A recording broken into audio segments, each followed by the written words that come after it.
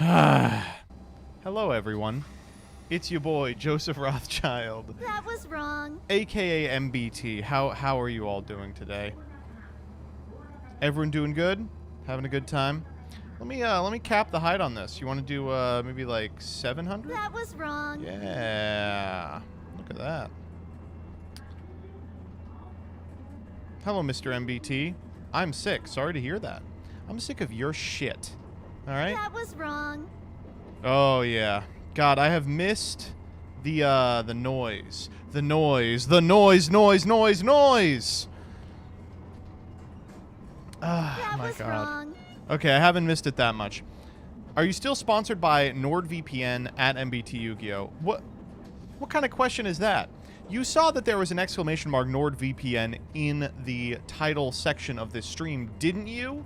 You see the panel below the stream, don't you? Well, if you're unfamiliar, folks, I do want to start off today's stream by letting you all know that if you're looking for the perfect post-holiday gift, you can give no better gift to yourself, the individual who really has earned it, than the gift of internet security by ensuring that companies can't scrape your private data and use it to send you targeted ads, or by checking other nations' region-locked content. Sign up at nordvpn.com using my link that you can access by typing exclamation mark NordVPN in the stream for a sick discount on a subscription.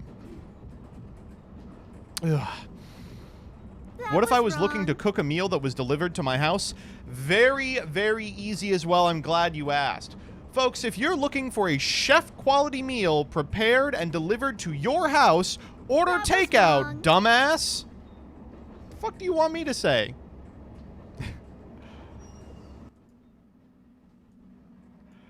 Ugh. That was wrong. Where is the "that was wrong" coming through? It sounds very loud to me. Is it loud to anyone else? I'll wait for the next one to load. No. I'm seeing yes. Yes, it's loud. No, it's not.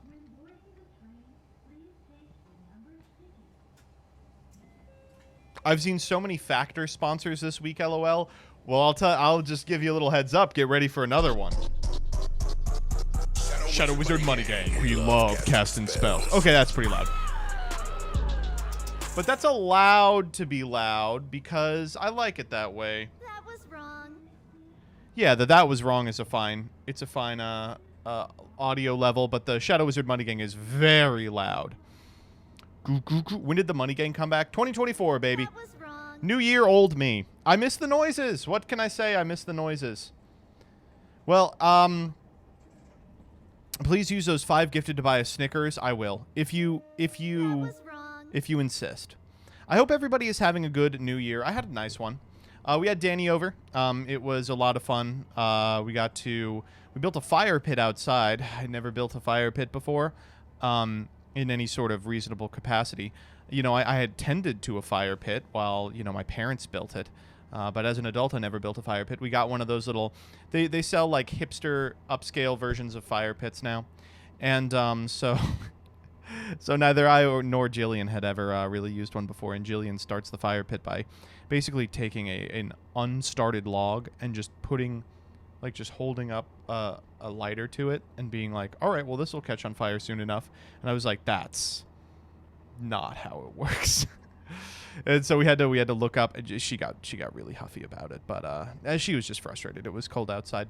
We put together like the tinder and the kindling, and it did eventually take. We got to hang out. We ate these marshmallows I had bought. I thought these were going to be a good idea, right? They're marshmallows, and then inside the marshmallow is a chocolate center. And the concept is if you're roasting s'mores, it's the whole s'more, and you don't need to go out and buy graham crackers. But in practice, the exterior of the marshmallow gets a lot hotter than the interior.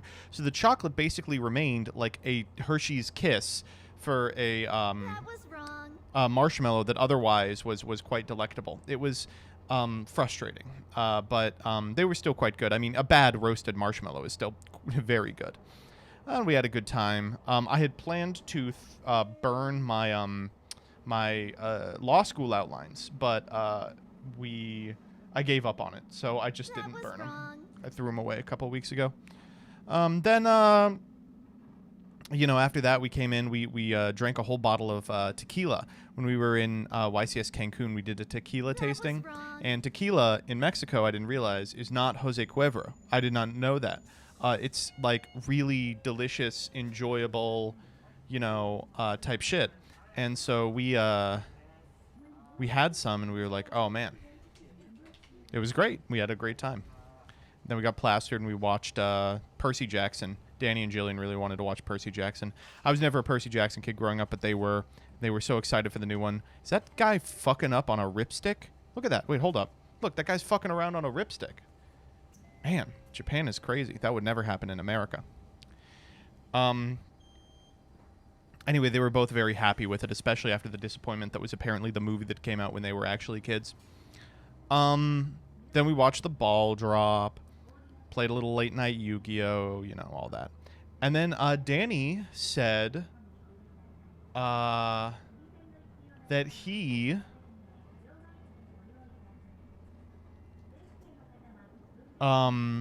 was going to do Progression Forever. That's what he said. And you have to hold him to that.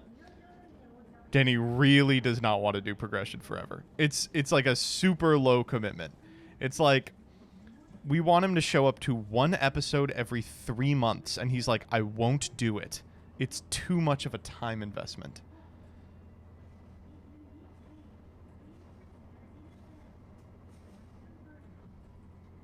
You kissed Danny at the start of the new year, right? Yes. He has OTSD. He does. Oh my god, I have to hang out with Joseph again. TSD. Are you going to catch up with the sets you missed? Yeah, the concept is we'll do Agov. I think we only missed 3 sets. It's Dune, Agov, and then we'll do Phantom Nightmare when it comes out. Think about it this way. Danny wants to do more meme review than Prague Playoffs.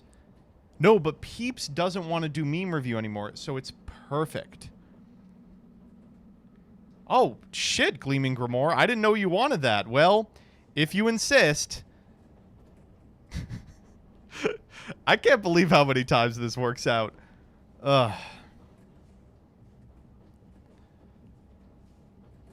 I stole that bit from Raynad, who would do it in 2014 with Elagiggle. Do it with the fucking Elagiggle emote. Is JJ coming back soon? Okay, yeah. So let's talk a little bit about content before I do Freaks. First and foremost, the Alex Simo video that went up today, you've probably seen, about how he wants to kind of reconceptualize what his channel is going to be. He doesn't really want it to be like Netflix anymore. I'll just level with you. The shows that are probably not coming back in a reasonable capacity are the ones that I'm on. We're working it out right now, but I hate to do this. The numbers are just not there. I want to finish out history, and I'm going to lobby to do that. I think we will, if nothing else. I think like a good ending point for history is when we started doing history, which was 2020. So if we can make it to like COVID, I would feel good about it. But the numbers just aren't there for Jank. It's unfortunate. I really like Jank, but I don't know. I would want to make a retrospective. I'm really proud of how we did history. But I think that Jank was always a little confused, and it was certainly a significant amount of that was my fault. And I wish we could take another crack at it. That does not mean that I will not be working with Simo anymore. We've got other stuff in the works. There is a plan for something involving the two of us that will go up regularly, but I don't want to talk too much about it because we're, still very much in the planning phases on that. But I do want to say I think it's the right decision for Alex. I think it is the death of so many content creators that they make one piece of content early in their YouTube career, early as a relative term, early in their YouTube career, that just defines them, and they repeat that content over and over until the fucking sun explodes. And while Progression Series was a really, really good show, I would hate for Alex to be known as the guy who uploads Progression Series until he dies, I think Progression Series is sticking around, or at least will be around for the immediate future, but those aren't conversations I'm a part of, so I'm not going to speculate. A regression series incoming. We're doing the age regression series, wrong. but once the discourse shakes out, you know, they're trying to get out in front of it.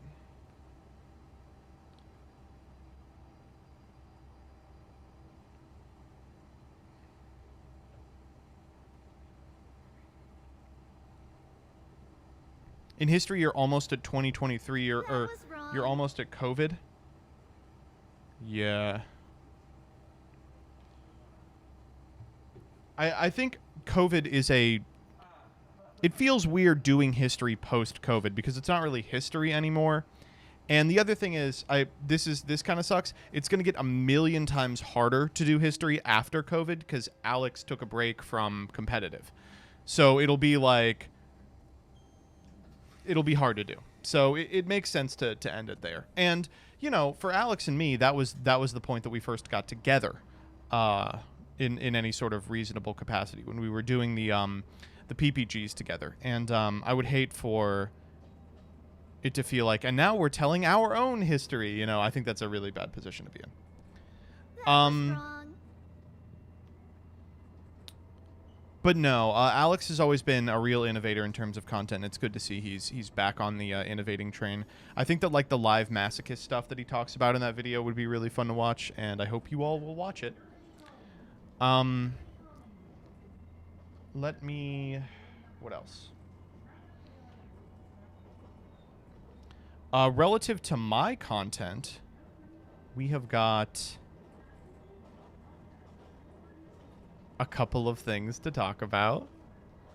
While we talk about how bad it is to not lance off content that isn't performing very well, the rotation video that went up on the 31st premiered at 10 of 10, and so we will not be bringing rotation into the new year. And that sucks because we never rotated. I feel like the whole gist of the thing was never really tested. I've spoken a little bit about it, but the failure of the rotation series was largely my own. It was just so much to bite off, and I could not ever commit to it to the degree that it needed. The fact that more than anything else, the thing that damned it was that the videos came out so far apart. And, like, some of that had to do with, like, the schedule of the editing staff, but most of it was me. And so, I know that, yeah, people from the Rotation Discord are trying to do it themselves, and I think that will be interesting. It'll be cool, like, to check in and see how it's going, the same way that, like, Christ returned to Earth and to view God's creation. I just hope I will not have to shoot myself in the head to make rotation good. What else? JJ will be finishing. JJ will be finishing. That was wrong. When? I don't know.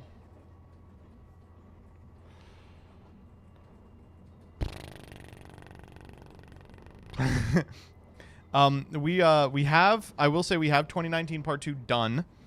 It's been shipped off to Crush Cards, but if you've been following Crush Cards, you know that they are moving. They're in the process of moving, and I'm not going to be like, hey, stop unpacking. I need you to put together a video that no one is going to watch. Once that one's up, we'll do 2020 Part 1 with me and RJ. Then we'll do 2020 Part 2, which we already have guests lined up for. 2021 Part 1, 2021 Part 2, and that's it. So, Hey. Grand Harrier, thank you for the raid. I hope you had a good stream. That's the word on that. That was wrong. Duel Links best game. Oh, Jesus Christ. You all were playing Duel Links?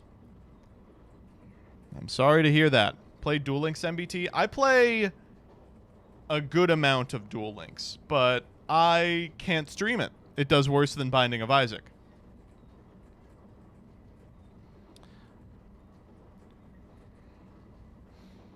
Did Ruxin ever upload a ban list video? Yes. Yes, he did. Let me think what else. So a couple of things. I have a couple of new series that I want to talk about. We are keeping around 10-minute testing. Obviously, we're keeping around the Twitter thread. We're keeping around the shorts and the 1-minute overviews. All stuff that I really enjoy making. Feel like I'm spending a lot of time kind of leaning on stream highlights, even when nothing interesting happens on stream, which sucks. So one of the things that we're doing, and you all have to help me with this for 2 ways, is this. So I'm prepping a new series, and the theory of this series is that I'm going to host viewer duels, and you can beat me one of 2 ways. Either you can beat me by reducing my life points to 0, or you can beat me if I laugh at your setup. So I would like you to please, if you're interested in that, we'll probably be filming this about 8 p.m., reply to this tweet with a master duel deck, and Rebecca will get to you and be like, okay, hop in queue or whatever. I am begging you. I know Yu-Gi-Oh players are not very funny. This is just reverse jank bank. True. Very true. This is just stealing sub replay Friday from Danny. Oh no, it's you got to build your own replay. Should we reply to the first tweet or the second one? The first, but it doesn't matter. It doesn't either of them. Here's the other thing I need your help on relative to this. What are we calling this? What are we calling this? I don't want to call it If I Laugh, I Lose. Is there something like Yu-Gi-Oh related we can call it? Balls. Suck Off series. Bus the Bussy. That's it. Yeah, that's it. Jorkin' it. Deck Fucker. Oh, it is Deck Fucker.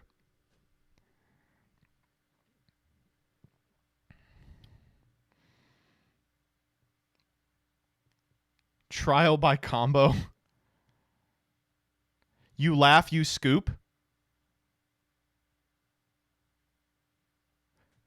Fiend comedians. Oh, hard leg. That is so funny. That's it. Yeah, that's it. Holy shit. That's so good. It wasn't hard leg? Whose was it? Someone else posted it first. Oh. Well, whoever posted that, let me know. We'll steal Hardleg's VIP and give it to you. Do I always get to go first? No. I wrote Fiend Comedians first by seconds. You got it, buddy. Thank you, Mega Bagel.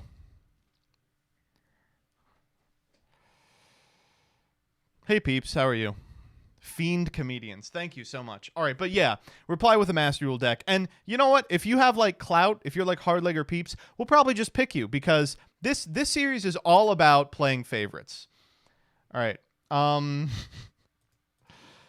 Other stuff that I'll be doing. Tuesdays, we're going to be spending some time playing TCG. I feel like we never play TCG, and I want to get more into competitive TCG. I play it in my free time, and I feel like motivated to play for the first time in a long time, but I have no place to do it. You know, it feels bad to just like play Yu-Gi-Oh off stream and not even monetize it. I was like playing Master Duel because I was enjoying it on like the 30th, and I was like, what am I doing with my time? What a waste of time. That was wrong. We'll be playing on Dueling Book, I think. Can we try Nexus? No.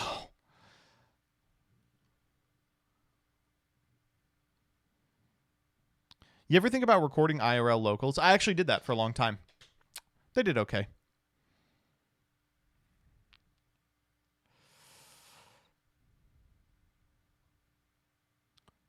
The problem with playing TCG has nothing to do with like, oh, I don't like the UI of Dueling Book or Omega. It's that there are not better players anywhere.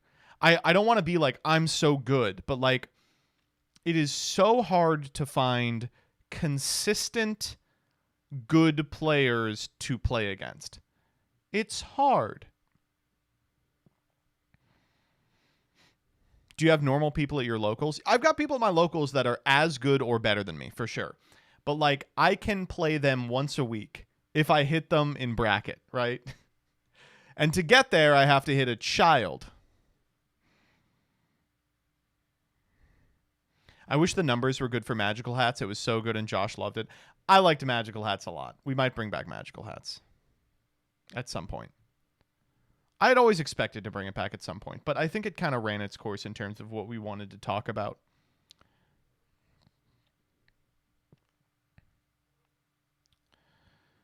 Chalice Slime. Ugh. We're not bringing back Chalice Slime as much as I want to. Dyer, you're unbanned. Please ban Dyer. Just to give some perspective for this discussion, how would you honestly rate yourself on a scale from 1 to 10 as a player? I don't think that that's an effective metric for rating players, right? I'm not going to be like, oh, well, I'm a 6 and other people are a 7, right? I think that, not to steal shit from Hoban, but I think that you kind of have to classify how you play Yu-Gi-Oh, right? Where, like, if you are playing Yu-Gi-Oh insofar as you are executing a combo, you're one type of player. And if you are playing Yu-Gi-Oh where you are making conscious decisions based on what your opponent is doing and telegraphing, you're a different kind of player. And if you are playing around specific things, you are a different kind of player. And if you are trying to intentionally misrepresent what's in your hand by the way you are playing, by getting a read on your opponent that they're exactly one level under you, then you're a different kind of player, right? So it does not do me any good to play against, you know, what would be called in Road to the King a non-thinking opponent. Someone who's just like, time to fucking Chinese room experiment out a combo that I saw on YouTube once, even if they are playing good decks.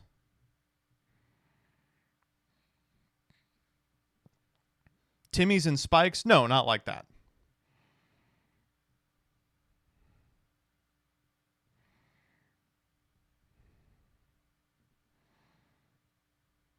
Oh, God. You can tell Dyer's unbanned because she's already posting the same image 4 or 5 times, so I really see it. That was wrong.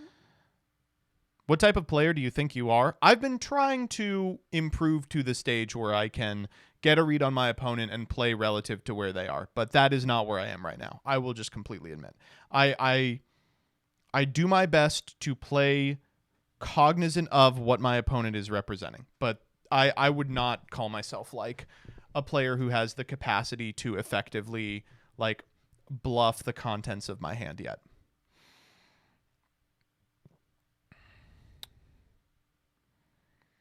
Is Road to the King worth reading? Nope. I mean, just play the best line. Very true. Very true, Quantal. Very true. That was wrong. All right, what else? Last thing I want to talk about before we get into FREAX is the podcast. Folks, I'm so excited to be able to announce our podcast. I don't have the art for it yet though, but it should be out, fingers crossed, end of this week or start of next week. We're filming the first one Wednesday, but it's going to be called Will of the Council, like incel, but about a council. And it's me and Peeps and Danny, and basically we are going to every week try and find as a couple of those crockpot in the fridge style close calls. That was wrong. And then we will yell it out and take sides and decide who was right and who was wrong.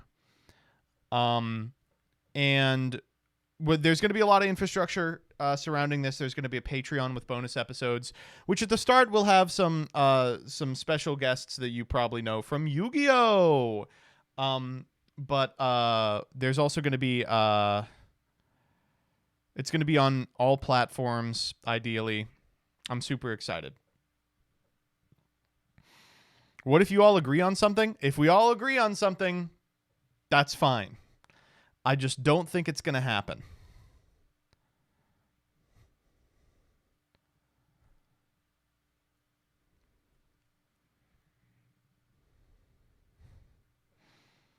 Magical hats, but real life scenarios with 0 imposters. Yeah, that's basically what it is. Leah episodes when? We will have Leah on for sure. But it's going to be on everywhere you get your podcasts. Apple Podcasts, Spotify, fucking, I don't know, Stitcher, iHeartRadio, Podbean. If we don't put it on Podbean, someone else is going to put it there. You know what I'm saying? I will only watch on Truth Social. That's true. So it's audio only? Yeah, it's going to be audio only. We might put it on YouTube, but just like with, That was wrong. you know, the way that you can put podcasts on YouTube. There's not going to be like footage involved. I'm not the only one with a podcast. Didn't Gage just reveal that he's doing a podcast? Can someone pull up the Gage podcast tweet?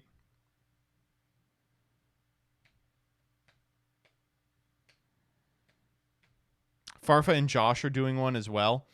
Yes. Isn't Farfa and Josh's about Yu-Gi-Oh, though? Ours isn't about Yu-Gi-Oh. I don't like Yu-Gi-Oh. Oh, everybody likes Gage, but no one wants to pull up the tweet. Let's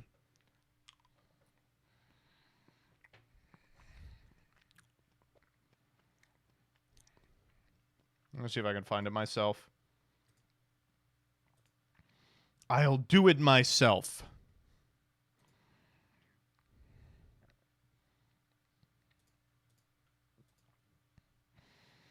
Why does every white guy need a podcast? It's part of our mythos.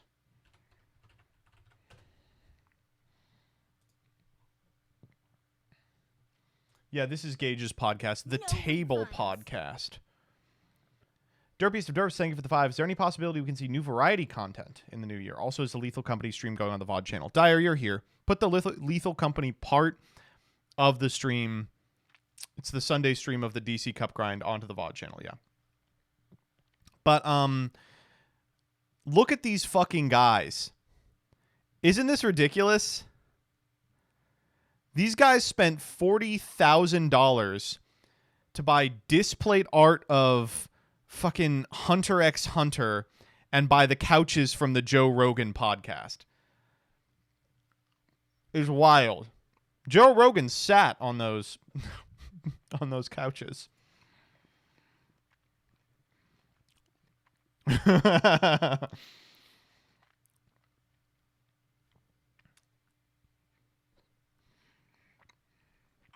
Yeah.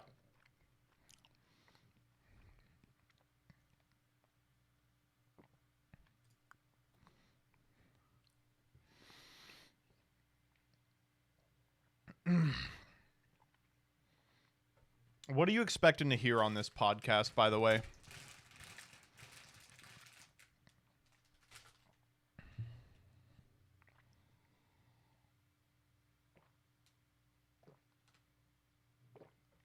Rotisserie chicken opinions, slurs. Seeing a lot of slurs. Slurs, slurs, slurs. Is Fortnite bad? Yeah.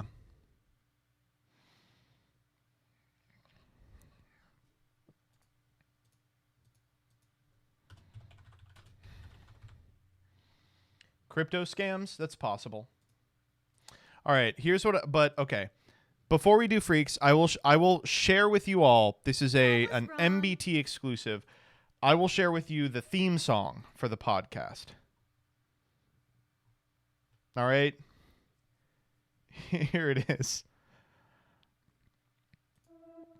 All right, let's go. Ayo, we're 3 hot guys sharing our opinions because we're special and different. Gold medals, we're winning. Can't help it if we're burdened by our intellect. You can play checkers while we pretend we know the rules to chess. The council has spoken, and we are the chosen. Your nose is broken because I broke it. This sucks. It's for crackers. It's for the podcast is for crackers by crackers. I'm very happy with this. This is just the intro to gay porn. Yeah. Yeah. That was wrong. This is just finally a show for whites. I know, finally a podcast for white people. All right, let's do freaks. Ugh. What are you going to do if you actually get a huge incel audience? I will guarantee you there is no way this podcast is going to have an incel audience. I will tell you that right now. I think peeps will start saying things like, if you are watching this podcast and you are an incel, and then they'll say something I can't say on Twitch, but we can say in the podcast. All right. You know what time it is, baby. Twitter freaks. Oh, why'd you go and say that? Twitter freaks. The website was a mistake, yeah. Twitter freaks. All right, here we go. So we got some good ones today. That was wrong. As you all know, it has been an entire year since I last saw you. So these are the new freaks of 2024. First and foremost, Yandere Dev grooming allegations addressing video. Day one. Man, it's fucked up that everyone says that this man has no he just procrastinates all the time. Frame 1 2024 is like addressing the allegations video. First up, I can't believe he looks like that. You know, you would have expected him to look very strange, but he looks like kind of a normal guy with a goatee. You gotta, I mean, if nothing else, you got to appreciate the aesthetic of this, which is he appears to be in front of like the vinyl that Bateman lays down before he attacks Jared Leto with an axe, right? It's good. It's really good. But no, I will not be watching this video. Thank you though. I appreciate it. Okay, one more thing I'll say about his appearance before we move on. The hat. What is the hat? The hat it's just a black hat. It doesn't look good. It's not like a stylish baseball cap like the blue one I wear because it's just black, but it has nothing on it. It's just completely black. Balding? If you're balding and you want to wear a hat, why wear this hat? Just a black baseball cap, nothing on it. And the black shirt too. It's interesting. Nostalgia Critic? Okay, well, he will not be stealing Nostalgia Critic swag. I'm sorry. Nostalgia Critic has a kind of swag that cannot be replicated. Next up, husband trouble in the transvestigation group. Okay, so if you haven't been on Facebook, first of all, congratulations. I've been off for a couple of years now, and while I'm not going to pretend that I've stayed off of the internet in terms of drama, I am going to pretend that I haven't been involved in any Facebook drama in a couple of years, which has been great. Nothing more frustrating than trying to yell at someone for refusing to center ableism in their conversations, except instead of yelling at an anonymous person online, you're yelling at a person you'll have to see at a family reunion next year. Whole platform stinks to me. But it's also a great place for amassing freaks because the people who spend all day on Facebook at this point are like 45-year-olds whose kids just left for college. And they get up to their own little specific brand of mischief. And for many women, they have been doing something called transvestigation. And as chat said, no, this is not a sequel to the Edgeworth game. Basically, they will post a picture of a celebrity and claim that they are trans. Now, this one's weird to me because it's not like they claim they are specifically trans women or specifically trans men. They just think that everyone is exactly trans once. Nothing, I'm not insinuating that this is real at all, but if any celebrities were secretly hiding that they're trans, I would do it again just to fuck with the people in these Facebook groups. Be like back and forth. Be like, ooh, got to stay on your toes. But let's just click this one. Went to see this movie on Friday. Terrible movie, by the way. But I wanted to cringe when my husband said she's pretty. He can't see that both are inverted. I was surprised they put the actor in shirtless scenes because it was so easy to see the scars underneath where his boobs used to be. Okay, not to say anything here. Clearly, these people are crazy. How do you and your husband broach this subject? He thinks I'm nuts. First off, correct. I just tell him that he's lusting after a dude, and that seems to shut it down right then. Well, that sucks. I'm on husband number 3, and I finally got one with an open mind. I wonder why they kept leaving. Does anyone have a guess? Does anyone have a guess? I have maybe a couple of things. I think I might know maybe 1 or 2 reasons. He was a chaser. Shut up, Dyer. Shut the fuck. You are so annoying. No, Final Day Max is right. The reason he left is because all men leave. I need to stop hanging out with Leah. She's rubbing off on me. Next up. Just remember this LinkedIn message I got from a guy who harassed me at a bar for so long that the bartender had to intervene. All right. Chess is also an aphrodisiac, as is the ability to hold a conversation. It was this last ability that made you appealing. Then, when your tipsy self traipsed off with the bartender, you became another trite cliche to me. Oh, the humanity. This would work on me. I would have sex with this guy. I do want, real quick, is this Yandev? Maybe that's why he has the hat, so that we can't... This guy is you. This is literally how I talk. I think I probably talked like this when I was like 11. Can we do phrenology on his hairline? Yeah, for sure. This guy's got the hairline of a...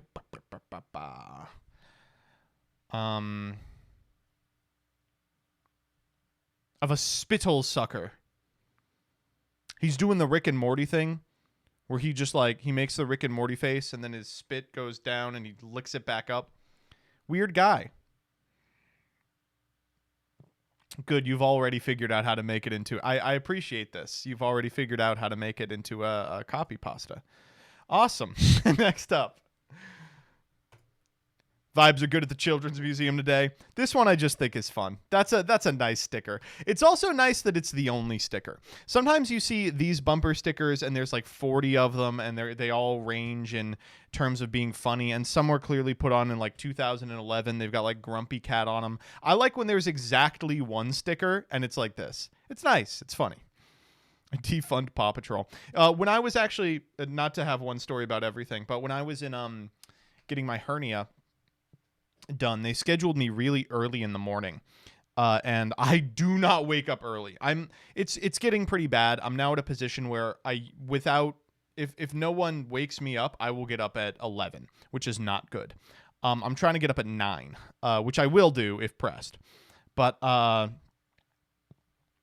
they scheduled me super early, and so there was a TV in my room that I was just chilling watching while I was waiting for, nurses to come and go. And I was like, I have no idea what's even on TV right now. I wonder what television is on this early. And it's mostly children's shows.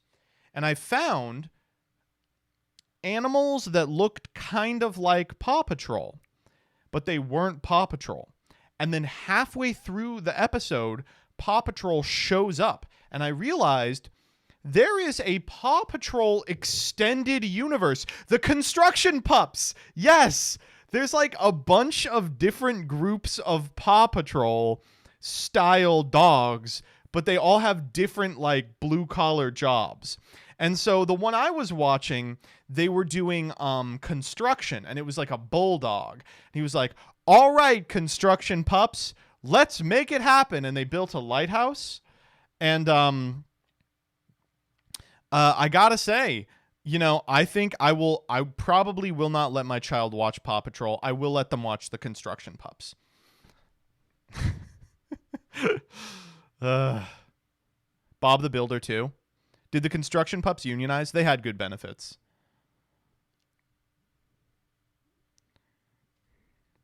Do the Construction Pups have to deal with OSHA cats always citing them on violations? No, but they had to, in the episode, they fucked up. They built a lighthouse, but they had built it on sand because they were at the beach. And then when the tide came in, it started sinking and like tilting. And they were like, oh no, we didn't build a sufficient foundation. So they didn't know what to do. And then they checked their bowls and they were like, oh, when our food is in our bowls, then it doesn't get was wet. So we just have to make a big bowl as a foundation for the lighthouse. And they did. And then the lighthouse worked. And then they had a big party.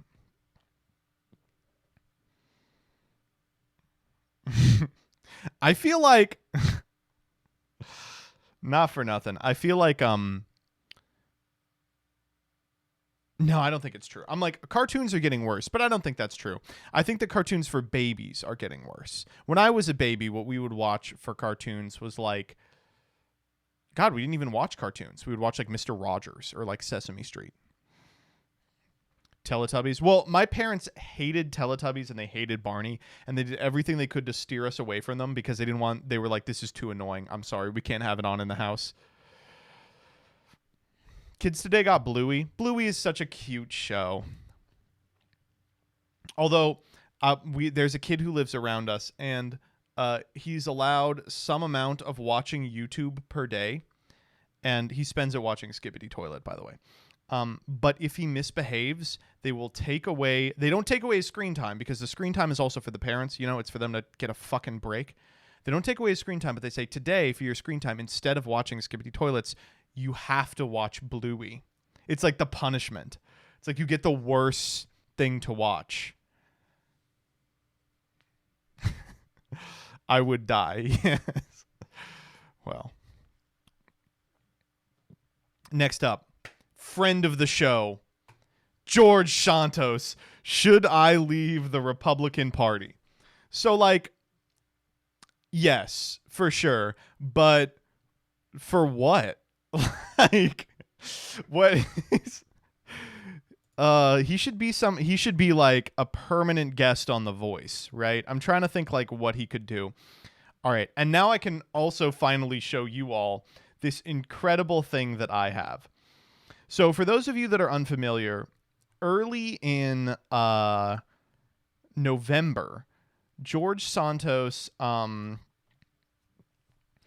did a series of cameos for about $50, and then they all sold out, and then he re-upped them for $200, all sold out, re-upped them for $400, all sold out, re-upped them for $500, right? Let's just say one of the $50 cameos got snagged from yours truly, and I used it as a gift to Jillian. That was wrong. So let me just give you the timeline of this. I start by saying it's 11 p.m. and I'm like, hey, George, my wife and I are huge fans. True, by the way.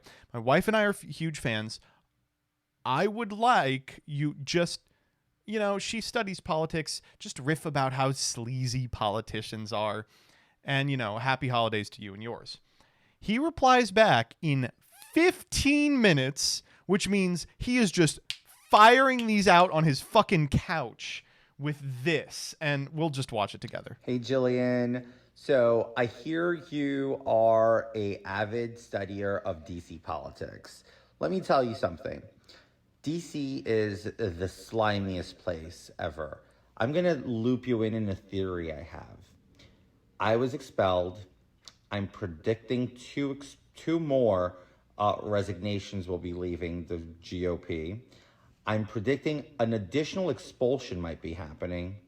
And then the GOP is at the balance by one seat. And that is not so hard to happen when we have super senior members of our conference that really can just pass away. We've seen it happen all along. And here's the zinger. This is all orchestrated within the GOP. This is how swampy and slimy the whole thing is.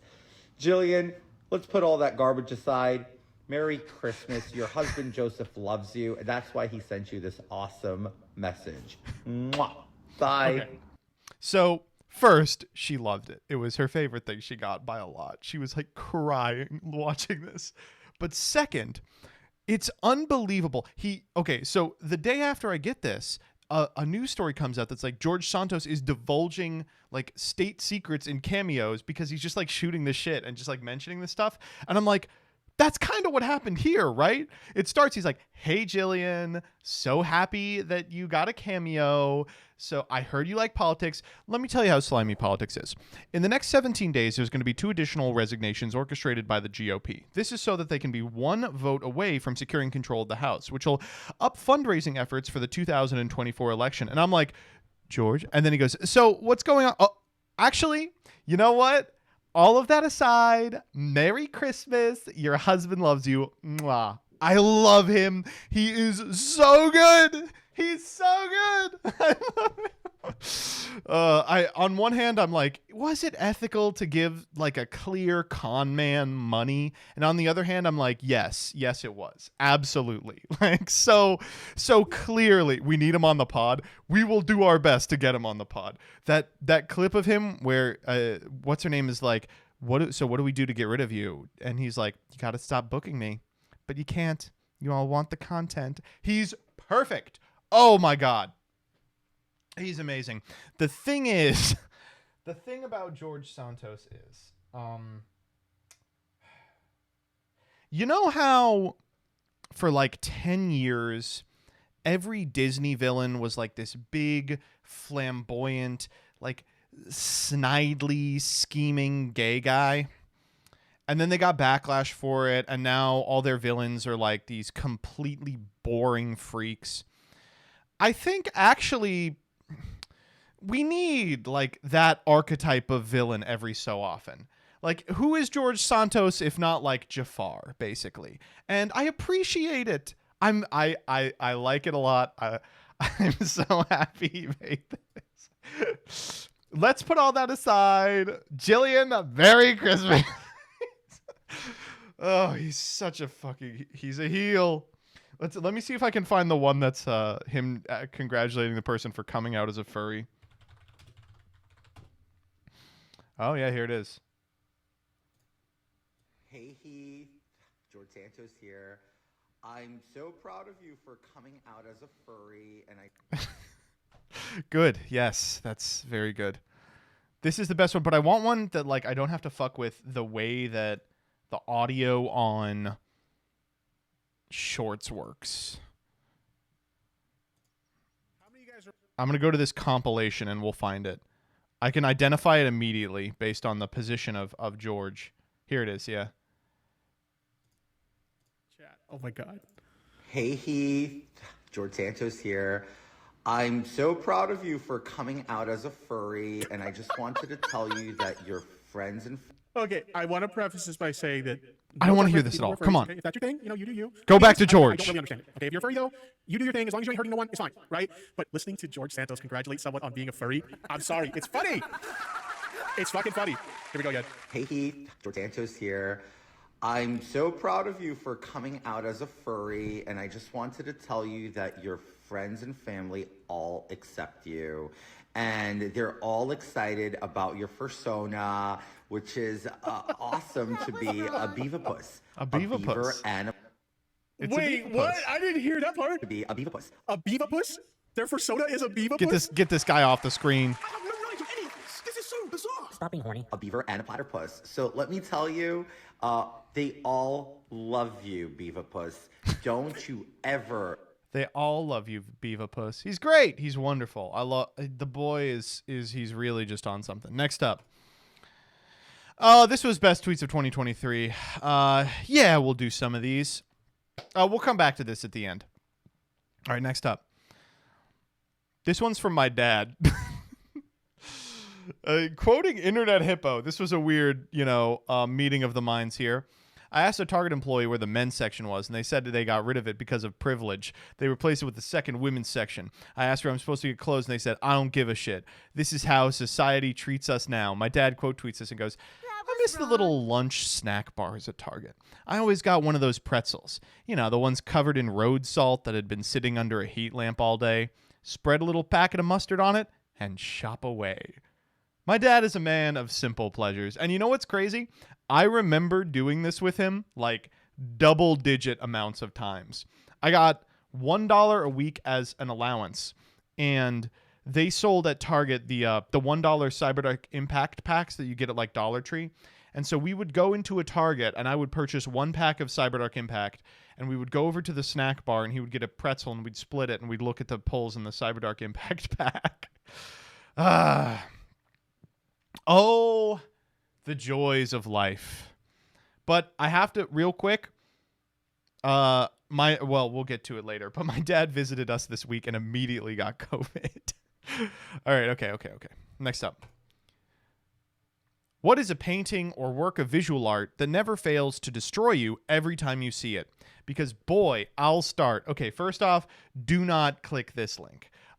Every single quote tweet of this is like someone posting like an oversaturated Steven Universe gif, and they're like, I literally cried for a year when Steven said, I wish that I wasn't in charge of the universe.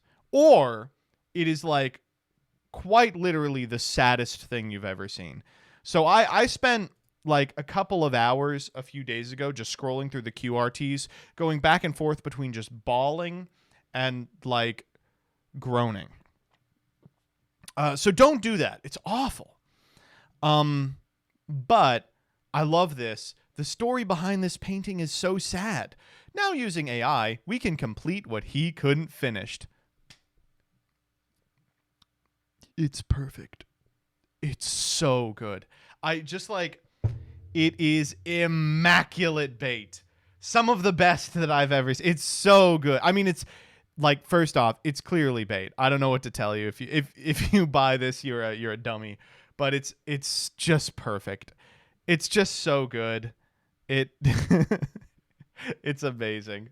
And of course, died in 1917, born 2023. Welcome back, Fountain. Oh man, it's incredible. So happy about it. Though,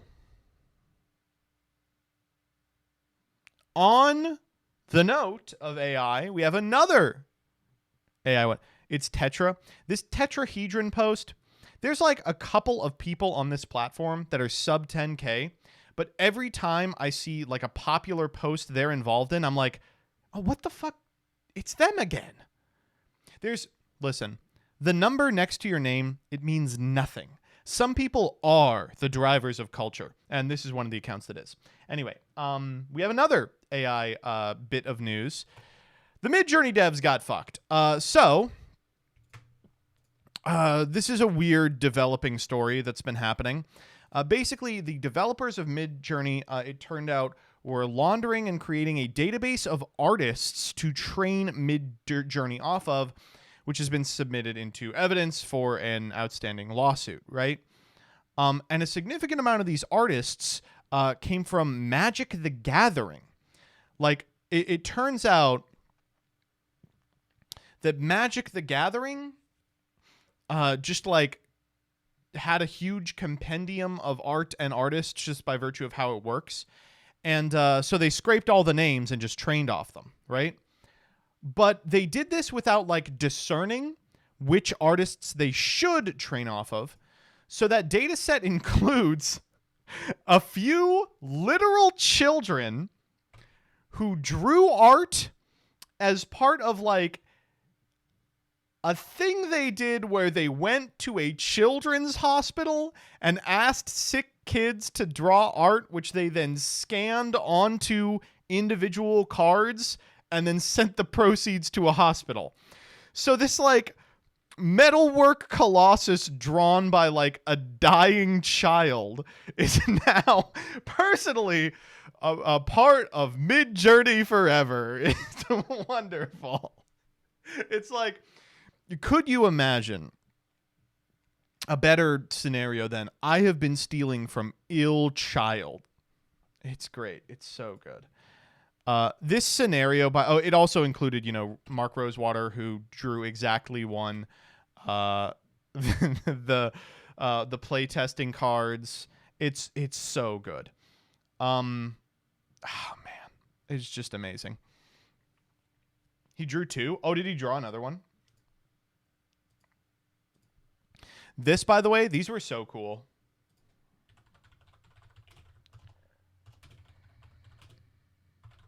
Let me see if I can find it.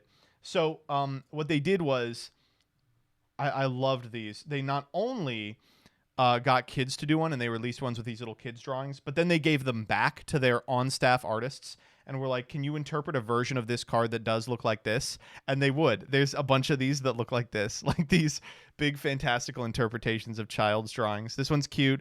There's a Craterhoof Behemoth that is actually the best version of the card. Let me see if I can find it. So this is what Craterhoof Behemoth usually looks like. It's just a big fucking guy. Let me see if I can find the kid's drawing. This is the Craterhoof Behemoth that the child made. It looks a little different. And then this is the interpretation. It's so cute. It's adorable. Unfortunately, this is peak. And the best part about this one is that this is one of those cards that as soon as it enters the battlefield, you win immediately. Like, this is the card that just wins you the game on the spot. Oh, look up the Birds of Paradise child one. Okay, I didn't know they did one. Let me check. Oh, this is adorable. These are actually really sick. Oh, that's really good. Oh, that's nice. I actually kind of like the one on the right for this one. And I do like they put their ages under there. So it says Eli, age 8. And this one says Andrea Raddick, age 35. This one is, they did what they could. The Sliver Legion that's like fucked up. I love it. It's like just not what a sliver looks like. Who cares? It's adorable. Ugh. Okay, I think that's everything I want to talk about that is not Yu-Gi-Oh related. So we have a couple of things that are Yu-Gi-Oh related, and I encourage you not all to scatter at once. Oh, one last freak. All right, fine. I'll click yours. I'm not doing this one. Suffice it to say, the human pet guy, I am a ride or die for the human pet guy. If the human pet guy has 0 fans, then I am dead. Okay, let's talk about Yu-Gi-Oh! First up. So here's an Abyss tweet, and as you all know, Abyss has probably never been involved in any sort of meaningful YouTube drama ever. But we got one here. So That was wrong. duelists, as we enter 2024, check out what's happening in the Yu-Gi-Oh! TCG world this January.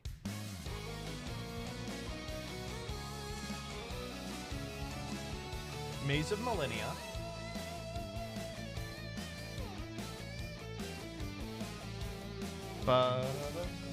Two-player starter set. So I've been really excited for the two-player starter set for a long time. I think it does a really good job of making a starting set that actually teaches you what Yu-Gi-Oh! Is. And you can see it's got these like meta-relevant guys on the front. What you do is you play a scripted duel, because otherwise you wouldn't be able to navigate the billion words. And then afterwards you could be like, oh, I remember what this did in this scenario. Maybe I can apply that here to something more powerful. Let's just see the cards that are in this set.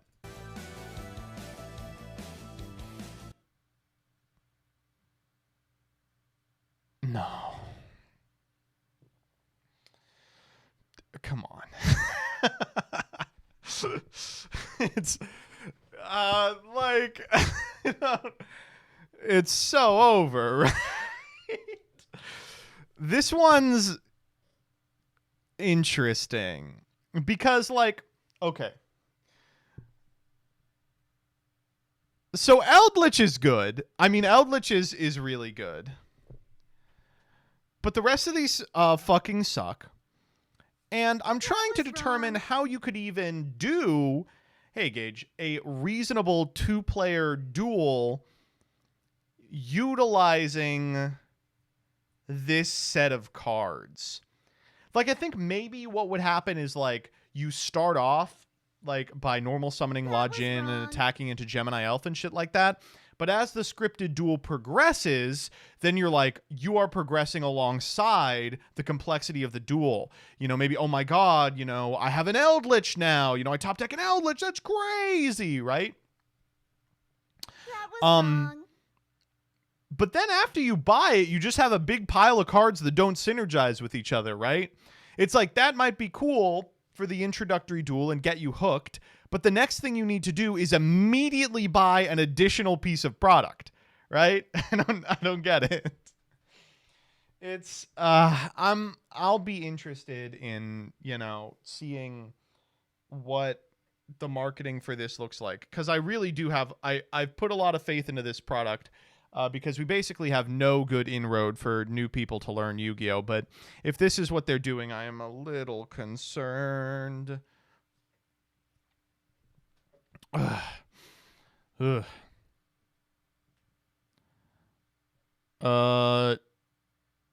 Next up.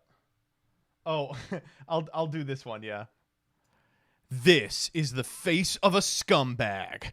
She ruined breakfast this morning at the Boston Diner to do an unannounced health inspection. The immigrant family running the place had to stop to accompany this psycho. Don't give me the "she's just doing her job" line. She is what's wrong with America. Here's an idea. Let customers freely choose which restaurants meet their health standard. Not some communist like this evil woman. Get a real job. It's got to be bait, right? There's just no way this isn't bait. I legitimately refuse to believe that it's not bait.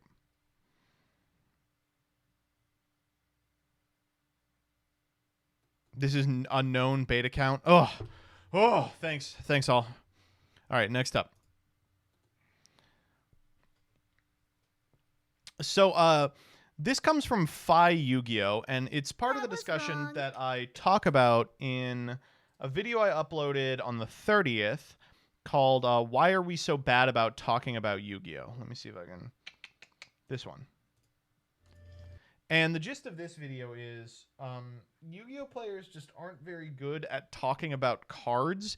They can't put them in context. They can't evaluate them. They can't tell you why they're in their individual lists, etc.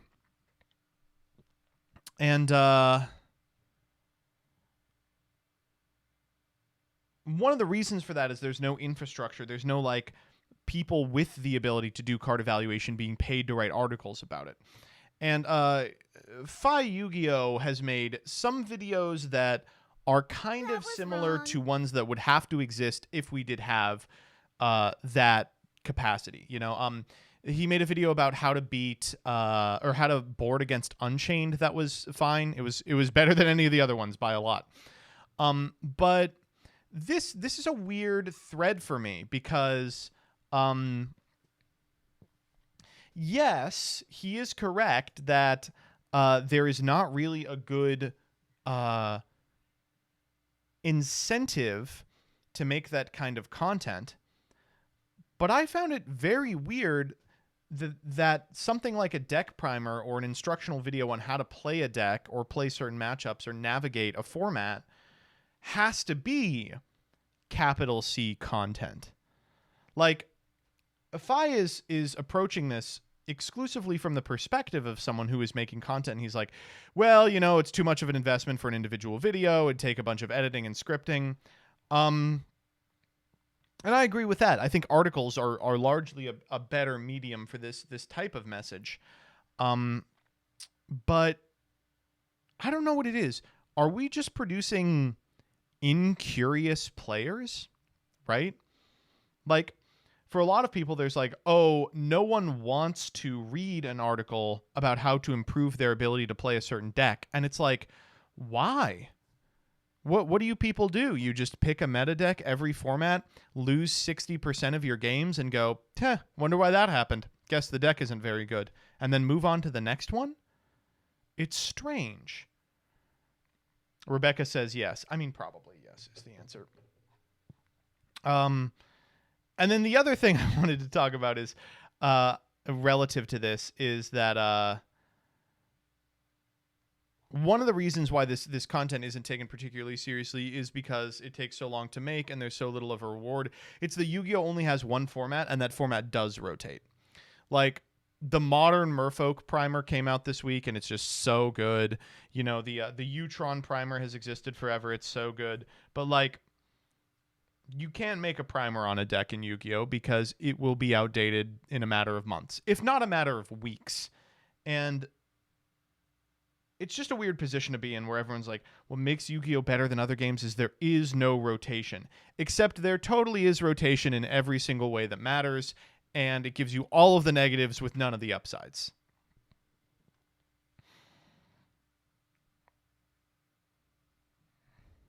Now, I think there are people with the ability to evaluate cards and, learn how to sideboard and modify their decks as new trends become popular, but I think those people largely keep it to themselves, and that sucks. I wish ARG was paying people again, man. Yu-Gi-Oh! Has rotation like how Magic has Eternal format rotation with the new Master sets. Yeah, I mean, we get a new Modern Masters every quarter.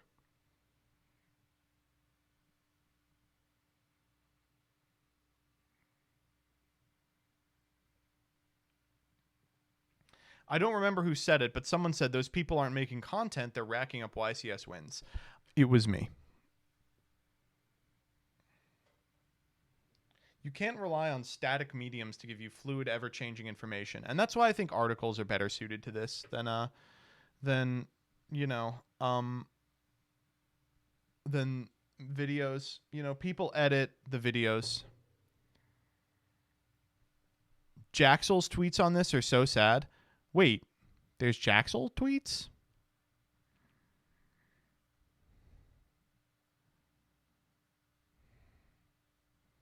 Someone send me the Jaxel tweets. It's why Yu-Gi-Oh! Has so long been focused around archetype discords, but I'm going to be honest with you, the archetype discords are largely dominated by personalities. People who have decided they represent the deck. Almost no archetype discord has competitive players in it in any sort of sense that matters.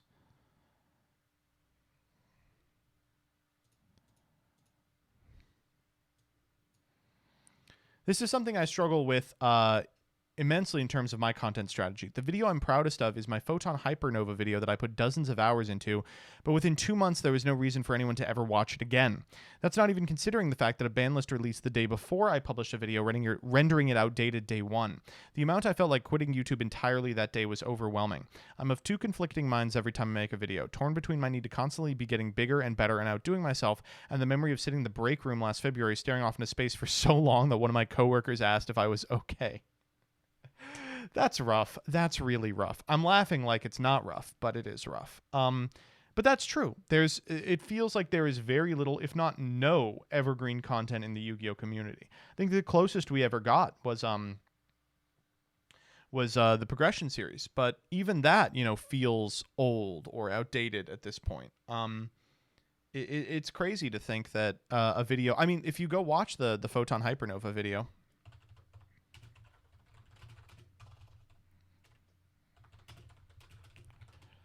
It did really well at the time. Oh my god.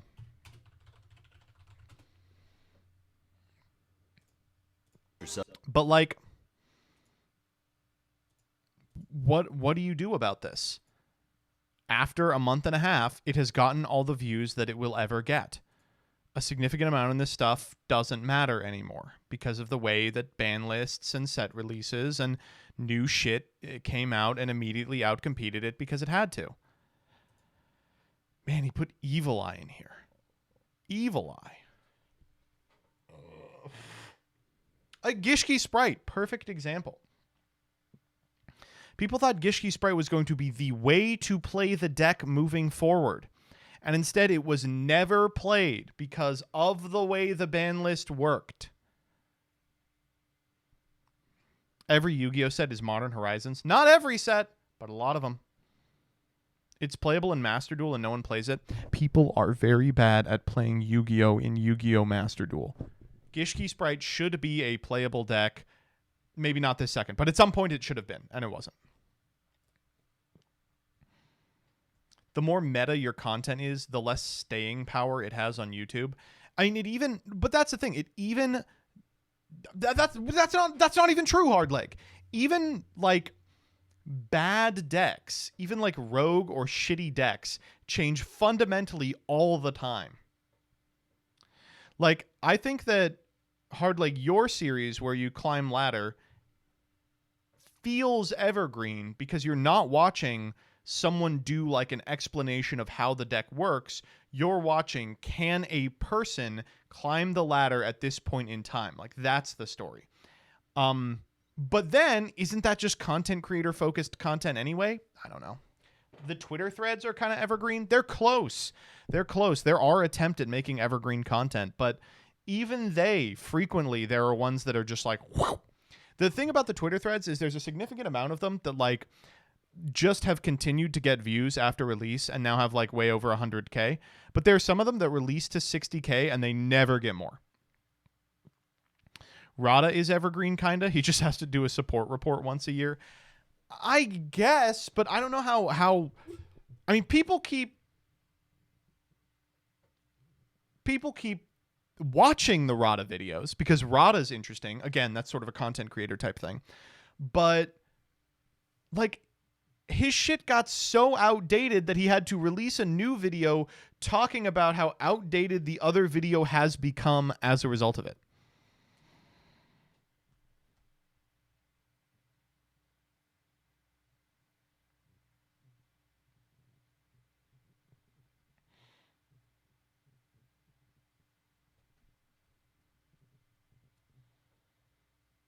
That's the linear passage of time. Yeah, thanks, dude.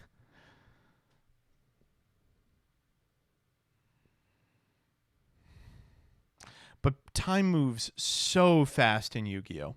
In Magic, you know, there are formats that don't change super frequently, and it allows people to get really, really, really good at those formats, right? And it allows people to think really hard about those formats. And that doesn't happen in Yu-Gi-Oh!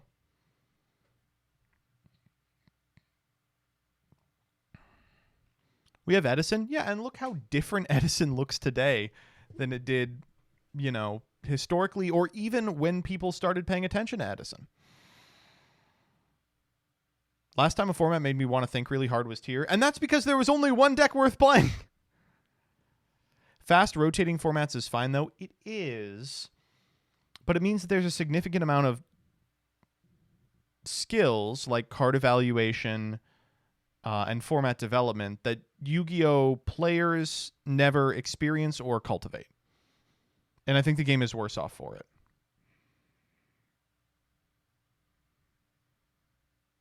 Do you think League of Legends would be fun if there wasn't a patch every 2 weeks? Well,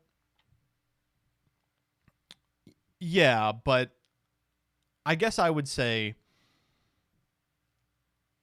you kind of have to strike a middle ground, right? Because there was a period of League of Legends where they were releasing a new champion every couple of weeks, and it was unbearable. It was unplayably bad.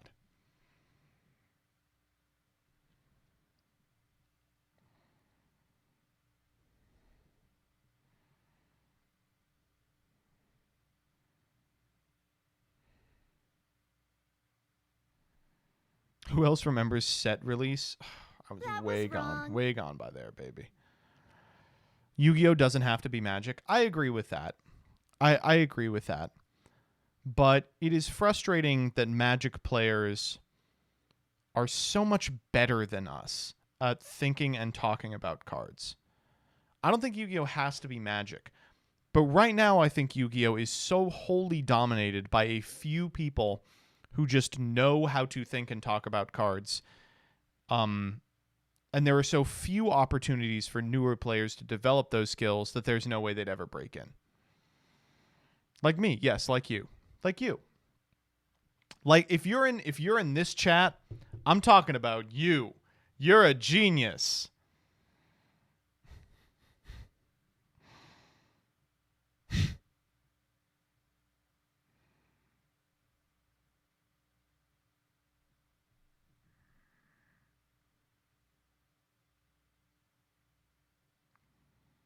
Isn't it your job as a fathering content creator to foster us into being future critical thinkers? I'm not your dad. Except for you, son. I'm proud of you.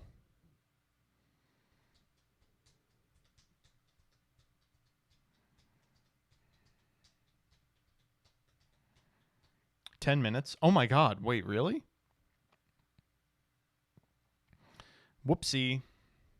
Damn, I just rambled for 90 minutes. How do you people put up with this every week? All right. Little bit more about Yu-Gi-Oh.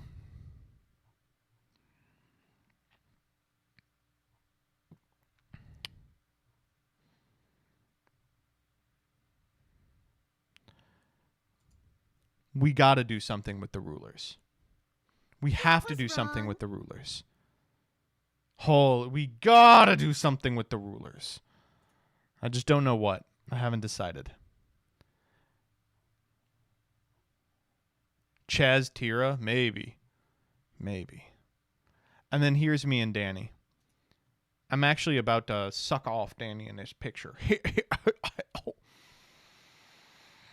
Dracosac pass in 2022. That's true. All right. So we are... Rebecca, are we just about ready? Are we going to make it happen? Cappin? Okay, we are.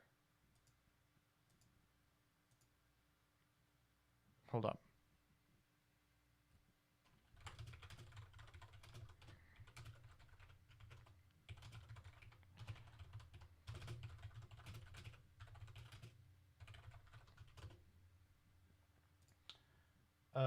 All right. So here we go. It is going to be our inaugural episode of this show.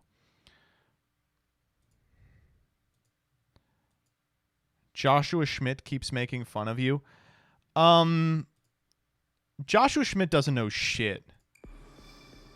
I just like, sorry, I understand that Joshua Schmidt is like, oh, he's like big content creator man. Oh, I play Yu-Gi-Oh at twitch.tv, you know. You know, some of us pretend to play Yu-Gi-Oh on twitch.tv too, okay?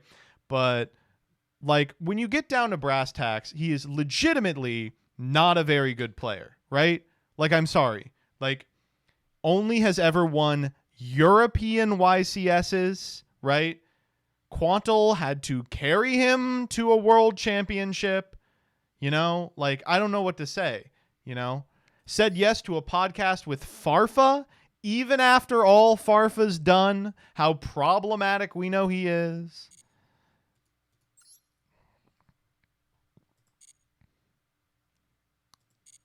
That's a perfectly good point, CJ Alex. Josh has the same number of tournament wins as I do this year. I'm Phoenix 107. You say that like American YCSs would be more challenging? They would be! Holy shit! American YCSs are infinitely more challenging than EU ones. Why? There is a skill check at the door. Everyone has a gun and you have to avoid being shot. I mean, literally just something you don't have to play around in EU. All right. Are East Coast YCSs or West Coast YCSs harder? I have put up better results at East Coast YCSs.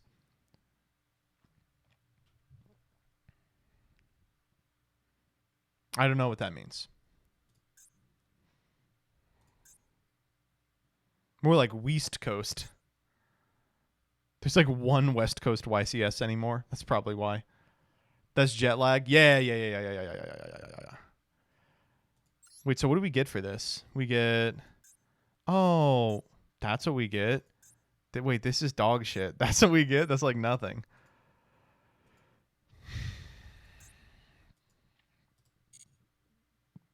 And 30 packs? Oh, well, that's pretty good. Okay, never mind. Wait, we have too many legacy packs? Okay.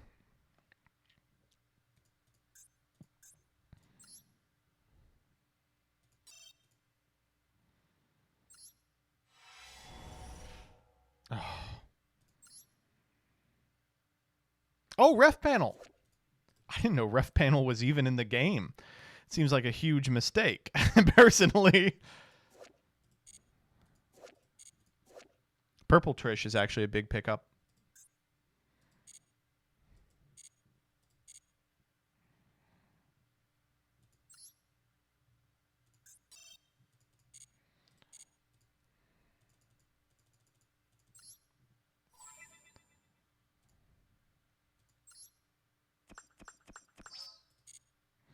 Oh, man, I played a lot of Master Duel. I got to Master for the first time.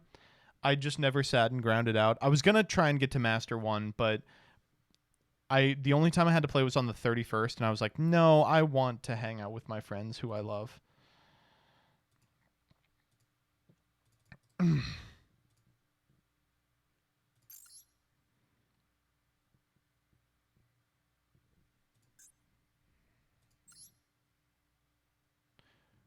Oh, thank you, Dyer. Oh, here they are. All right, let's go. YouTube! No, we're not going to fucking start like that. Are you kidding me? No way. All right, how are we going to do this? Let's do it like this. We'll go... Hey everybody, Joseph Rothschild here, aka MBT, and we are here with a new series, PogChamp. New series, PogChamp. Yeah, turn on a mode only. Fuck you. Hold up, let me make a one that's just my face. Let me make one that's just my face. Face.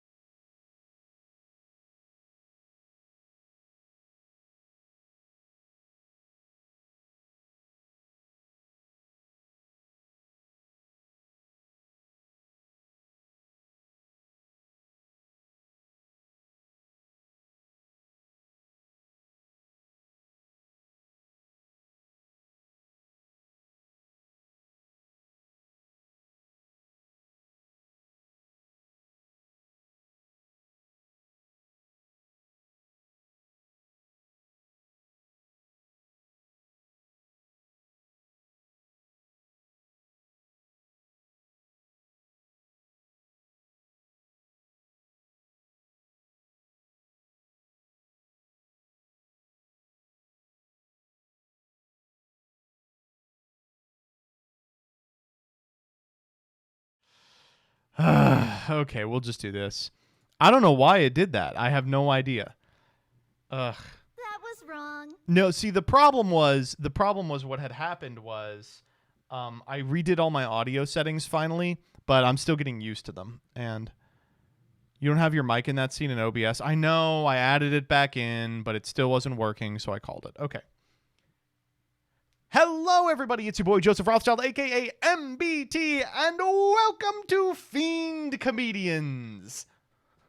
The rules are simple. I'll show up with one of the most powerful decks in Yu-Gi-Oh! And you can defeat me one of two ways.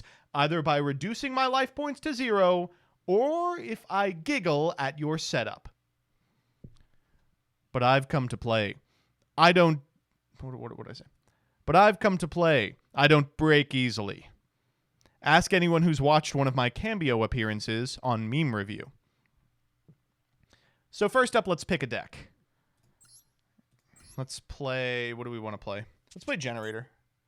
This is like a mid-tier deck. All right. Hey, Hey, Jaxel. Oh my god, 53. Congratulations. That's awesome. Hope you had a good stream. Okay, let's turn off remote only.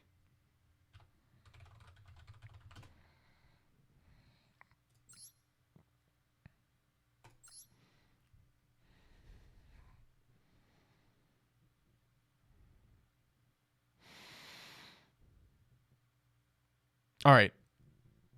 First up is CJ Elix. Let's see what CJ has brought to the table. Folks, we all know CJ. Okay, we've lost the die roll, and he is making us go first. Already off to a pretty good start. This is, I'm sure this is going to go well.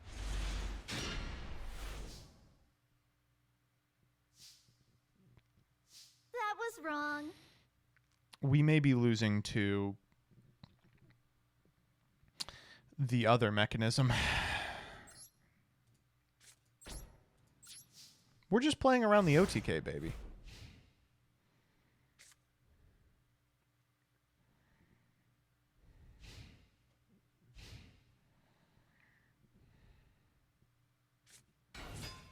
Oh, it's Dragon Maid. I can beat Dragon Maid. How much do I care about Parlor? Probably not at all. We want him to go to battle so we can activate Maxi, get some cards, and get our ass out of this.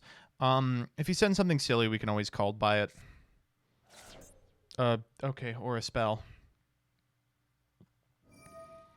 Yep. Changeover return Parlor Dragon Maid is completely fine. That kind of sucks. Putting the Parlor Dragon Maid in hand makes me think that he's not going to walk into Maxi.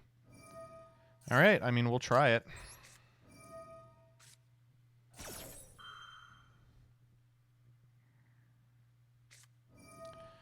I wonder if we called by this. My Ash Blossom is pretty important because I don't have anything else that interacts from this position. Was wrong. But I think I need the Maxi to resolve just so I can actually play the game. Maybe we'll use the Ash Blossom as like material for an Almirage. Make an SP. Sorry, I'm thinking we're playing a good game real quick.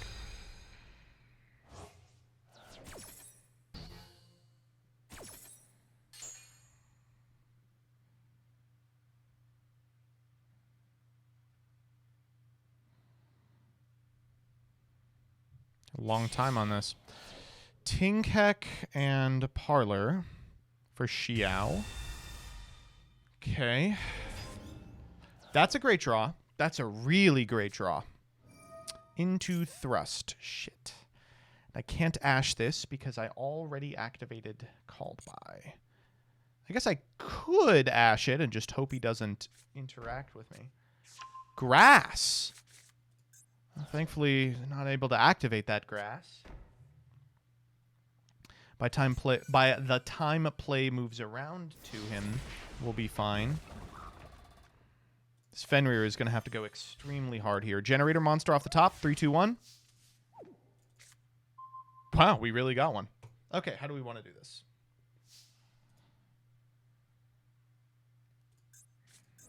Tidying. Target a Dragon Maid monster you control and card your opponent controls in the graveyard. Return them to the hand. Why bounce your own Xiao here? Am I missing something?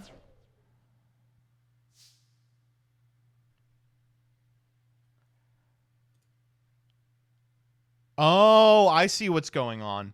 CJ's pretty sure he's lost from this position, so is trying to go for the alt win. I gotta respect the hustle, I'm gonna be honest.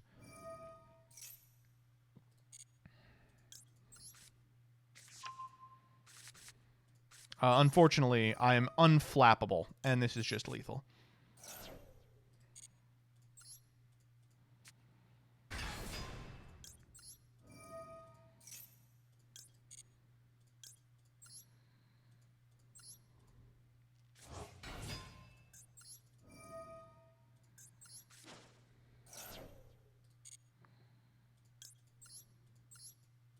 Is this lethal already? 24, 25, 24. We haven't normaled yet. We're already past Nibiru. Let's just grab boss stage.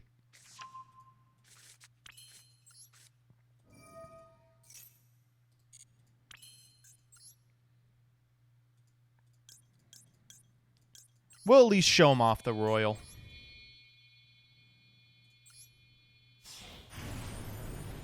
Beautiful stuff. Combat.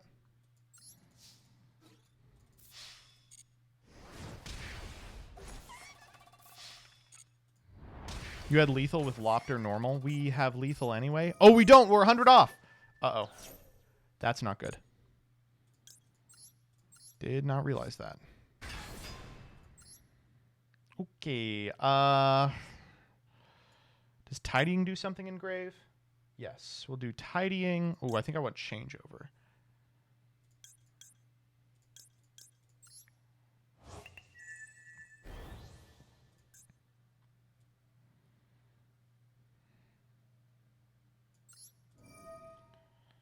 Let's detach. this. Oh, well, we don't need the second boss stage.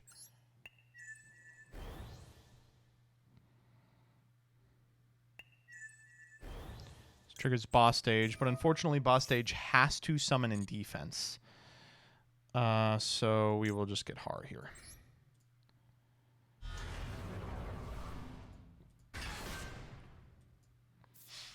Should have normaled the Maxi. That would have been lethal.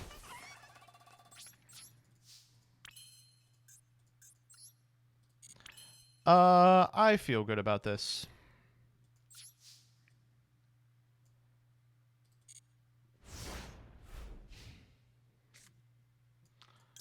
Boss stage, we go get Vala.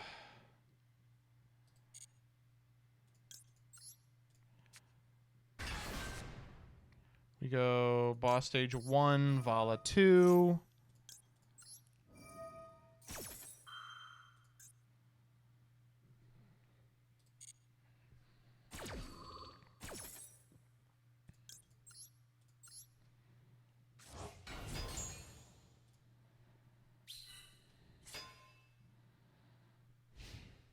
All right, what are we working with?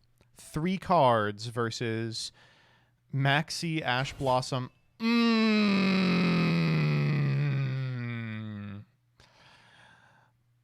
That was wrong.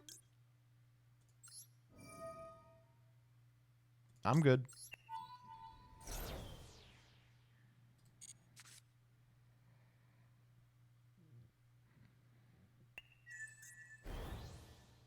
Another tidying.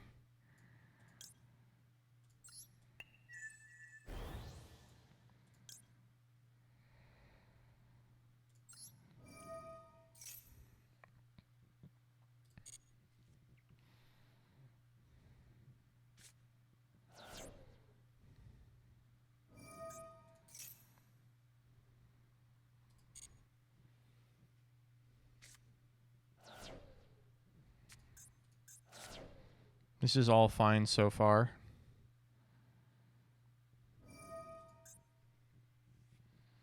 I mean, I'm okay with this, right?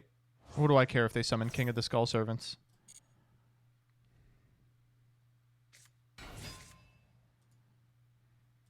In fact, you know what? Here's how much I care. Get him out of here.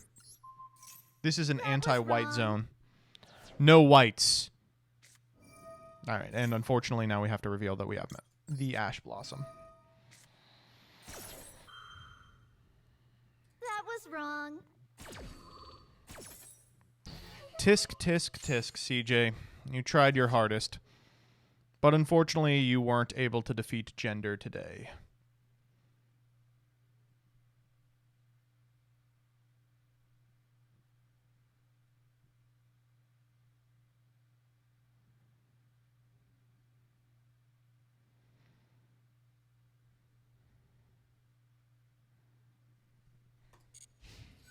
Battle phase? Oh, is it evenly off the top? No, that would have been nice. All right, let's wrap this bad boy up.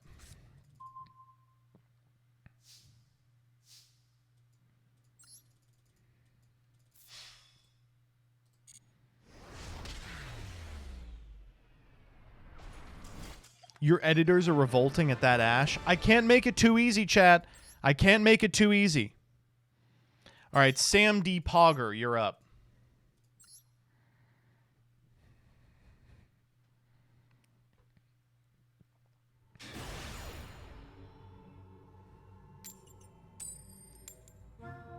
Could I win a die roll, please? This would be a lot easier if I could just win a die roll. Rookie 2 gameplay. I'm feeling like we might have already won this run.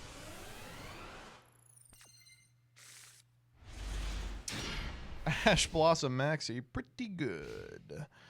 Good luck to my opponent. Ooh. I love me some Spriggans. Unfortunately, I will be Ash Blossoming Watch.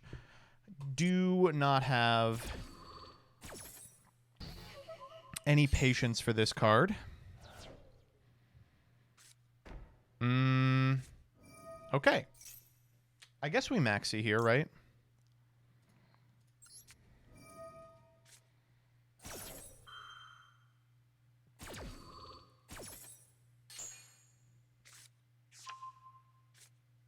Whoa. Hold?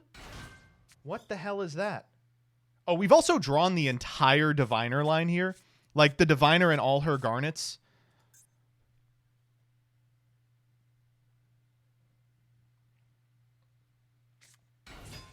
Okay, Peter.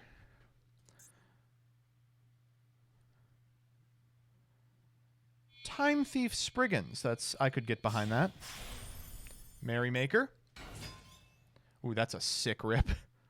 That's a good one.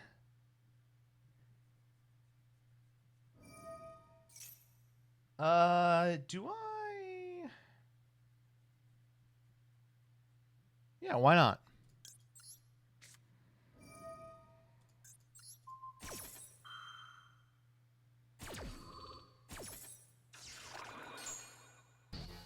We really drew Imperm off the maxi. We've gotten 2 maxi. What the hell?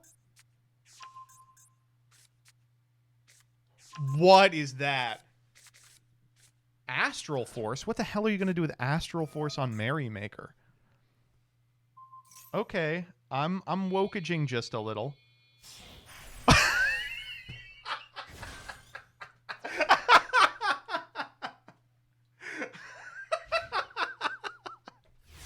Fuck. Oh, shit. What was this combo? 15 cards to make the musical die. We don't even win. This hand doesn't even do anything. Oh, God. Okay. All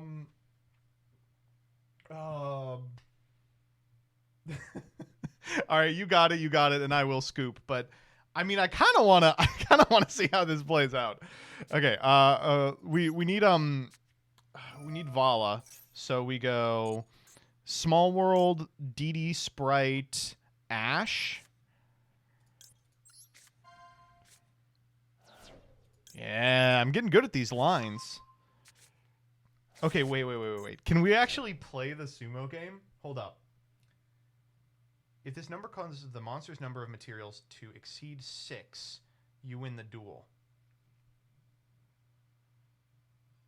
So it's currently got 3. You know what's crazy? I think we can guarantee that we win. Do I get to respond after they finish rolling? No, I don't. Yeah. But we can set up a condition by which we win. So we send the Lopater to the graveyard. We summon Vala. Vala effect. So what we're trying to do here is we're going to set up an Xyz that has 3 materials on it. And therefore, when Musical Sumo Dice Games lands on it, we will win the game. Okay. Here we go. So to do that, we are going to have to... We'll grab Generator Boss Stage. You just need 2 materials? Oh, if that's the case, yeah, we'll do... We'll just do Leviton and go to combat. Okay.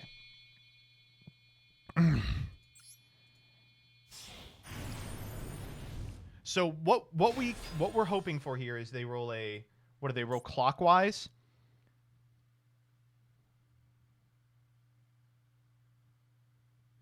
One, 2, 3.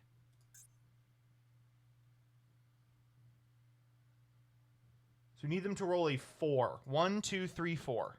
Okay. Battle.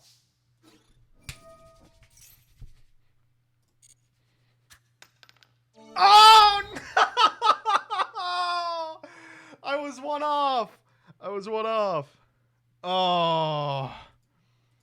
Oh, man. Okay, wait. But if they go to combat, and then I roll a 1... Okay, here, I'm going to pass here.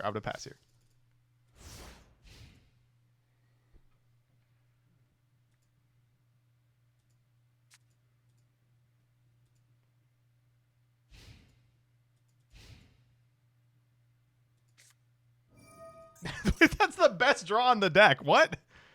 This is a continuous spell? Yeah, we'll go for this.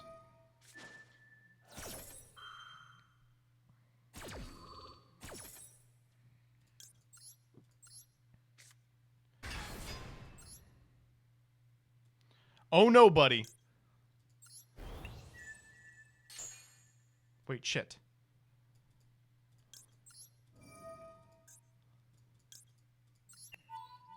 Here we go. And then they have to do the one in their hand. We have to do the Trias Hierarchica. Okay, here we go. Here we go. Battle phase. If it's a 1. No! Okay, it's back to that. Back to that. Back to that.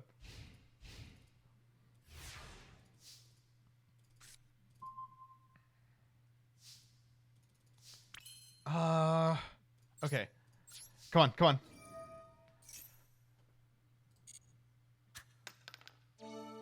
Still on their side. Still on their side. I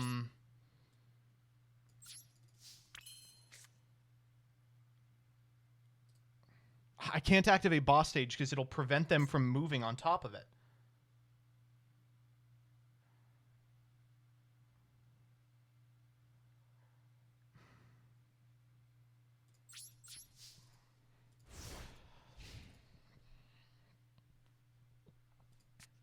Next roll will be on your turn. Yeah, they're going to get 1 turn out of this.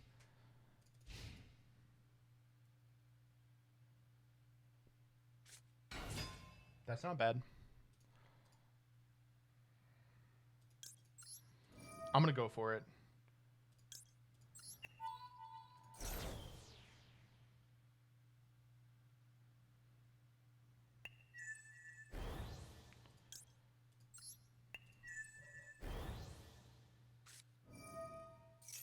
Yeah, fine.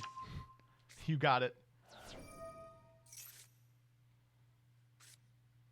Branga? They got Branga? That's crazy.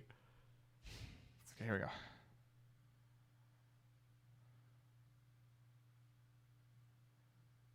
We need a 4 here.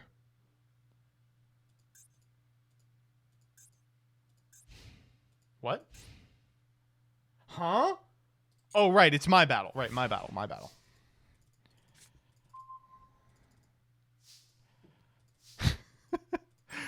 Okay, this is Kino. Here we go. No, come on. Okay, chat's correct. We can set up a better one. We can give them more opportunities. Innate happening, Chief? Absolutely incorrect. Not only is it happening, I can almost guarantee it happens.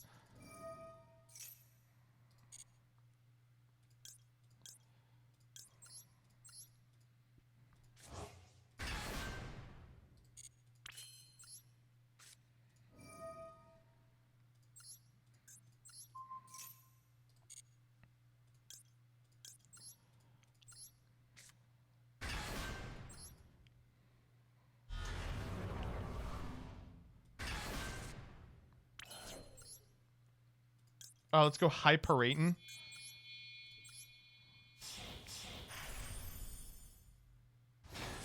And let's go Enter Blotnir. Okay, so 1, 3, or 5 wins us the game. And 2 and 4 gets us opportunities to win the game later.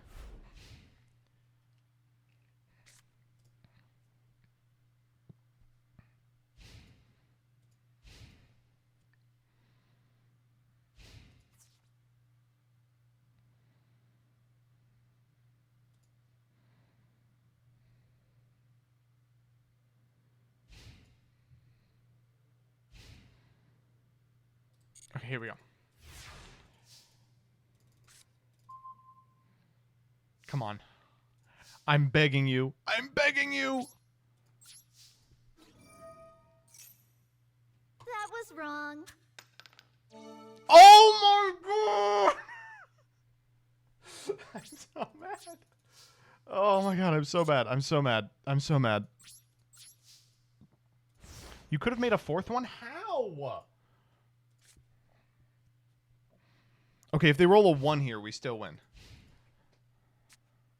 Oh, shit. Okay, that's fine.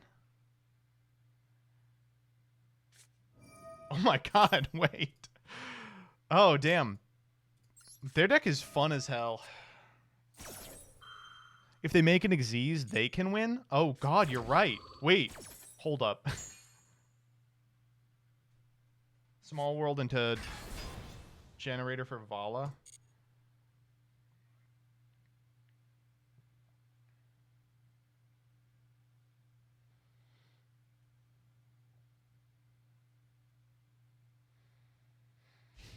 Here we go. 1. Oh my God! Come on! Such bullshit. Oh, okay, come on. There's Vala. Wait, can I pitch Vala with Vala? I can, but I don't need to.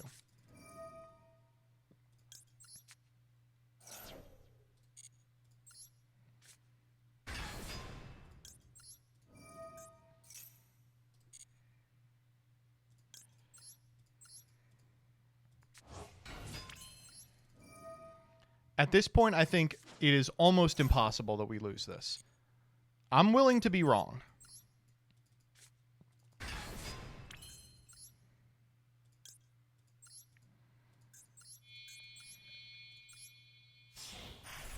All right. 4, 5, or 6. Wait. I didn't go to battle! I'm trying very hard here, chat.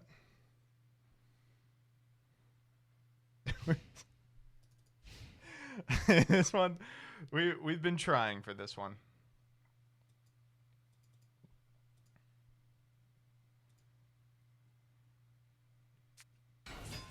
Sure.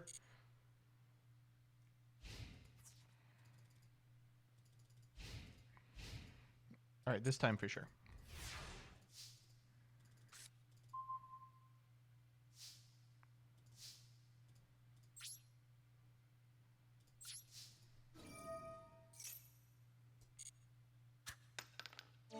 Oh, thank the fucking Lord. Whoa!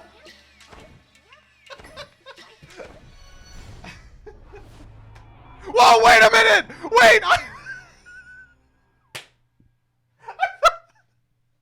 Wait, the person who activated it wins?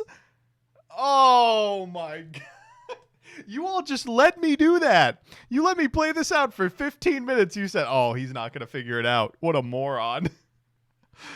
They won anyway. We did laugh. I'm psyched to do it with you. All right, Soapy. Who's Soapy? Is this Sophie? Ugh. Okay. Okay. I'm better. We are back. We haven't won a die roll yet, I want to point out.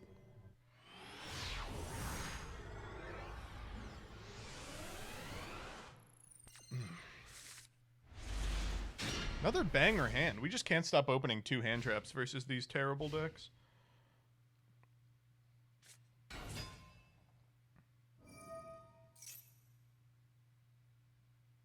I'll let her cook.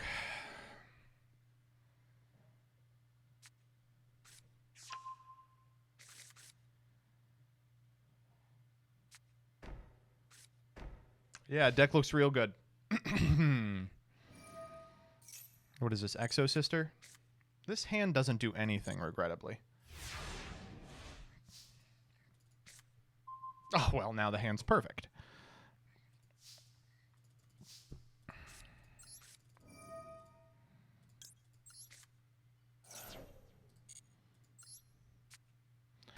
All right, I'll lock this one up. Sorry, Sophie. You put up a good fight. No one's beaten Leviton.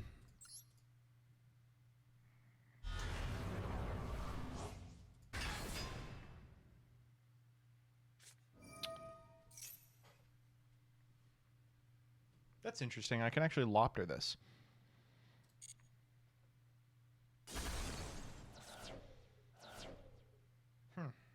Okay.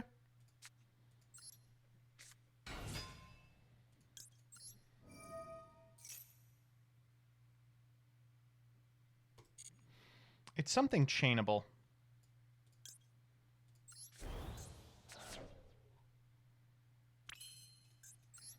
see what it is.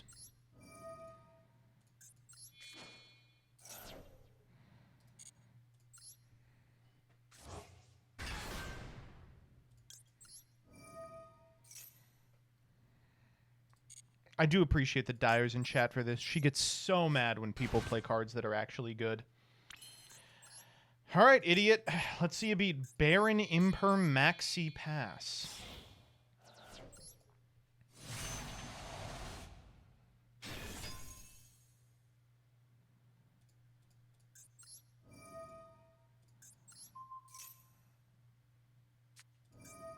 Oh. I think I have to negate that because otherwise they're going to be able to plus off the punishment. Okay. Let's see you beat Imperm Pass. We might just lose this one. This deck is very bad.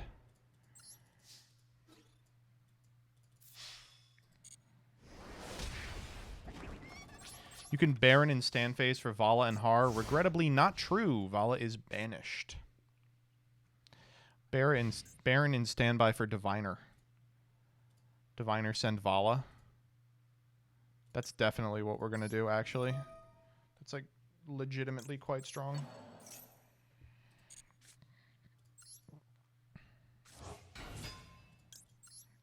We'll get to it next turn. Put a clock on her. All right, last chance to look at me, Hector.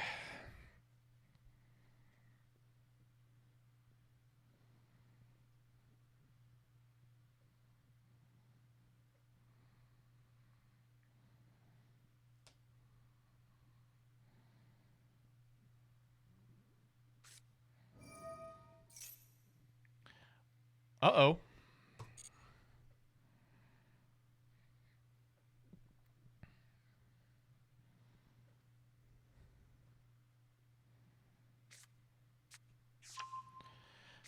FD to beat the Imperm? Yeah, you got it? That doesn't count, by the way. That was a dismissive grunt, not a laugh. This is a normal summon, right? Ugh. Oh.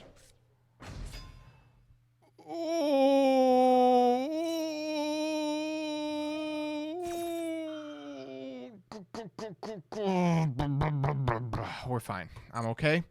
Why are we playing this card? Oh, this Maxi is so dead. This is the deadest Maxi. The whole gang is here, aren't they? You can normal summon Aratama.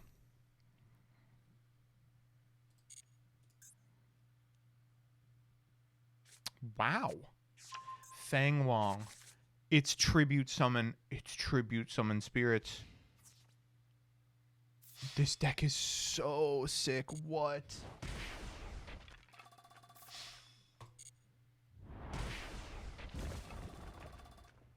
I mean, I feel like we just beat the hell out of her, right? Like, how does this deck ever beat Leviathan? Nice Maxi. Maybe we should just show her we have it. That's not bad. How are you getting there? What do you think we sent off that Diviner? Huh? Come on. Have some faith in your boy.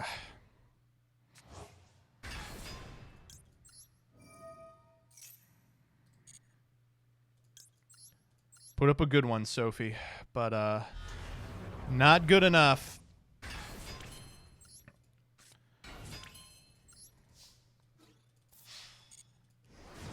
And you know what? I want her to know that we had it.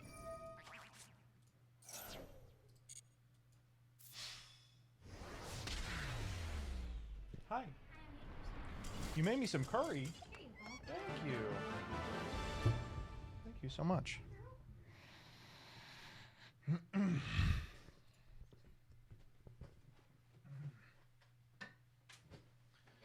All right. Okay. What's next? We're doing good. We're what? 2-1? Collector CW. All right. Let's see what Collector CW has.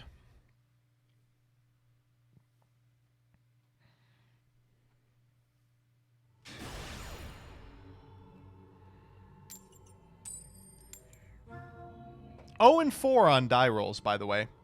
0-4 on die rolls.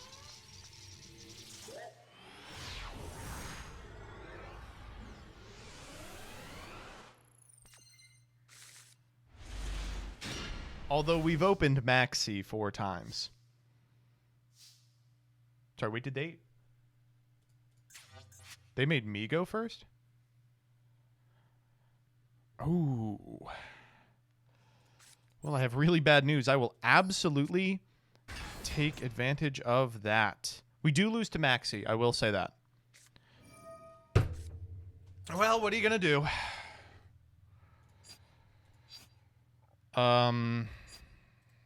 Yeah, I mean...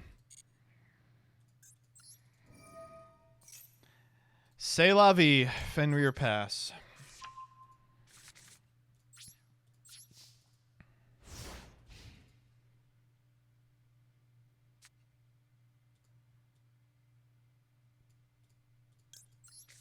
Just fire mine now. I've been thrusted 15 times. I'm ready to be thrusted a 16th time.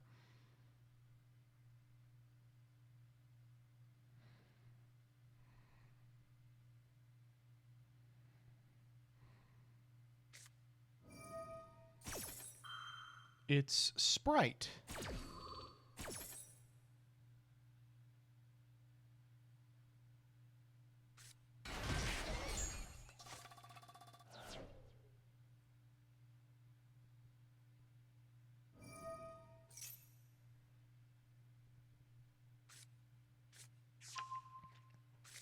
Well, we do have to Fenrir now.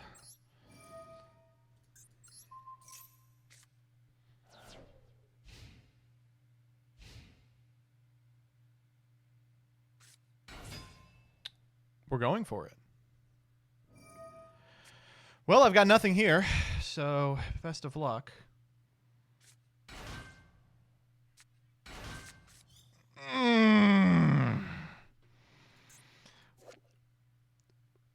What are we doing with this card? That was wrong.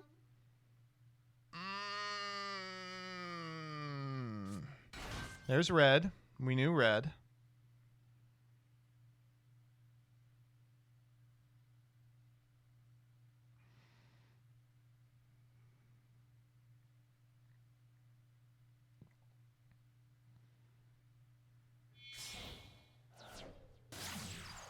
Elf. Starting to think Dyer was right about this card. They're just going in. Do you think repeated exposure to this card might crack me? They're not that misguided. This, I can't believe this exists. Oh?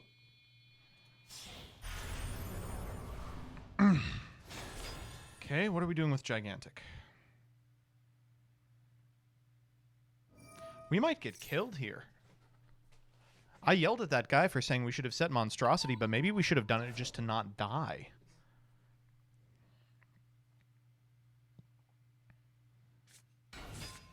Jet. Jet to search. Oh, God. I think we're dead. If they have enough freebies in hand. Or if they're playing Nimbles, I think.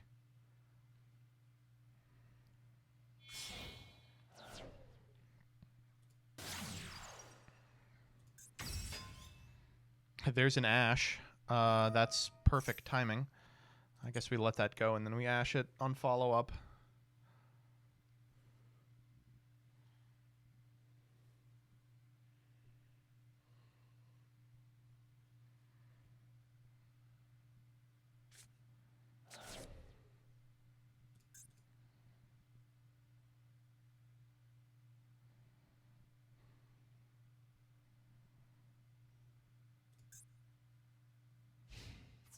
Oh, we just went to battle. They were like, I'm not activating it. Well, we're not dead here, are we?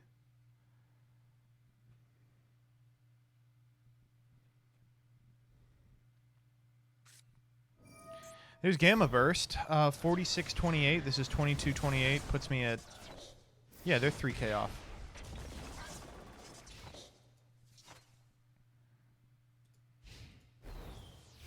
Okay, we just win the game here. Ooh, Extrav. You know, unfortunately, I am good. Oh, they have something.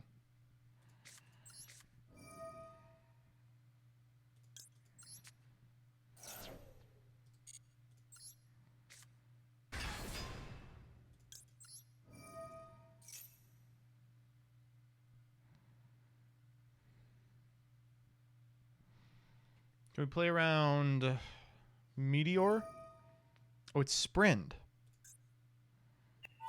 Who are we bouncing? The Vala. That was wrong. Farfa, thank you for the sub. I want to sex Vala.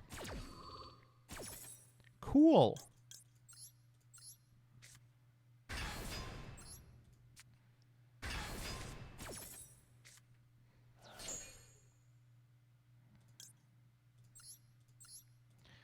This is lethal, right?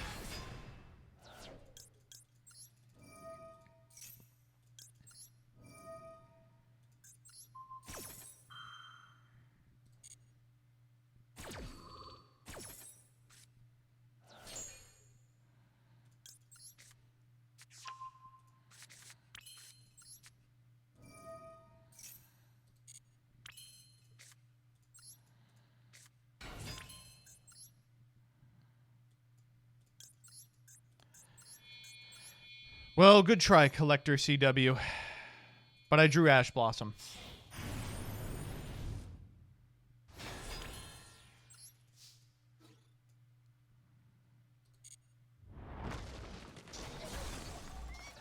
I don't know how I keep... Maxi is glued to my opener.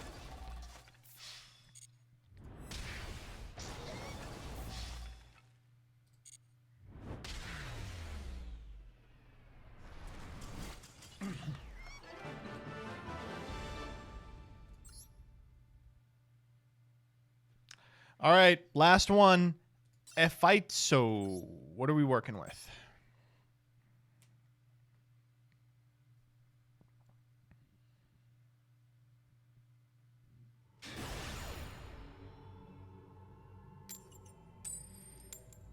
You know what, a fight. So, you can go first.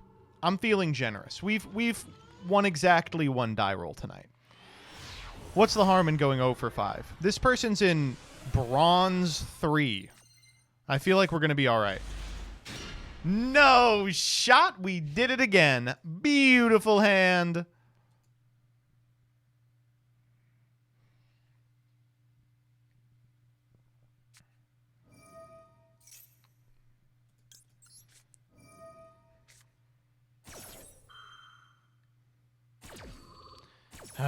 Sorry to have to do this to you, buddy. That was wrong.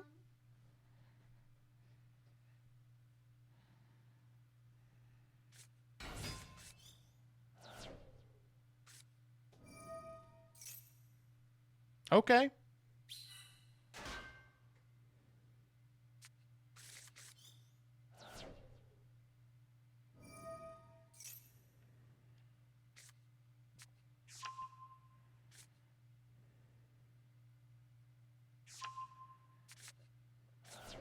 Pitching Betos a bastard.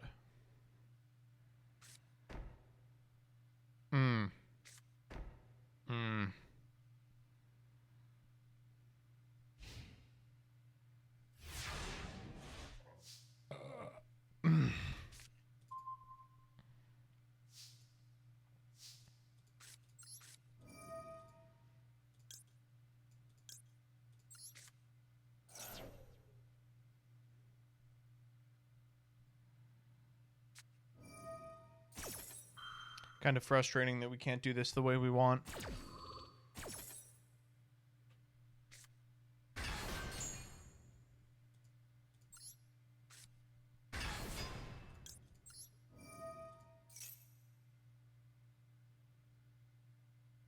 Yeah, wait, I did this the worst possible way that I could.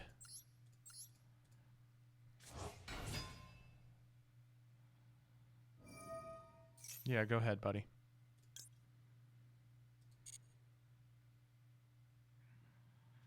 I should have fired the Pot of Extravagance. That was it. I'm just playing on tilt because they got owned. Sorry?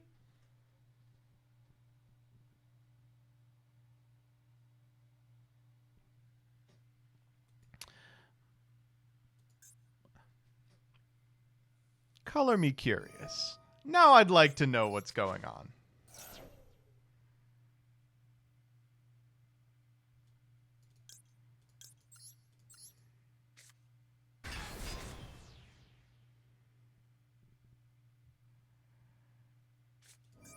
What is this?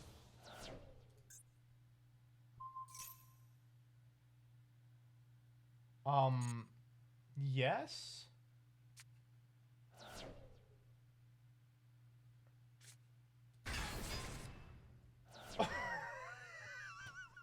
All right.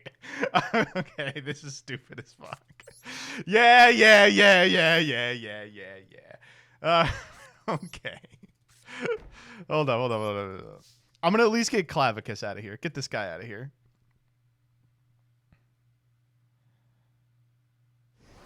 Ugh. What the fuck? Oh my god. It's Saga all over again. This is a card I didn't even know existed, and I've had to play with and against it a million times. Scoop it up, bud. You laughed. I'll scoop it up. I want them to cook just a little bit. I want to give them one more turn of cooking where I don't have Maxi. Of course, they're playing 15 fucking targets for this.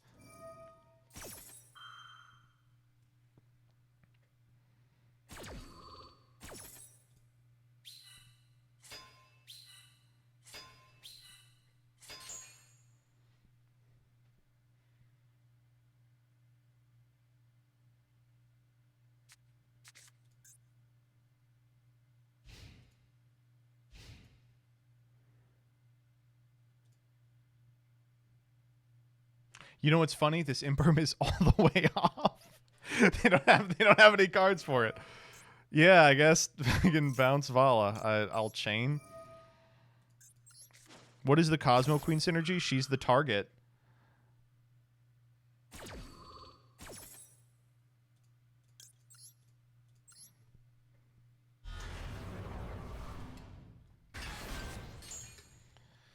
All right, Dracoback the Breedable Dragon has failed to return a card. What does this even do? I've never read it. Wow, it does nothing. What? Why are we... Oh, boo. Yeah, that's fine. Yeah, what are they going to do with Hela?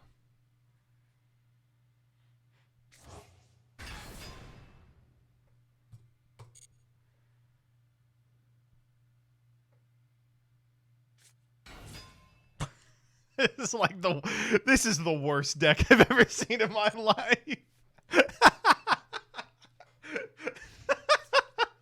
You got me, dog.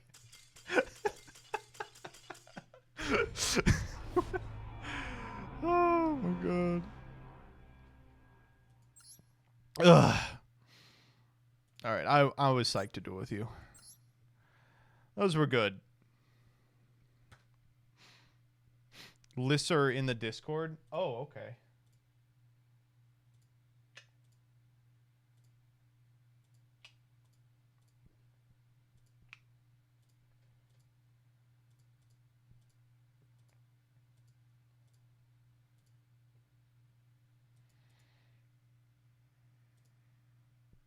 Some of these are very funny. If you insist. All right. Do we have CJs also?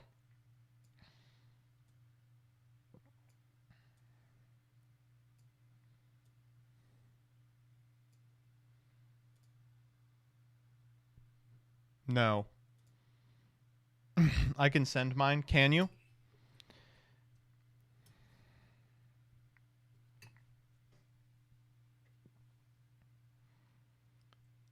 Yeah, so I think this is going to be the hard, like, this first one will be the worst of them, which is obviously not where you want to be for a first episode. But like once people know that they can do this, they'll have a week to cook. And then I think they'll bring something funny.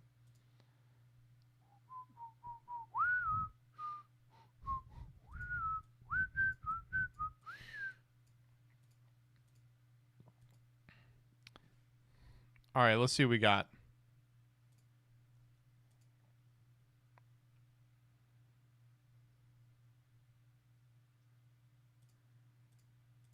No refunds. Ooh. God, I hope it gets banned.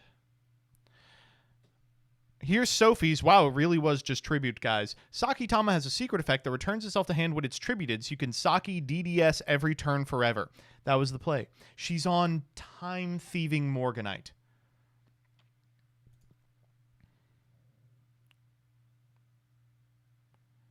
This Magic Key list. This Magic Key list is criminal. What is it? It's playing one Gearfried? It's like, nah, man. You don't understand. When it happens, it's really going to happen. We've got 1, 2, 3, 4, 5 adventure spells. I didn't know there were 5 adventure spells.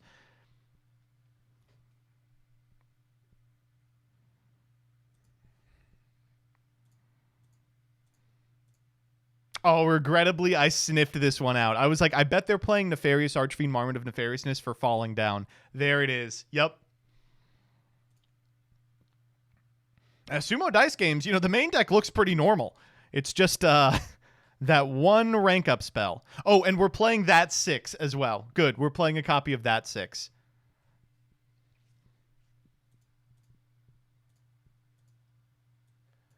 And finally, CJ's. He's got 5 God Dragon in here too. Good. Good. That's good. This is just the CJ special. Every card that CJ wants to play ever.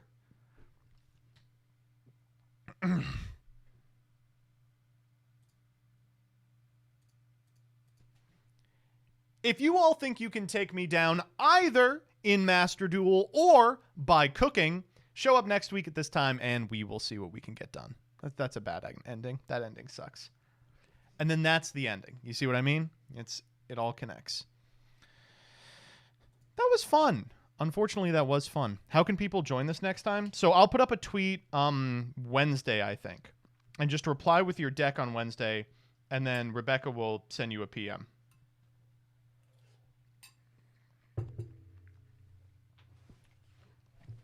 But not on Rebecca's account.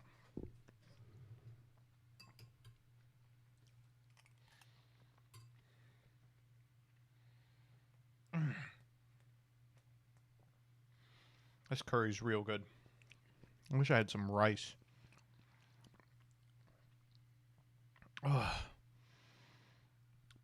Can we open the 30 packs to see if we get a royal? Yeah, why not? Let's bet on it.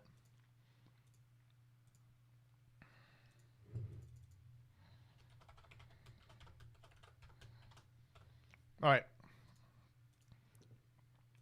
You got a minute on the clock.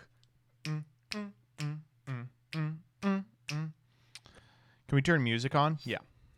I didn't want to put music on for the recording.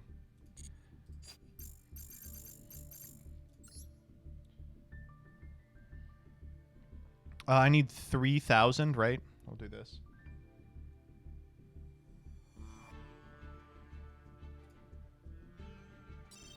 Music on recordings lets editors be lazy. Yeah, if they want it to be shitty, chopped up music. Oh, sorry you had to Google Tag Force music. My bad.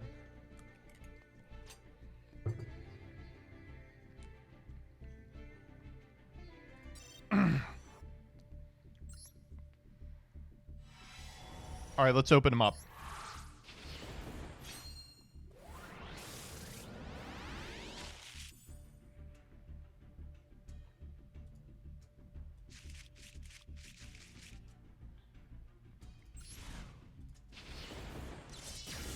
Come on. Come on. Oh? This would have been nice and Saga. A Sprint and a Tiramisu. Oh, I saw that. I saw that wheel and I got pretty excited.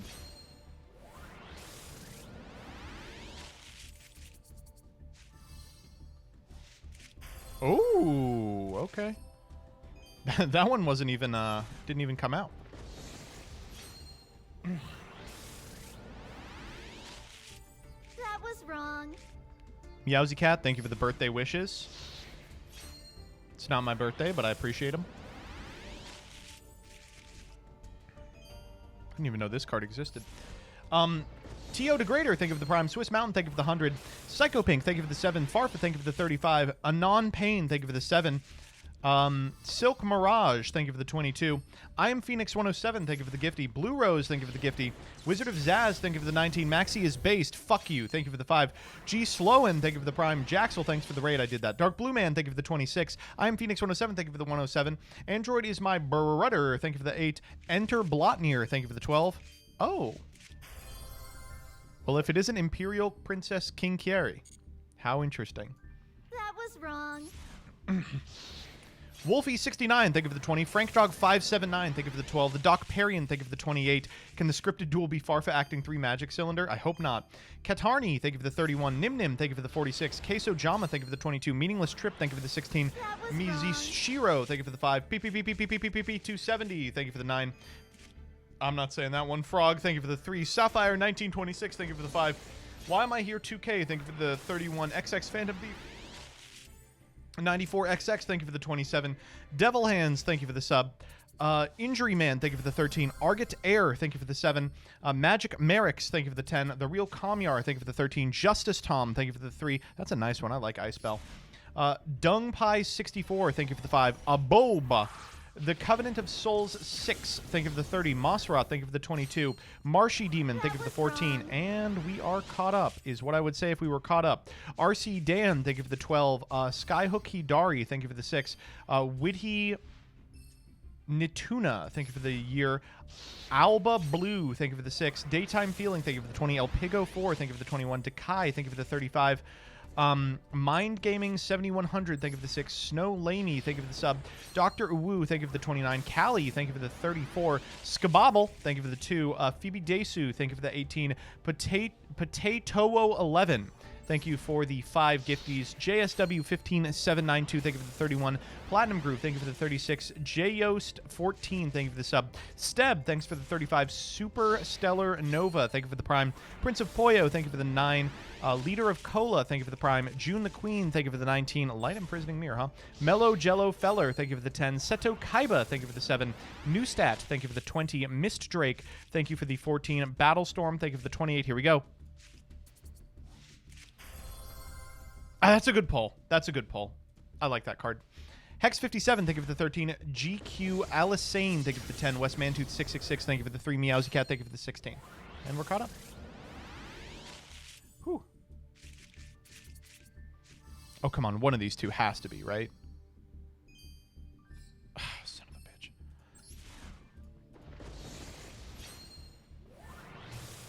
My name is pronounced Argo. Have I never gotten it right? 6 months, I've never gotten it right. MBT check title. Awesome, thanks.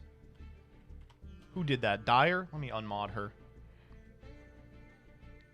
That was wrong. Don't edit my title. Those have to go through Nord.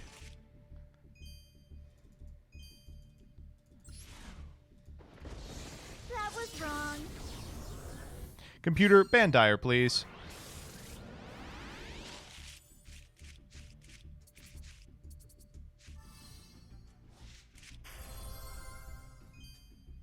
Oh, come on. I want a royal really badly. Free my girl Dyer. She did do it, but she deserves to be free.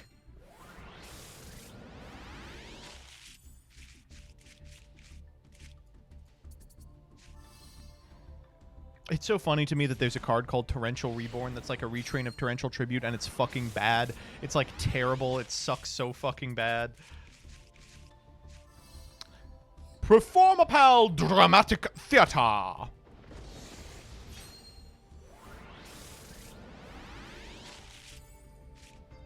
That was wrong.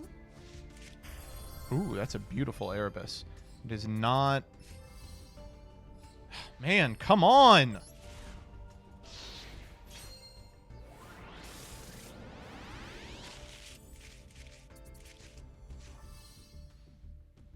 Oh!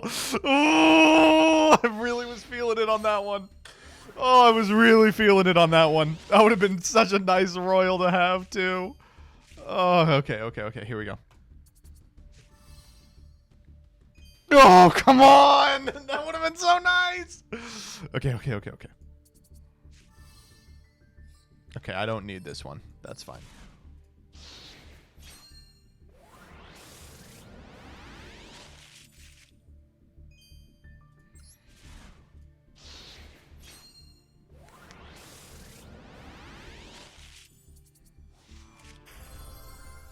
Okay.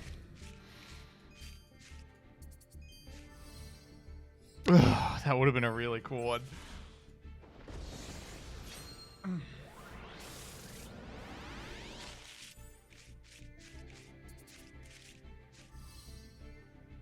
Oh, come on! I swear they are baiting me. I swear they're baiting me. Oh my god. Okay. Here we go.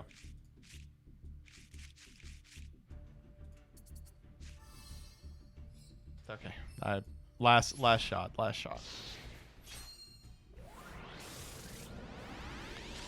Oh! And the last one's always a hollow, right? Okay, we'll start there. Okay, no. No. No. Here we go. Oh! Oh, actually blue balled. Oh no, all my apes gone. That was a ton of URs, I feel like. Am I crazy? That seems like way more. All right, payout. I'm gonna pee, then we're gonna do the tryout duel, and I want you all to tell me how to break it. Because I watched a little bit of the Alex stream, and I was like, oh, I gotta do it.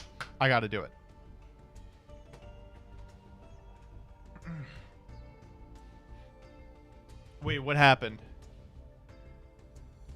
Dire! Oh my god, Dire! Holy shit! God damn it.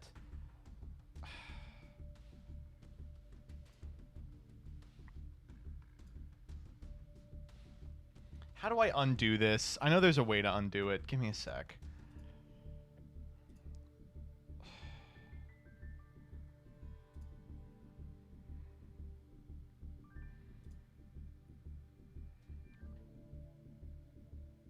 I have no idea how to undo it. Can we ban Dire again? Yes. Oh my god.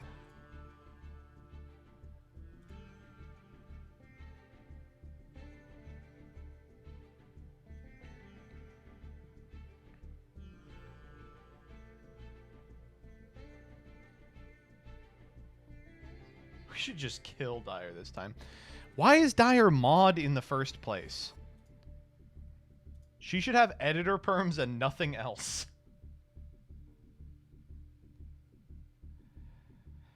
Yeah, no, I can't undo it. I don't know how to undo it. All right, so here's how I'm going to undo it, okay? So I'm going to run the same poll again. And everyone who voted for the one on the one poll, please vote for the different one on the different poll, okay? All right, thank you.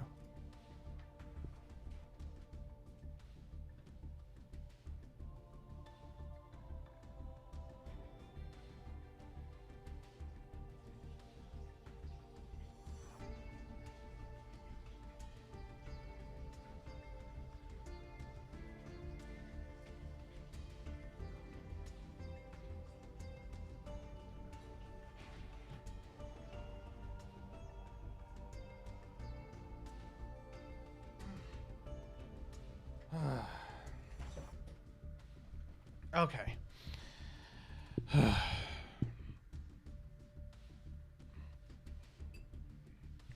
right.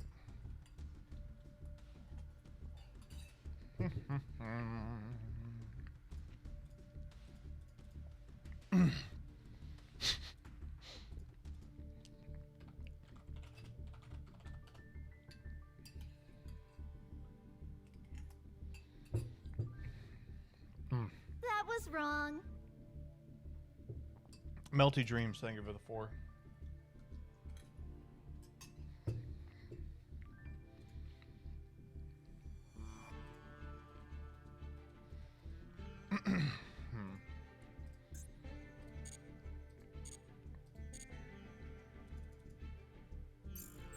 Wow, for some reason, stream chat feels a lot better all of a sudden. IDKY, yeah. Alright, we got 2 hours to win this.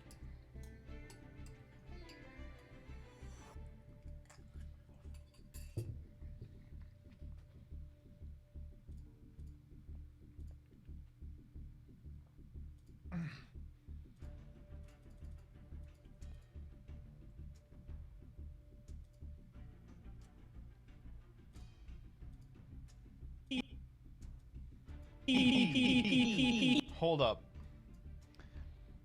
What is this? I was just sent this. That was wrong.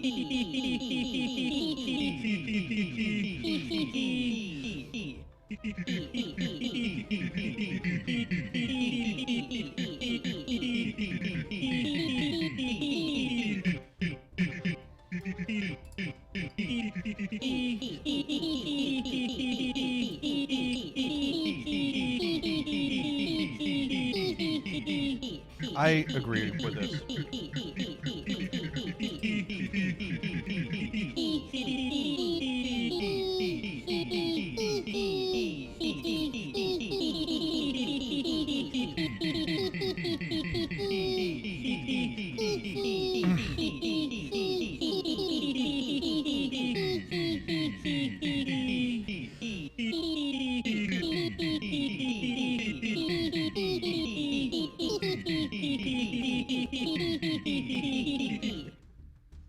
I agree with this, I think. All right, here we go. All right. You all liked the last one of these, so I guess we're going to be playing Extreme Duel 2.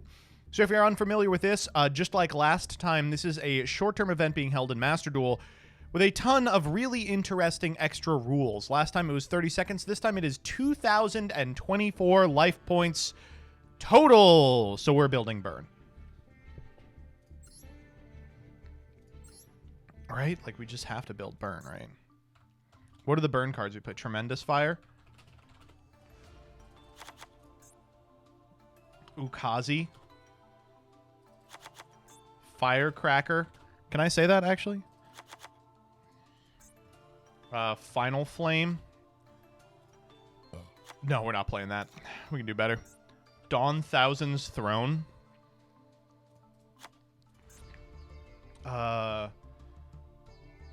Poison of the Old Man? Oh, that one's crazy because it's also life points for you. Restructor?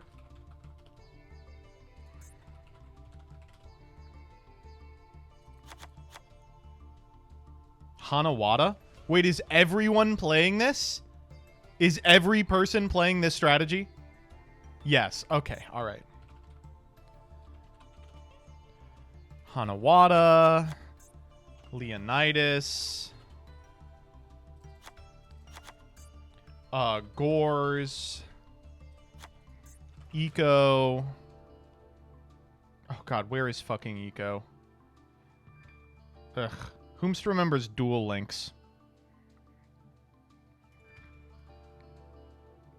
I can't find it. What is the name of this card?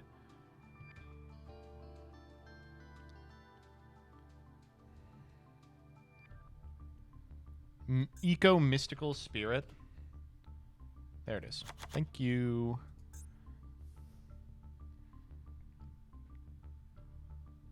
Junk Haribo.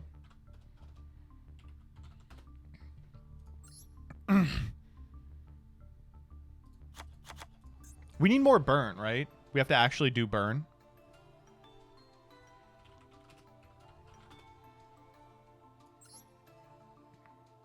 What if we do Damage Juggler over Junk Haribo, and then we play Hat Tricker? And then we can make, Cowboy. Secret Barrel.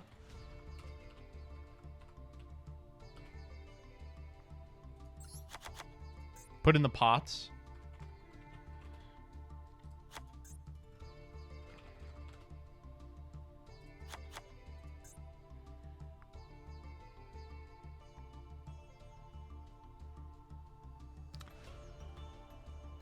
Chain Strike? Oh, you're out of your fucking mind if you think I'm going to be spending 90 UR dust on this. You want the demon title, so don't play traps? Good point. Good point, I do.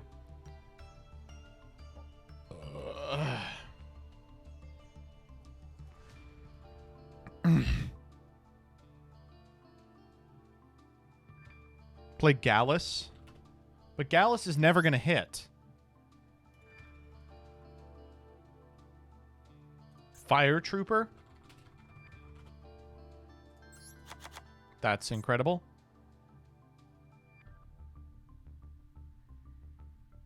Rapid Fire.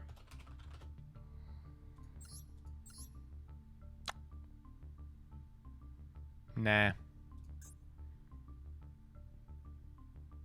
Flame Eater.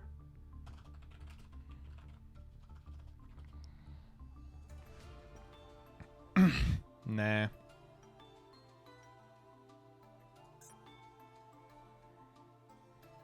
Oh, the Teller Knight. Yeah. It's this guy. No. Fuck. It's this guy? Yeah, Alsham. And we'll play one Sparks. Oh, Cross Out. Yep. Correct.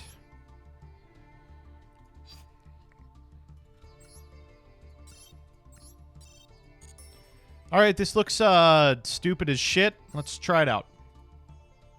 You need an extra? Why? Oh, for pot.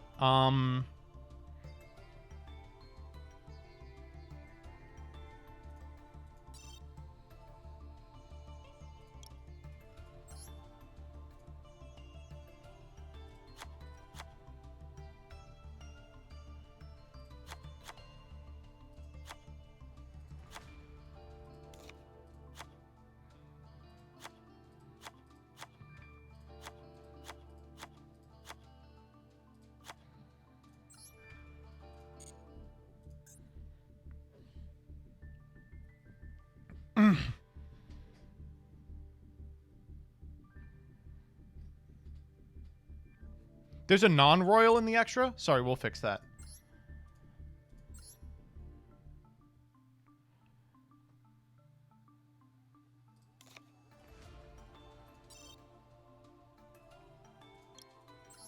No time for brokies.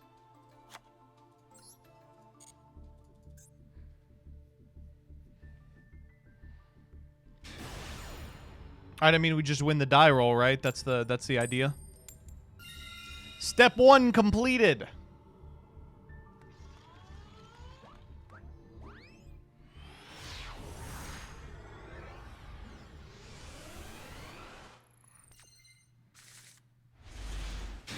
I mean, this does it, right?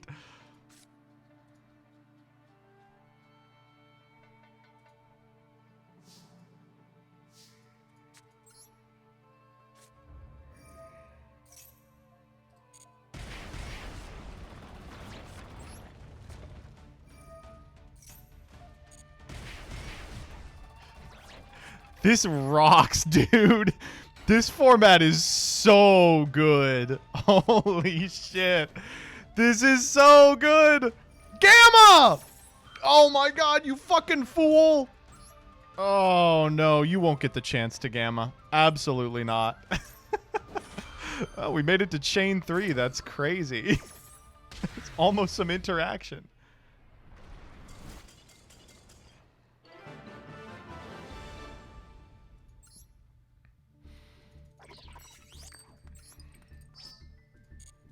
Let's run it back. That seemed pretty good.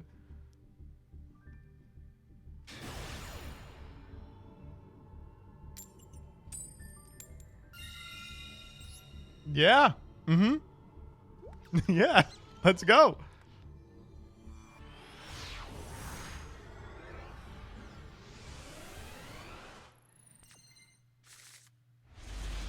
This hand is so good.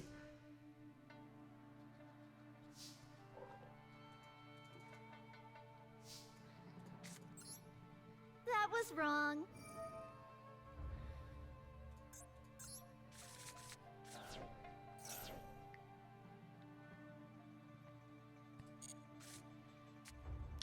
This is actually kind of crusty. We have to resolve everything in our hand if we want to win.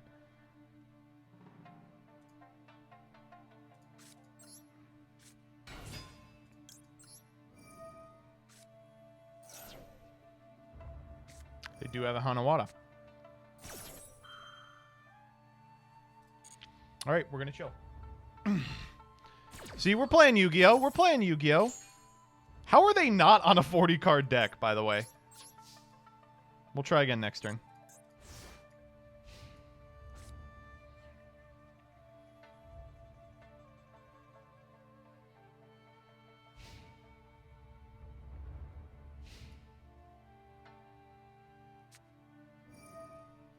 Yep. Ooh, they're on barrel. Ooh, Desires here is kind of gnarly.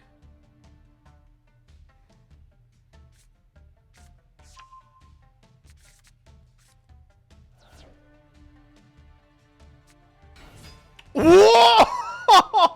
What? Wait, whoa, whoa, whoa, whoa, whoa, whoa, whoa, whoa, whoa, whoa, whoa, whoa, whoa, whoa. Uh-oh, that's like an actual card. Sure. Oh yeah, there's a battle phase. All right, get fucked, idiot. Gore's time.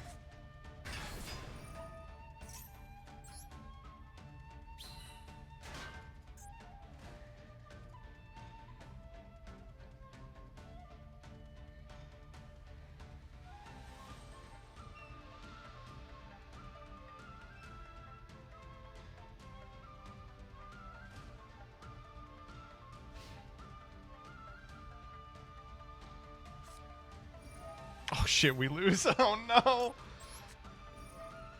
No, we lose. They go Firecracker here. No, we got crackered. Yeah, you got me.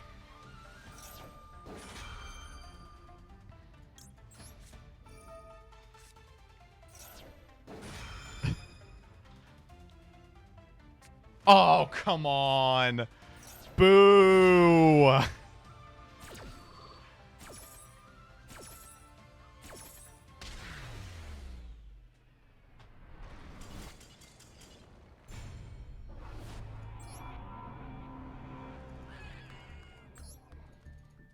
All right, let's run it back.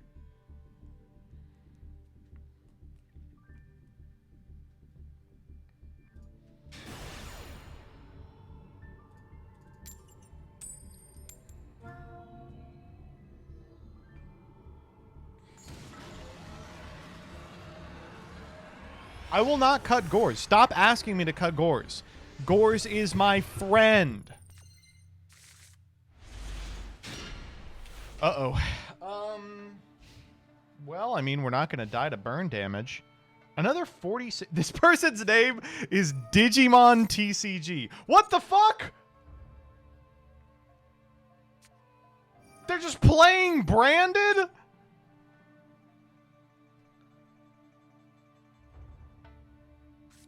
Nah, I'm out of here. You want... Go to ladder, dog. Go to ladder. I don't want to do this.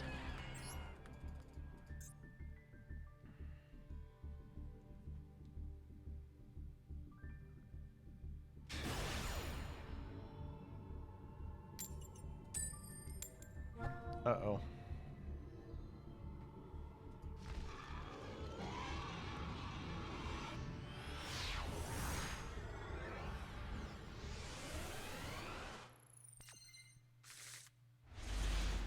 Banger opener. Banger opener.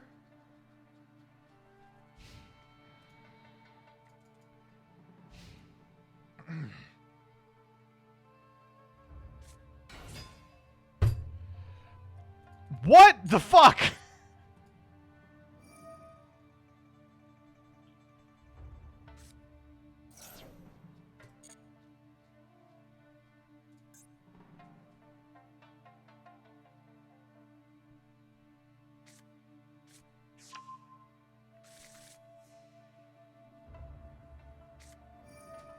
I don't know. I feel like they still might lose.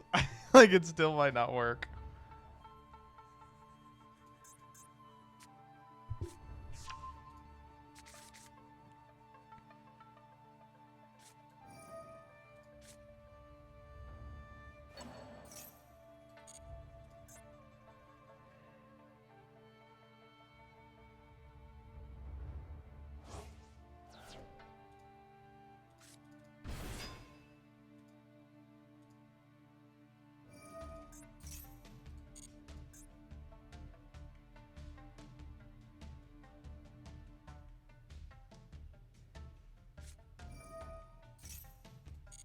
This is so boring.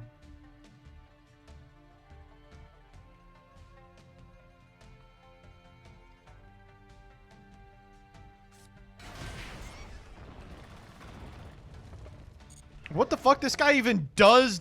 It does burn to you. I could almost just kill him. I just need one more quick play guy. I could just kill him on his turn.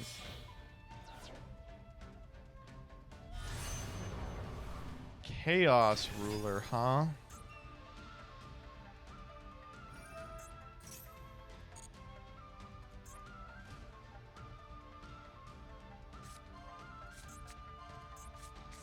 Maxi! Whoa! It was Blue Eyes the whole time! Okay, it all makes sense now. Now it all now I understand what's going on. We're doing a little batting. As one does. Yeah, dog.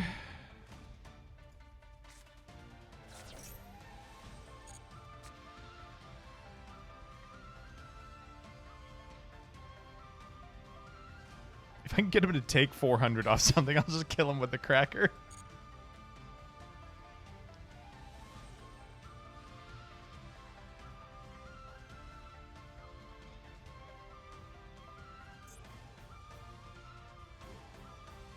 With the what? You know with the what?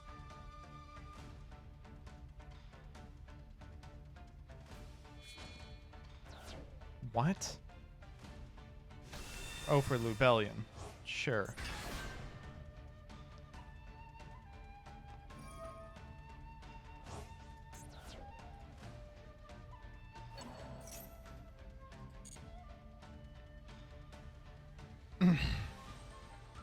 They're gonna make Barone. We have 4 burn cards. We're fine.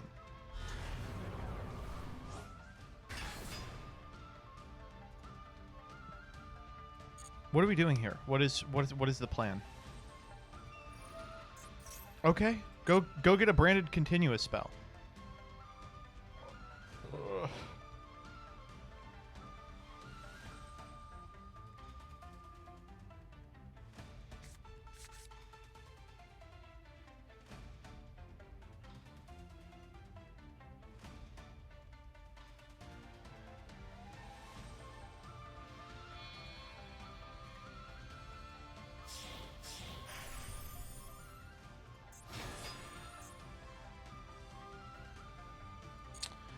What?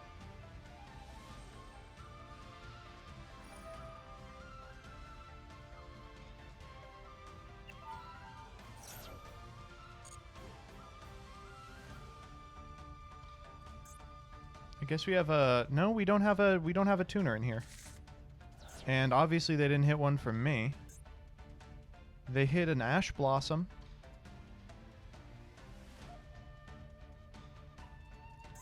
Do you think they're like staring at me like, what the fuck? Yeah.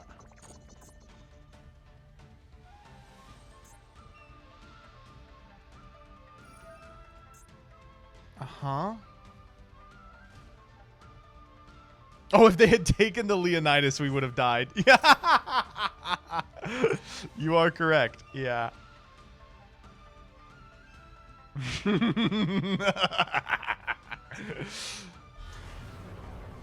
What?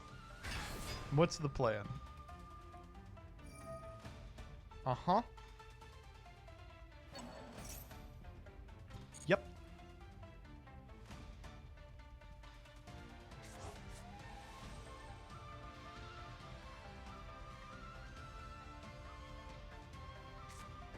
Set 1 pass.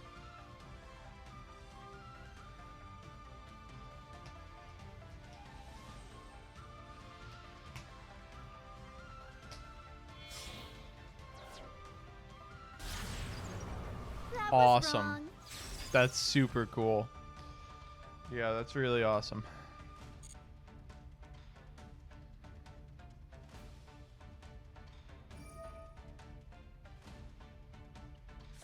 Oh, but they're gonna summon Blue Eyes! I'm gonna need to see some bats.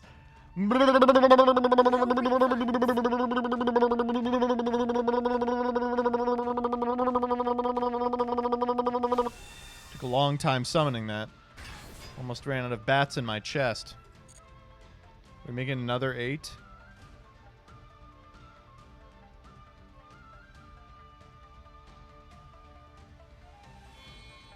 We are. What are we making? Photon Lord. Awesome. Well, that checks all some.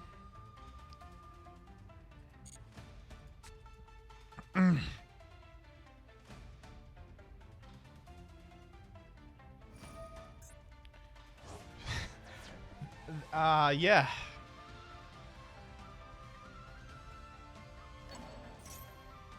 So Restructor just kills them? Or we just go Ukazi Firecracker and we kill him?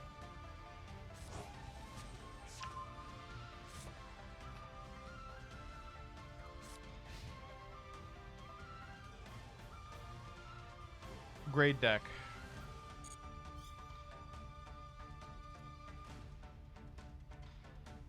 Cool board. This is 1 negate.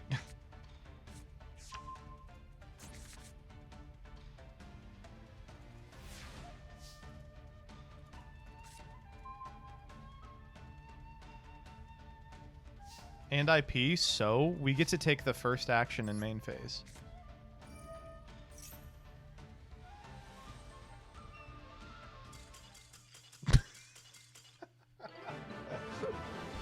"15 minutes tabbing back and forth with the Team Samurai X1 video." Oh my god. Okay, one more. Ugh. I want to get that demon title. You know, if they had picked Leonidas, we would have lost that.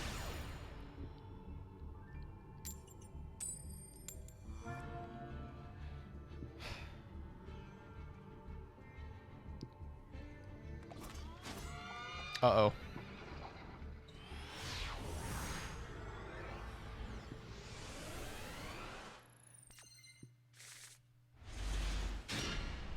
Okay, well, good. This hand could not have burned them to death.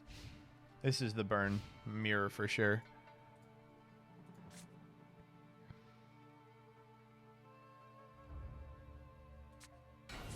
Yes.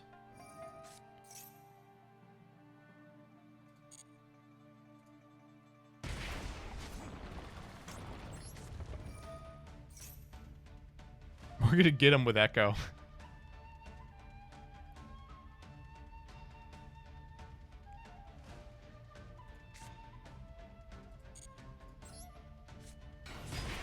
Oh, get got. Get fucking got.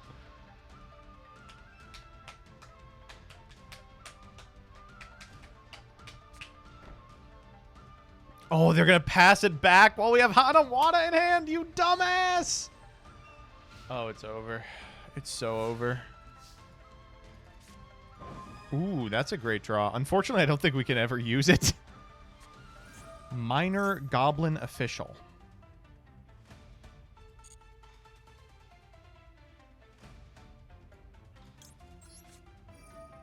We'll go Hanawada here.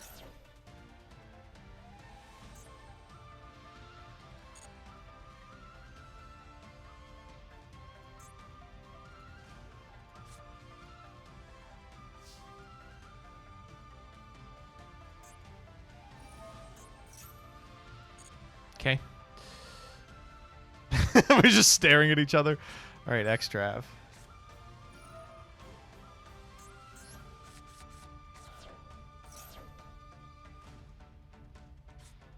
We also have a Hanawada. That was wrong because now we are going to chain Poison of the Old Man and dome you for 8.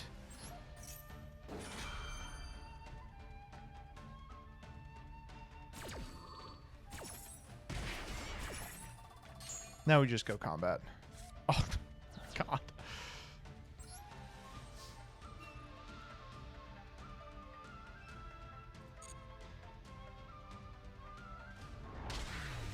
Rack him up. Cylinder. Cylinder would have actually killed us. Yes. Cylinder would have lost us the game. All right. What are we getting in here?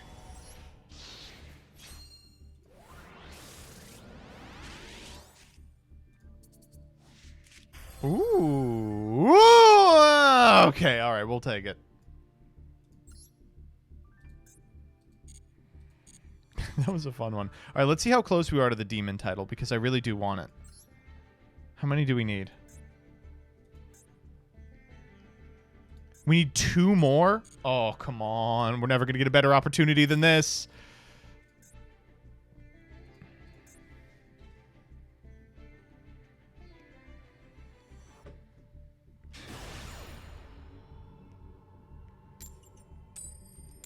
Yeah, if we ever go second, we have to insta-scoop.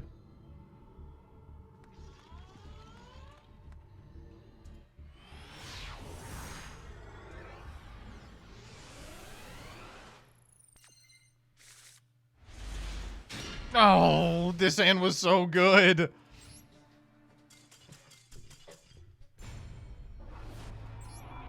Okay, hold up. We actually need to do a little better. Hold up.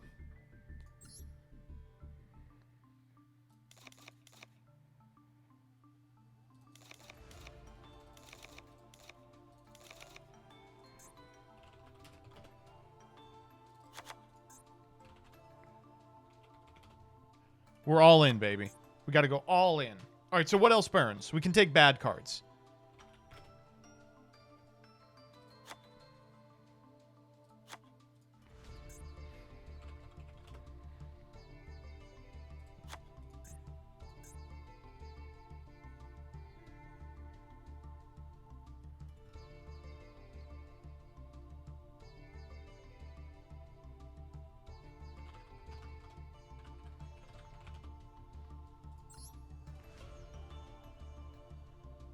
Nah, this isn't good. It's better than Gore's, though.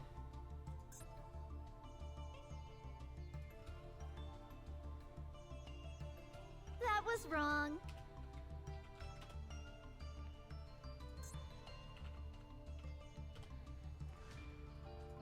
This card is battle damage.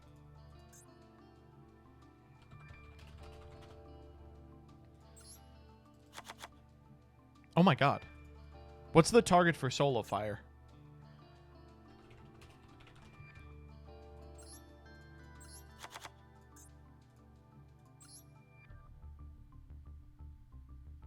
It doesn't work. Why not?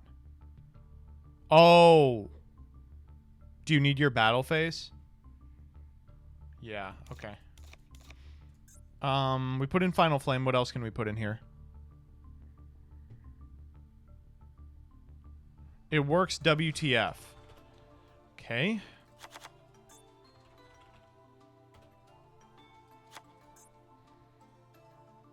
Put another contract? Sure. But the problem is contracts don't work if you draw more than one. But that's fine.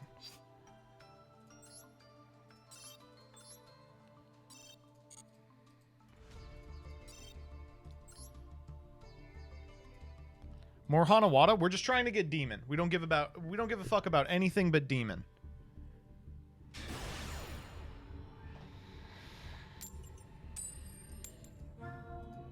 Nope, we go next.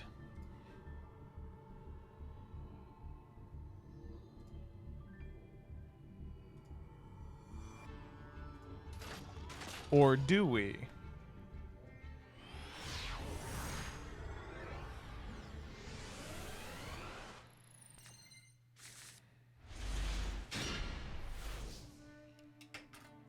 This is like the one hand that doesn't do it. Are you fucking with me?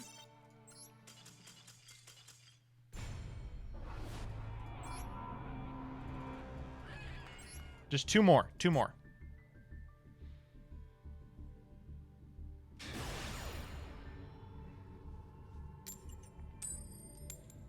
Come on.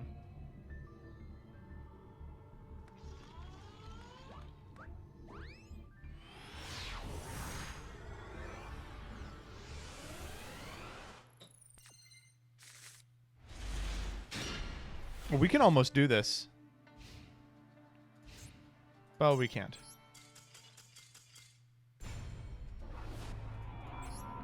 Can we win a die roll tonight, please?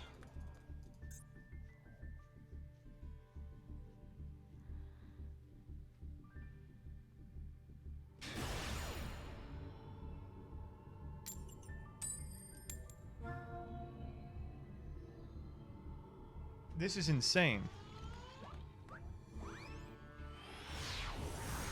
What are you trying to do? We're trying to get a title that you can only get by FTKing 5 times.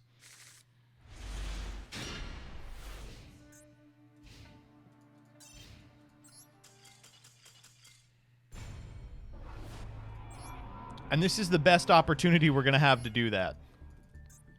The hand was so good. We just had to win the die roll.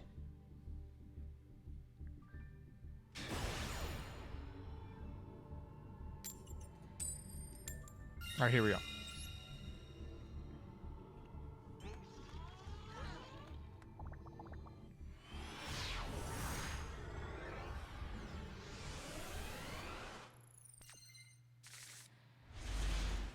This hand does it. Oh, this hand really does it.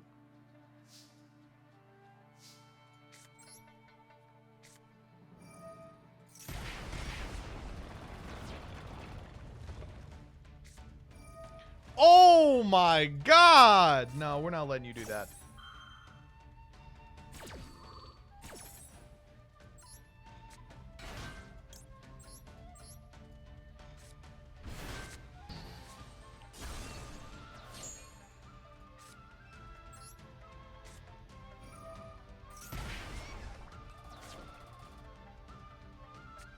Ah! No, come on!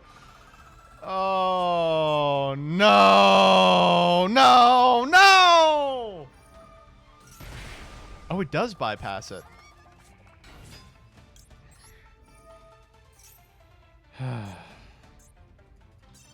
I'm so mad.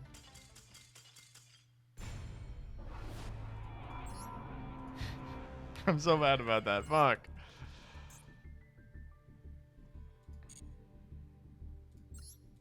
We gotta fix the extra deck.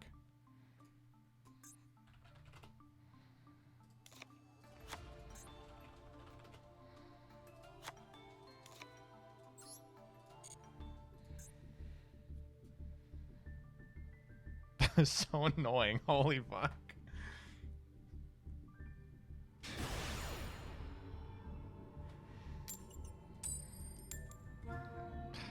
Ugh.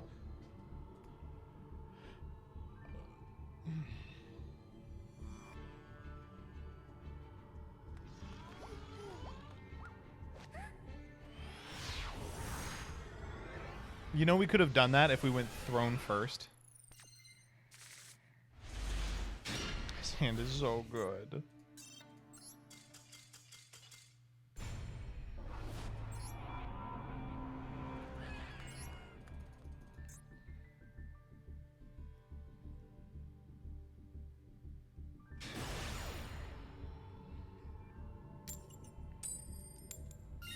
Okay, can someone please keep track of the die rolls? I think we're like 2 and 5 right now.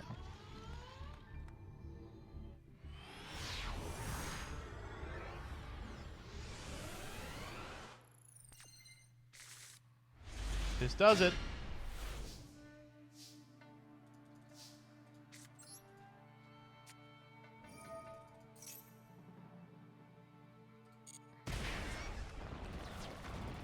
No! We should have let fucking Soul of Fire! Oh.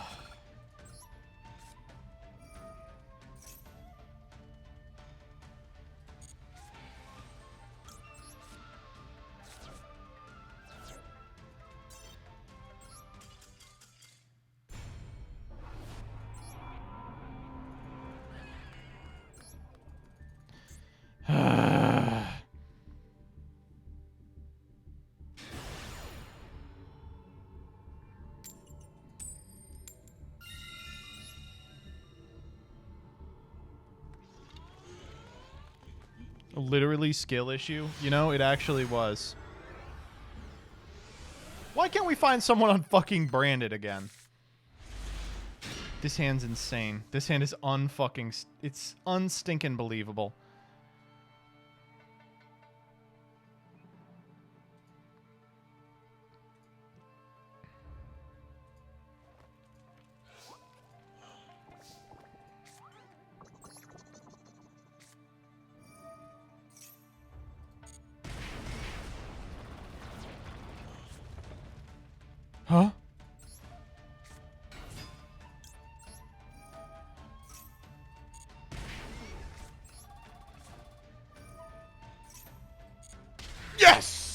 One more. One more. Ugh. Okay. Can we check deck?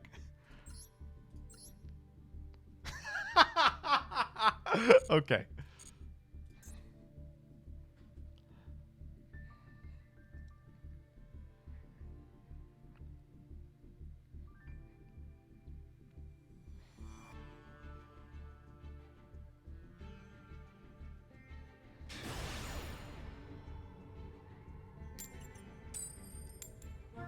Nope.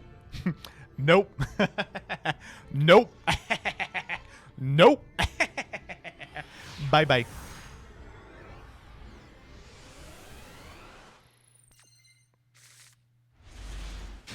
This hand is so good, too. Holy shit. This hand's unbeatable!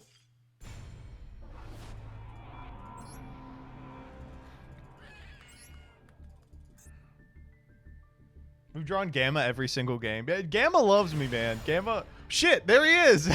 He showed up! He said, I heard you were talking shit. Oh, God. Okay. Next. Can we at least see Gamma?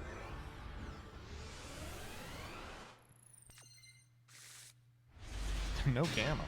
I honestly forgot that we were even on Fire Trooper.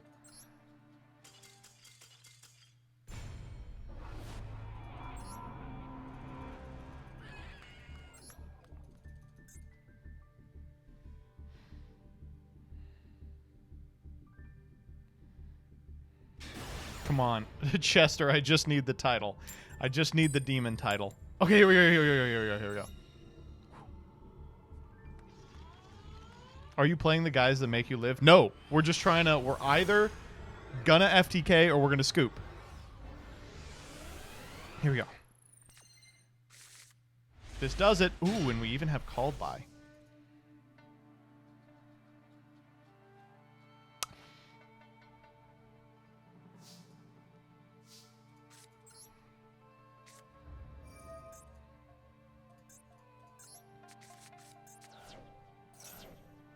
We kept Scarlight.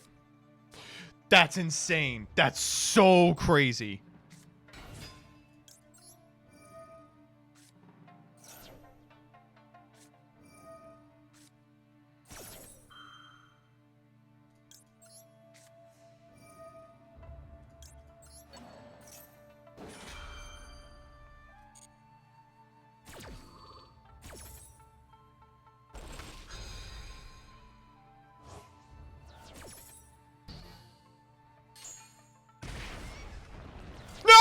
Don't scoop! Chester, you fuck! Oh my god! I'm so mad. I'm so mad! Okay. We got it. Boo. Why not chain the old man's there?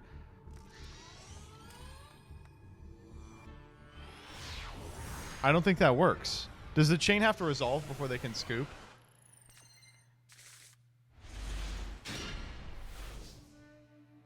Did they make me go first? What the fuck? Well, if they don't have Hanawata here, we win.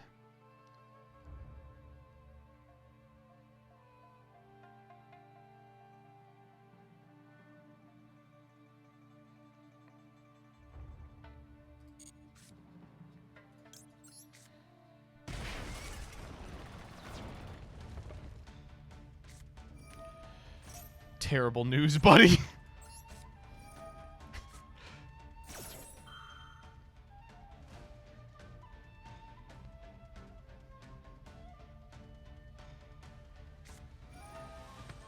This is the craziest duel I've had today. This duel is so good.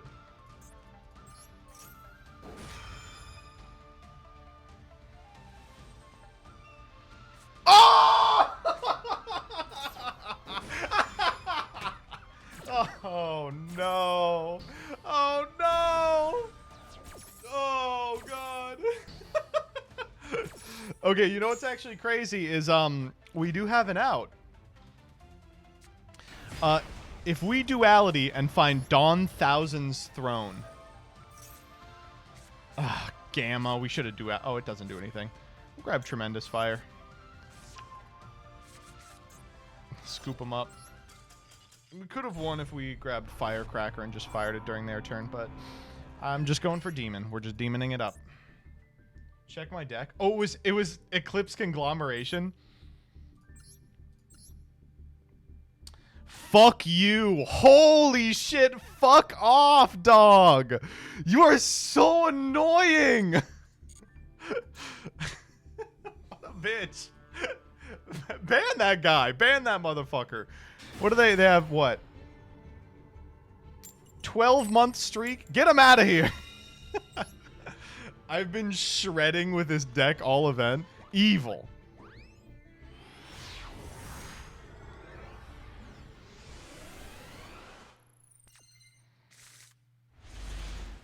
Hands busted.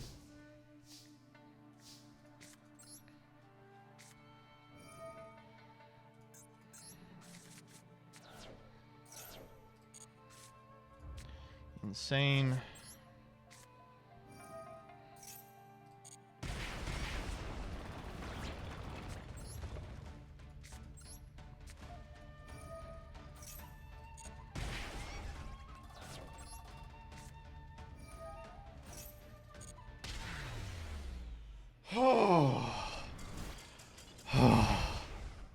It's cool that it's like, oh, and you too. Yeah, you too.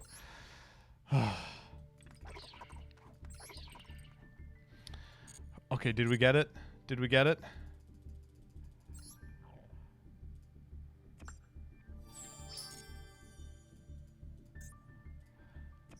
Oh, yes. Yes.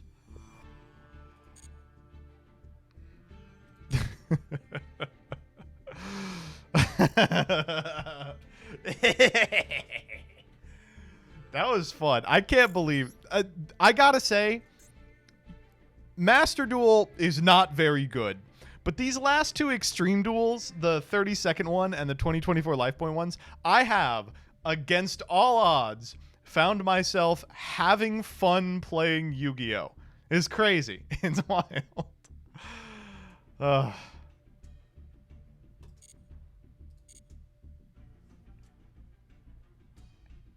I like when they get silly with it. Yeah, like, so the you only have to play 3 duels has been really nice. The it only lasts 4 days has been nice. It doesn't feel like you have to, like, if one of the, like, events is bad, like the ritual event, you just got to slog at it for, like, hours. But this one is just like, the rules are kind of silly. Oh, man.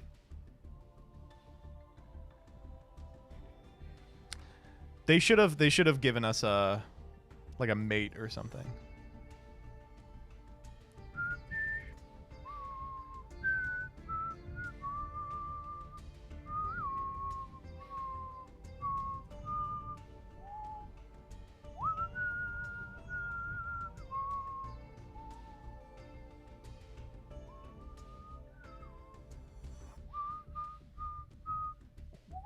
MBT's in Diamond. I was in Master. Yeah. I was playing Yu-Gi-Oh! It was crazy. I was having fun. I hope the when do the new cards come out? Because if the new cards include the generator or the runic guy, I'd play runic generator to legend or to master 1. I've never actually made a master 1 push because I just find grinding so fucking mind-numbing, and I don't have fun playing Master Duel because of the way the format has shaken out. But this format I actually really liked and found myself just wanting to play it in my spare time. Sleipnir is coming. Ooh. Super exciting. January 10th, you say? I hope that's true. I would never know, of course.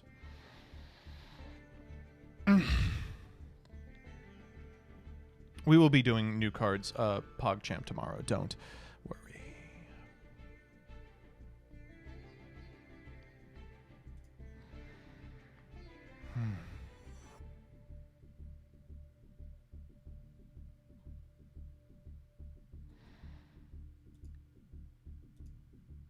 When will we be playing Among Us? We'll play Lethal Company. I'd love to play. Playing Lethal Company with Danny and Peeps was so fun. It was so fun.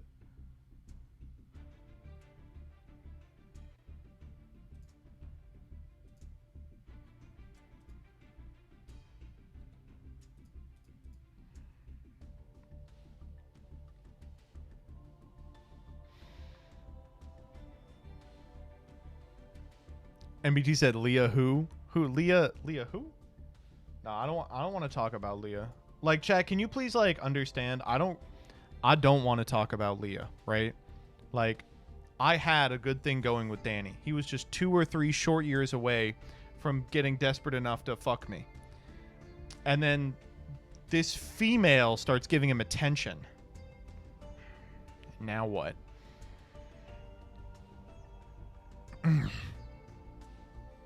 You all getting the mod to get more people in Lethal Company? Yeah, we want to play with Rebby too. You were grooming him? No, I like him stanky.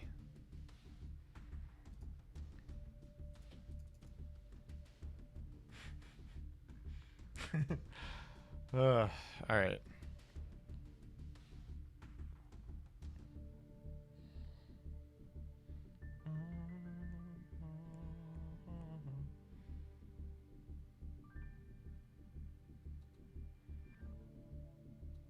Yeah, I think it's Isaac time. Oh. Well, thank you all for coming by for the Yu-Gi-Oh portion of the stream. It was crazy to have this many people on a Monday where we didn't watch Prague. I'm sorry we didn't get to watch Prague, but there's no Prague up. Prague will return next week with Secrets of Eternity, and I'll be really excited to share that with you all. In the meantime, I'm going to be stopping playing Yu-Gi-Oh for the remainder of tonight. And we're going to be playing a little bit of The Binding of Isaac, which I like to do Monday, Wednesday to cool down. If you like what you see, it would really help me if you followed the channel. If you clicked !mark socials in the channel, gave me a subscription on my YouTube, followed me on Twitter, where I make funny Yu-Gi-Oh ha-has, or joined the Discord, where we all get together and plan funny Yu-Gi-Oh ha-has. I will be back tomorrow, 10 a.m. Eastern Standard Time. 10 a.m. Eastern Standard Time. I'll be chilling a little bit before I hit up Douglas and we record a little Master Roulette. We're going to be trying some TCG as well as doing New Cards PogChamp. Then Wednesday at 6 p.m. Eastern Standard Time, we're going to be doing a Team Samurai X1 collab. We're trying to get those weekly or every other week or something like that.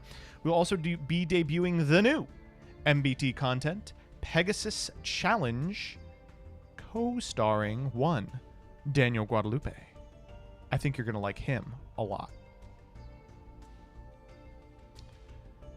We'll also be watching the duels from Duelist Mansion, which have been really fun.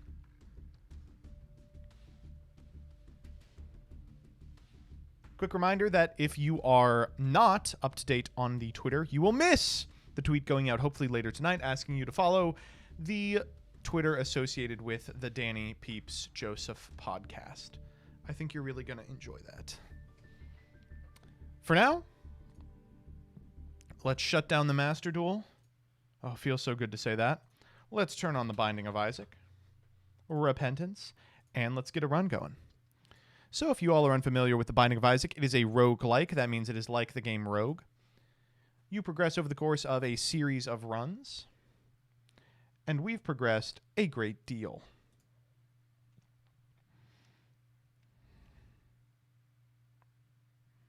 I got you already, Dyer.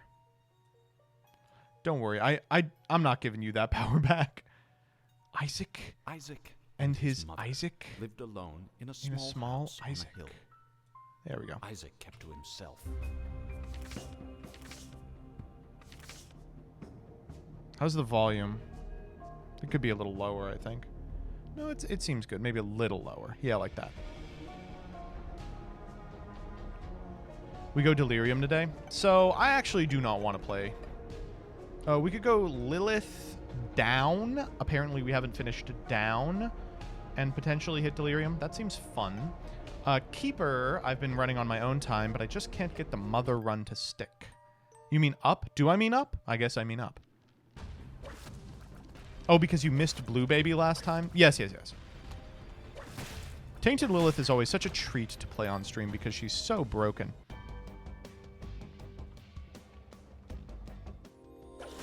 No.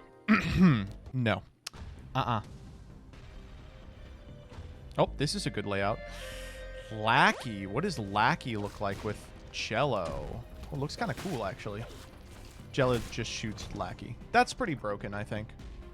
Dead Sea Scrolls could be anything. It could even be Dead Sea Scrolls. I think literally that's the one thing it can't be. There's a couple things it can't be, right? Because they're like game-breakingly stupid or they hurt you. Can Dead Sea Scrolls proc the hurt you items? Is this the right layout for Isaac? That's a good point. How do you feel about this? Should I maybe move myself somewhere else? Why are you looking so cute tonight? Tonight? What the fuck you mean tonight? Face cam only. Ooh, good point. Good point. Biffles. I love Biffles. Chat is covering the map. Oh, well, who cares?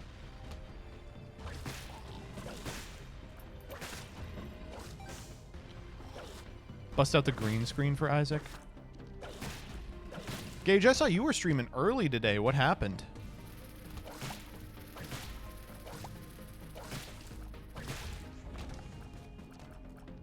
Getting bored? Are we really going to get through this place and not find a single key? There's some items that give keys that could work.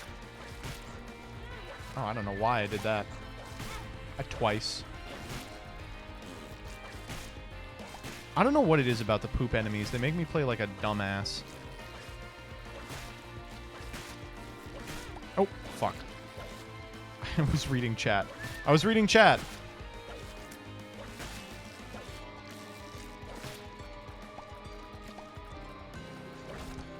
No keys.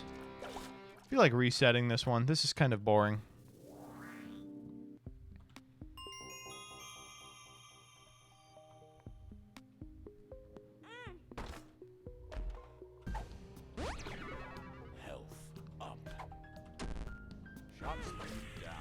Shot speed down is more than okay.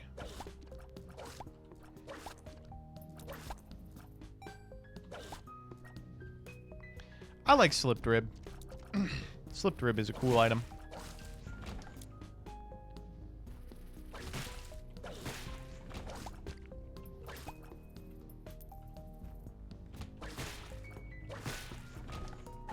Ooh, a sack this early.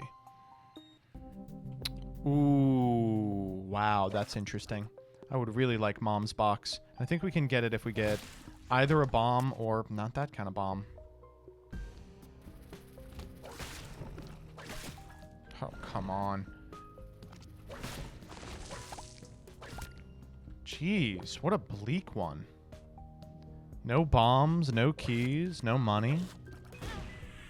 We walked into the bomb because I was reading chat.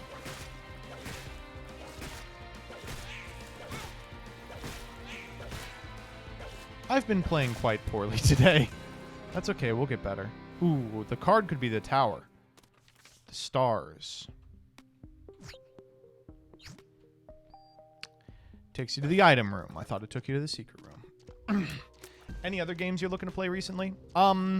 Yes. I've been wanting to play Undertale Yellow. Was that any good? I know people were trying to play it forever. BG3. I am not a BG person. That was wrong.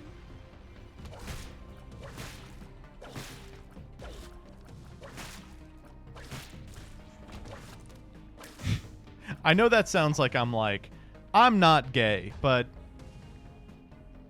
it's like a type of game I would not be into. You seem like you'd like Asterion. Asterion, all I've seen of that character makes me think he is insufferable. We get it, you're homophobic. But yes, you got me. It's also long as fuck. Yeah, I don't have that kind of time, chat. I'm a busy man. I have to lose a Binding of Isaac. That's good. You ever play Alan Wake? No, that's a game I want to play this year. I'm actually trying to get back into reading. I did a lot of reading 2 years ago, and this year, because I got back in school, I just feel I didn't have time. And I think intellectually I really suffered for it. I'm going to have to like make a dedicated amount of time for reading.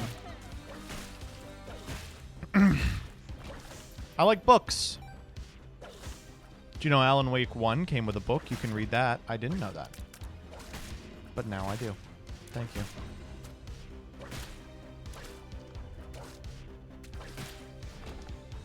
He's just like you? Alan Wake? Wow. I didn't know that. Have you read Brandon Sanderson? You know, I haven't. A lot of people tell me I would like him, but a lot of people tell me a lot of stuff that's literally wrong. We are going to die here, by the way. As I said. The poop guys, they just make me play like shit. No, we're not doing an XL floor.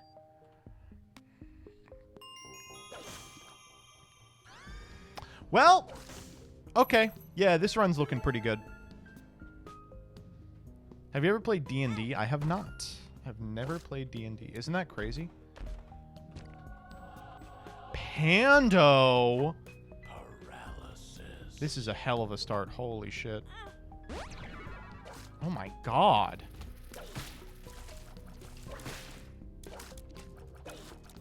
When does Pando get good? Does anyone know?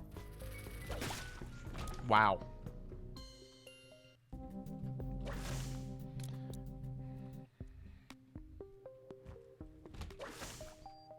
Depths 1 onward. Thank you.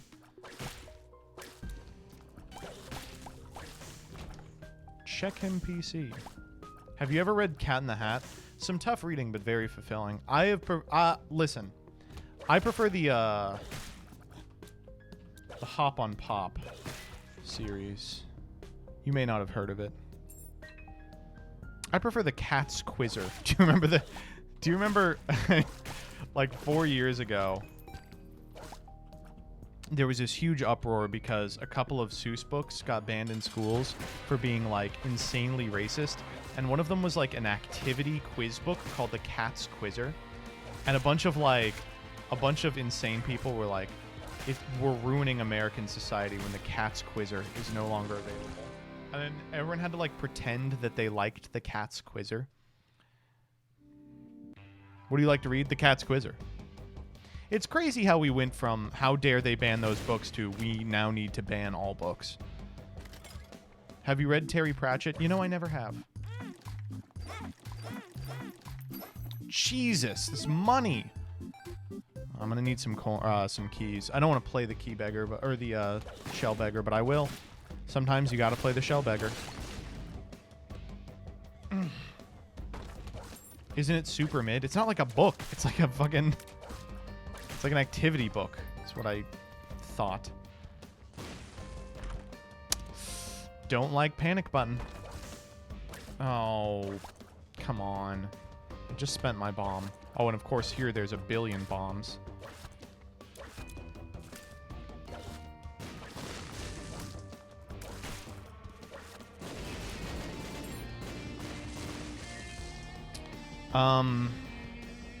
What do I like to read is a good question, though. I'm like trying to, that's paralysis, as is that. I'm trying to figure out the answer to that question.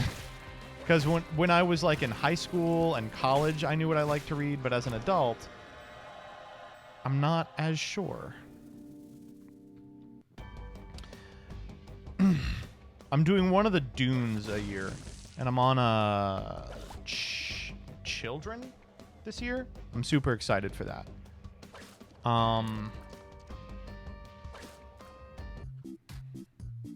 I didn't really like Mexican Gothic too much that people recommended me read. I think I was a little too racist for it.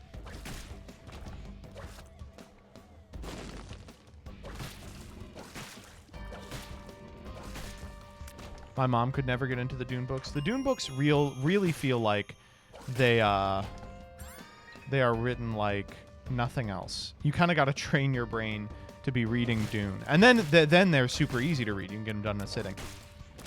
But it's like really long, like... Dune takes place over the course of about 5 conversations total. Have you tried Red, White, and Royal Blue? Isn't that like the romance novel? Someone said Gideon the Ninth. Unfortunately, I was recommended Gideon the Ninth by a friend of Leah's, who is also one of our friends. And she was like, you should read Gideon the Ninth. It seems like you'd like it. And I was like, why do you think I would like it? And they're like, oh, I don't know. And they were like, well, let me put it this way. Gideon the Ninth, the author was previously renowned for writing Homestuck fan fiction. And I said, okay, I probably would like this.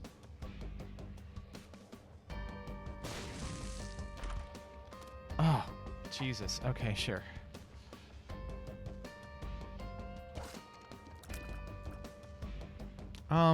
Fine, we'll play the fucking beggar. Okay, well, that was hugely important. Can we get some keys, too? My wife says it's basically Dave Cat. Do you think it's Dave Cat with the serial numbers filed off? That's how I always feel when I'm reading books now. I'm like, did this start somewhere else? I need to know. It's strange. Leah actually did not like Gideon the Ninth. And she has not read Homestuck, so I think that's probably the reason. Oh, fuck. What are we thinking, Forum? There's got to be a key in here, right? All right. That did nothing. Well, we can go get that Tears Up pill. Lesbian Dave Cat? Ugh! The whole reason to like Dave Cat is it's a romance between the angriest guy you've ever met and a white boy who says the N-word. What are some of your favorite childhood authors? Mine was Roald Dahl. I loved Roald Dahl as a kid. I don't know if I had like a hipster disease as a child, but I wasn't like, people were like, what's your favorite Roald Dahl? And I wouldn't be like Willy Wonka. My favorite was George's Marvelous Medicine. I liked that he put a bunch of shit in a bowl and then it worked, and then he could never get it to work a second time. In a lot of ways, it's been a guiding metaphor for my entire life.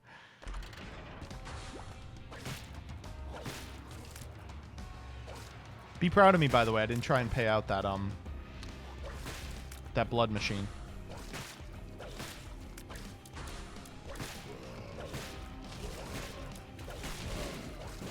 No, I liked the Captain Underpants guy, Dave Pilkey. I liked everything he wrote a lot.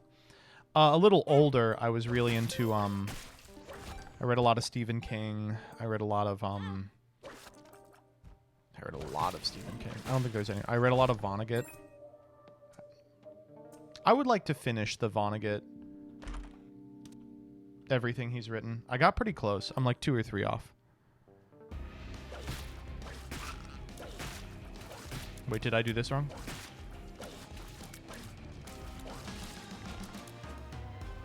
I did. Whoops. I don't want the left hand. Sorry. Do you read Breakfast of Champions? I was going to read Breakfast of Champions last, so I have not read it. It's like one of 2 or 3 books I have not read of his.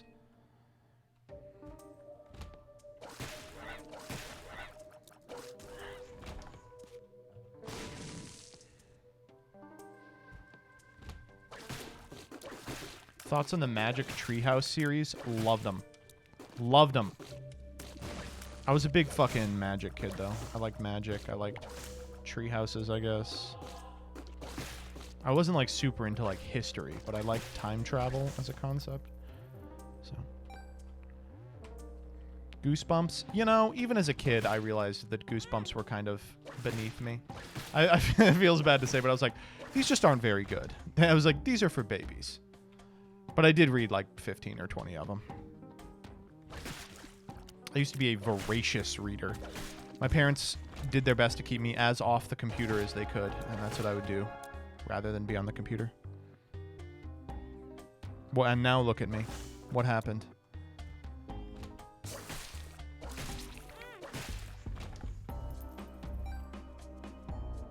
Big Nate, a little after my time, regrettably. Oh, I really want deck of cards, though. I get a boss item if I do it here. Yeah, I'll do it here. Sure.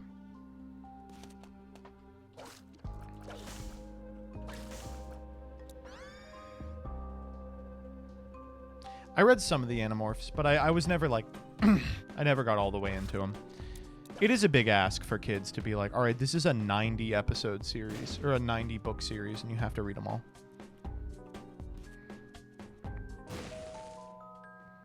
Any warrior cats? No, I wasn't that kind of gay. Oh! Oh my God! I've never seen that. Did you see that? Holy shit. That's unbelievable. Puberty. Wow. Sure. Yeah, whatever. Oh, man. All right. They want me to win this one, chat. I said, Joe, give him an easy one. Well, we get Bookworm here.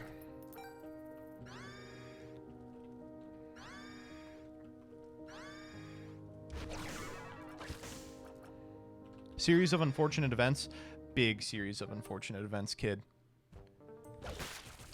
A series of unfortunate events like finale was one of the first times I remember being like let down in a way that I understood, if that makes sense. The way series of unfortunate events ends, if you've been following like the entire like story of the kids, is really, really unsatisfying. But never could have ended a different way. It's like, right. Well, we will be taking Eucharist so we can make it to Mega Satan for sure. And there's like a bunch of extra, like extraneous materials that make it a little less painful in terms of like not getting all the answers. But I do appreciate that like there's a lot that just never gets resolved in any sort of way that matters. And of course, that is the point. Spoil the ending? Oh, well, yeah, I guess I can spoil just a little of, like, I can spoil it in a general way in case, you know, there are some children in chat who still want to read it 10 billion years later. We missed our second secret room. Whatever. But the short of it is, the last book was leading up to a really... Like, you were going to get a bunch of answers about, like, who X, Y, and Z person were and why they did, like, X, Y, and Z thing. And, you know, people's motivations and their backstories and shit. And then instead, the last book takes place on an almost entirely unrelated island. Ooh, that's pretty strong. And on the island, a character that you kind of assumed was going to get like a really satisfying end where they like learned their lesson and were outmatched, dies super unceremoniously to something like completely out of everyone's control. And that's just it. That's just the end of it. You never get to learn like a bunch of the really important internal secrets of the story. No one's story ends in a really good way. And that's it. That's the end. They're like, that's it. Enjoy it. That's all you're getting.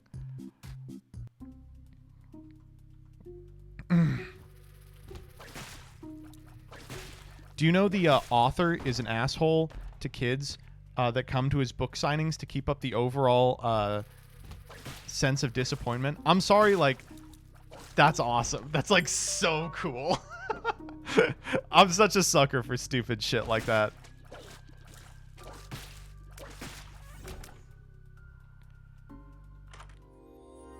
Yeah, no, we'll re-roll it. I'm dumb. No, we'll re-roll a fucking angel item. What am I doing? Take Mom's eyeshadow any day.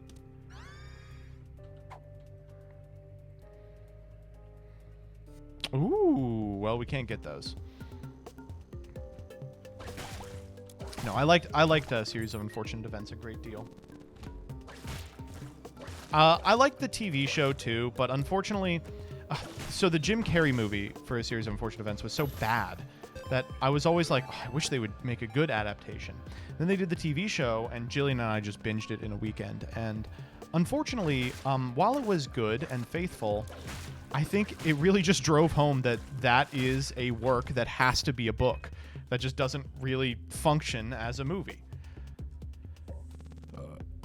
It's like the crushing despair of the thing is interesting when it is being read and described, but like really not that interesting when it's fucking you have to watch it. We didn't know how good we had it with Jim Carrey. Oh no, I think Neil Patrick Harris did a fine job. Fuck off. Come on. Has really good prose. Yeah, that's like the whole reason to read the books. So it's unsurprising that if you take that away, there's a lot less of a reason to use it. But I was always really into those.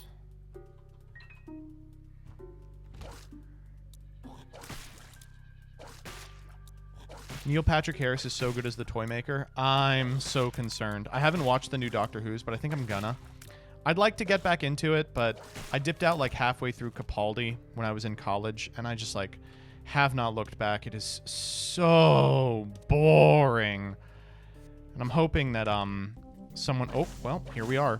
Someone actually competent will help the franchise, but you know, who knows? We're gonna find these secret rooms. From what I heard, the first episode is really woke, but the rest is really good. I don't have a problem with woke Doctor Who, but I do have a problem with like, I guess I do have a problem with like woke Doctor Who. I think a lot of the writing staff really got up their own ass about some stuff, and it was like, Jesus, man. Where the fuck is the secret room in the room with a single mushroom? I don't know what you're talking about, but I guess I'll find out. Oh, that was both my shots. All right, I'm out. By woke, they mean there's a trans character in it. That's fine. No, what I couldn't stomach about Doctor Who is it is frustrating that a lot of people are like, Doctor Who's bad, and I'm like, I agree. They're like, because there's women in it, and I'm like, okay, you know, settle down. Well, I like both these. Let's Soul. Oh, these are much worse. I guess I'll take the body. Prism's cool, but doesn't do a ton with my current setup.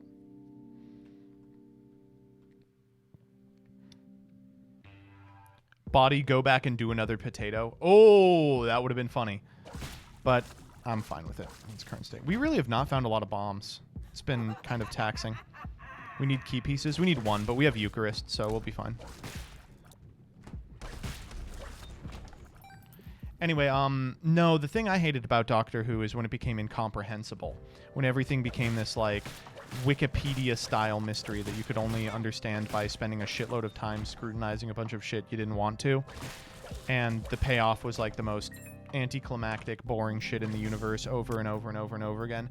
Box of Friends, yeah, on this character, maybe.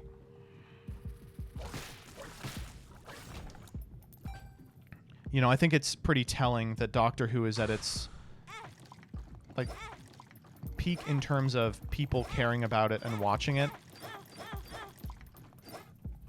When the episodes are these, like, self-contained one-offs, like, that should probably be at least a little informative as to what people actually want to see. When the individuals get to flex their acting chops instead of saying these incomprehensible lines about some internal mystery no one gives a fuck about. I was an early hater, though, of Doctor Who. I was like, by the time, where are we? Dank Types 1. By the time Matt Smith was the doctor, I was like, oh, we've jumped the shark. And I maintain that I was correct. A lot of people were like, oh, I'm so nostalgic for Smith's run. And I'm like, how could that possibly be true? He's playing like David Tennant cosplay for like the first season and a half. And then it's like he's finally differentiated himself. And the mechanism by which he differentiates himself is like, unlike the last guy, he's boring. It's like, oh, thank God. Really don't want Delirious, but whatever. I'm not picky. Ooh, I love Isaac's Head. Love, love, love. Oh, it's not even the familiar. Oh, no thanks.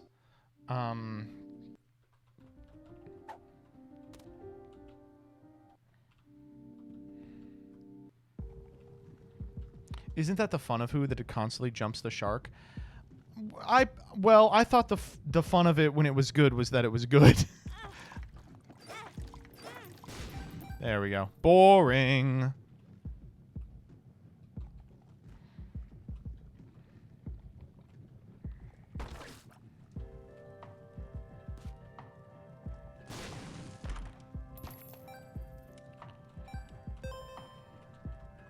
The fun of it is the bad CG. Yeah, when, like, the reason Doctor Who is not watchable is because, like, they didn't get the CG right on the, like, adipose guys. It's like, oh, that's charming. But when it's like, oh, yeah, we accidentally, like, wrote ourselves into a corner and no one in the writer's room has ever spoken to another human. They're all just homunculuses that have been raised in writer's rooms since birth. Then it's a little less interesting. Let me in. Oh, that's actually... Damn it. Well, unfortunately, I have Isaac's Head. And that's the familiar in question.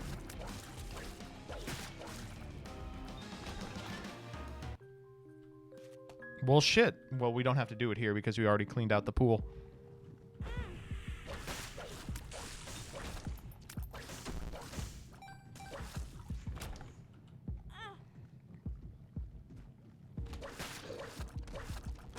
I got tired of the Daleks and the Cybermen being the bad guys always. That's fair.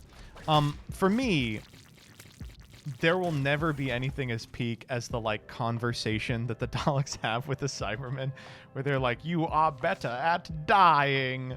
I thought that was very funny. I was like, oh, well, that's peak, unfortunately. Ugh. Now, for those of you that don't know, there is a plot line in early Doctor Who. I guess it's not even that early. It's like season 2. This room sucks balls. What the fuck? This room is terrible. And these bad guys called the Cybermen basically take over Earth. And then we find out that there is another group of bad guys who are simultaneously going to try to take over the Earth. And they're like, oh, we should team up. And the one group of bad guys, the Daleks, are like, no. Like, absolutely not. You people are beneath us. And they're like, I think there's a really fun section. It's like the Cybermen, they all talk like this. We are the Cybermen. And the Daleks, they all talk like this. And it's, you know, that's why it's funny. But there's a really fun interaction where he's like, you would kill 2 million Cybermen with 4 Daleks. And the Dalek goes, we would kill 2 million Cybermen with 1 Dalek. And you know the crazy part is that they were not wrong. They fucked them up. We have Dream Mirror, and I'm just not checking it. They ice them. It's not close. No, me throwing again? Nah, come on. Oh, thank you.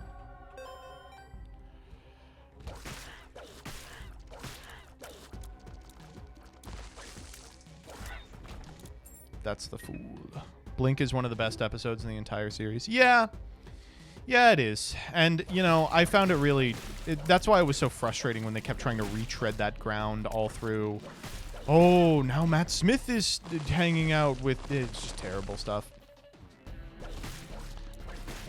It was cool when they would find an alien they would never find again, and it freaked them out in a way that nothing ever would again. Like, imagine if the creature from Midnight was just, like, now a recognizable, consistent part of the universe. How much lamer would that episode feel, you know? I like when they met Satan. It was cool! There's an episode of Doctor Who where they meet the real Christian Satan, and he's real, and it's like, oh, okay.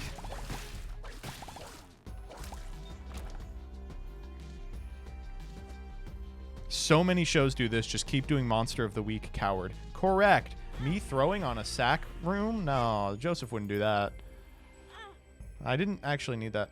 Oh, we are missing everything here. Come on. Okay, well, now we are very low in terms of health. But there's a heart. The parasite! They said, Joseph, you're winning this game. Silence of the Library is so good. It is. And then guess what?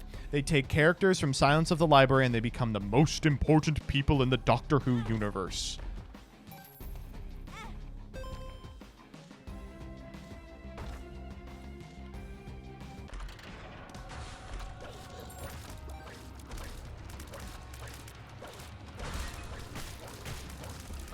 That was planned from the beginning. Whatever. I don't believe that for a second.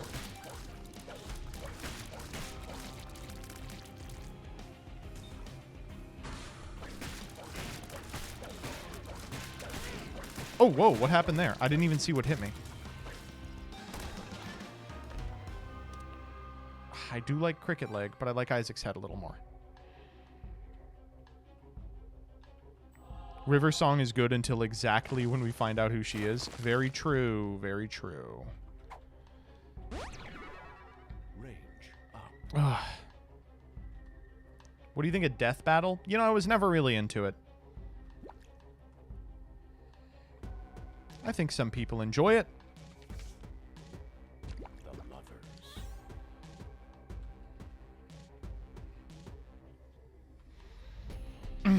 I don't know. I'm trying to get back into TV too, but there's just no TV that I like. Like, if I wanted to watch a good show, what would I do? You know, there's not really an option.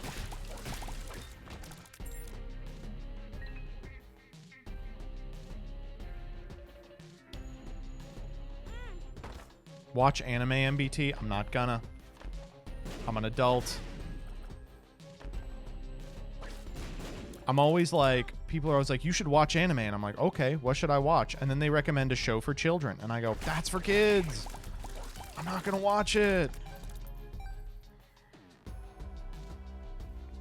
Frieren is peak. Is it actually? I have heard good things about it, and it seems like something I would like. Love me some 4-5. All right, let's break this run. Oh, Mom's Purse! Now we can get rid of Isaac's head! I don't think we need Demon Tail.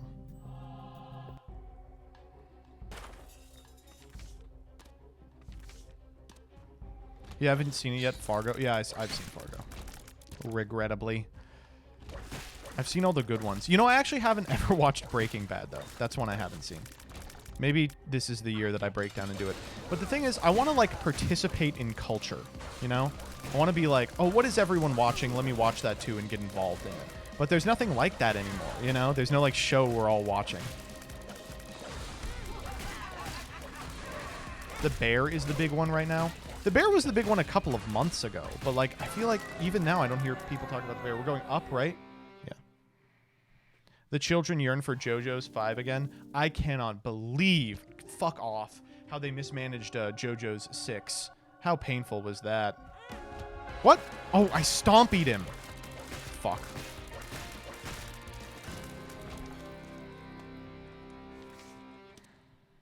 Part 5 is so mid, just not remotely true.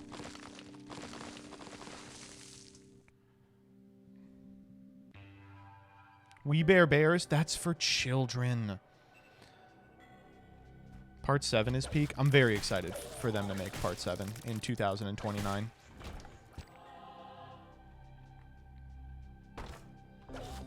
Part 6 is cool because there's like 7 fights where it's like, this is like the best fight in the entire series.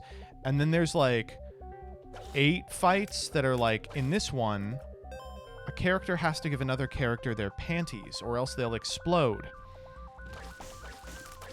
It's the most hit or miss for me. Oh my god, this room. That was unbelievable. You watched that room with me? You all saw that? You let that happen?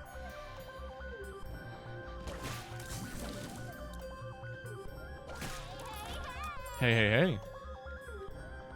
Thank you, Gamer Expert Infinity, for the raid. I hope you all had a good time. Oh, wow. I don't even know what hit me there.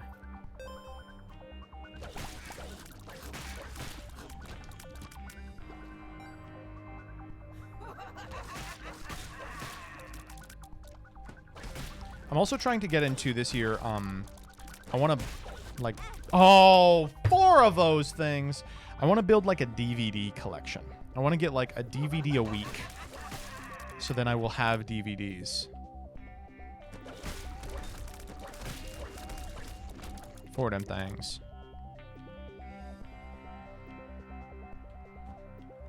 Because, like, this all started because 2 years ago we wanted to watch The Grinch. And we have, like, 9 fucking subscription services, like everyone does. And it was on none of them. Christmas time, we couldn't find The Grinch That Stole Christmas. We had to buy it off Amazon, like a $3.99 rental. And I was like, if we were just going to go to Blockbuster, we should just get the fucking DVD. It's so annoying.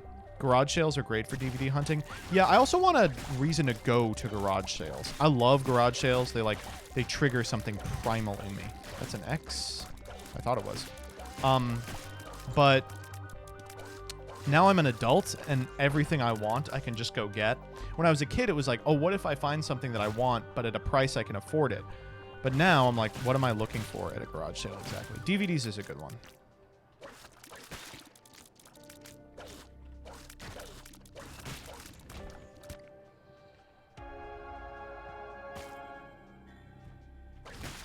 Attack on Titan. I did watch One Punch Man. I haven't watched the 2nd season of One Punch Man, but everyone told me not to. They were like, don't bother. Attack on Titan I watched like when I was in college and it was coming out. And then when they released more of them, I was like, I'm like an adult now. This is no longer something that I have any interest in. When Utero 1. Oh, not the fucking bloat, man. Oh. No, rip that Eternal Heart, I guess. Give me something cool in the Angel Room, at least.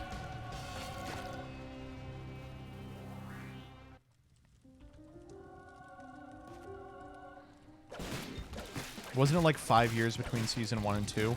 Well, I watched Season 1 my first year of college, and when Season 2 came out, I had graduated. So I guess it would have to be, yeah.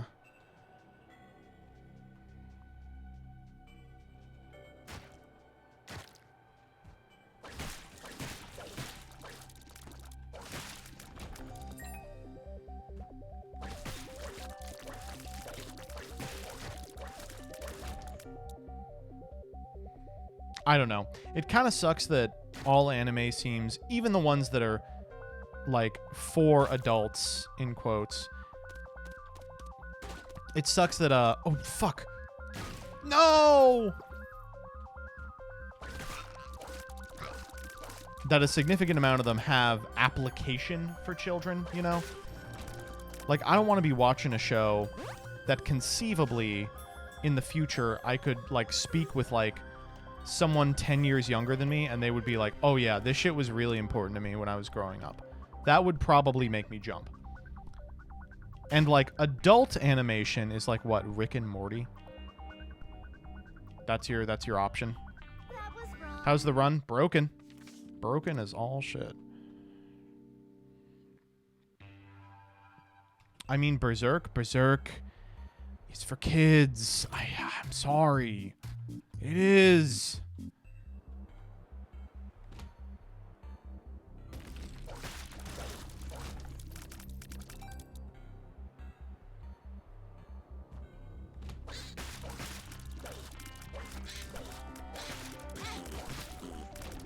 It's explicitly sign-in. All right, I'll just Google it.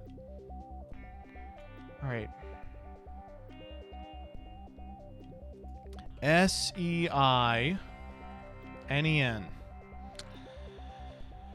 Marketed towards a demographic of young adult men at age 18. Okay. That's...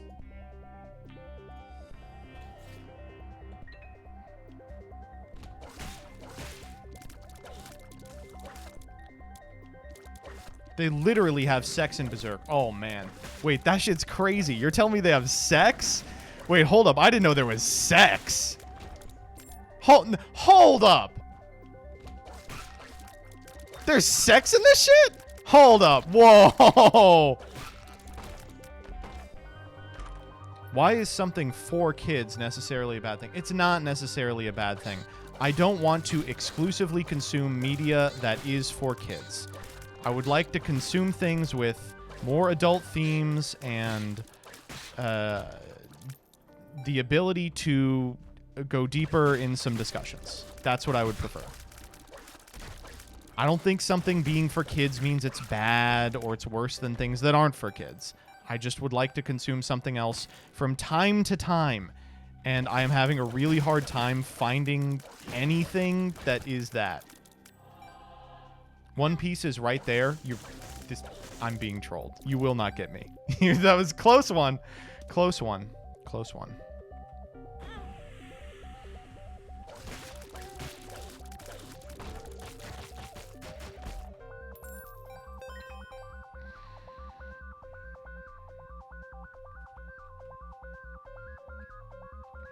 FMA Brotherhood. Folks, I'm just asking to watch an anime that is for adults. I'm sorry. FMA Brotherhood is not that. It's good. It's peak. I'm not going to pretend like it's not peak. No, but you don't get it. The girl and the dog, that shit is crazy. Paranoia Agent. Finally, one that I haven't heard of. Thank you. Thank you, Hardleg. I will go to Google. Give me a... Oh, my God. Fuck you. Oh, my God. What was that?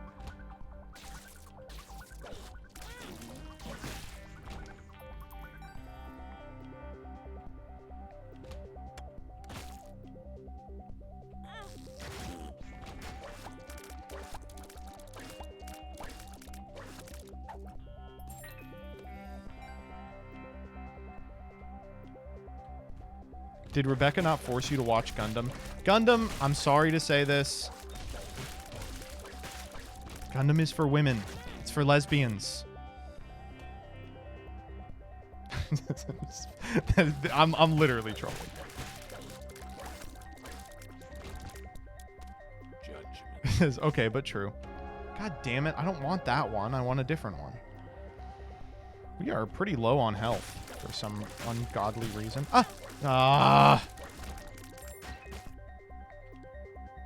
We need to start playing better.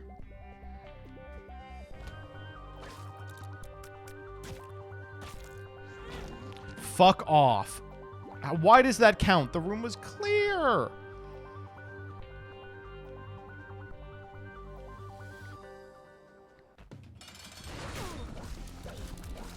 I'm trying to throw this. I really am. You all have to have faith in me. I can do it. I was watching a video on someone who was trying to figure out how to beat this boss with no items, and they learned that it has like 9 different phases. Oh, fuck. Yeah, absolutely. Ugh.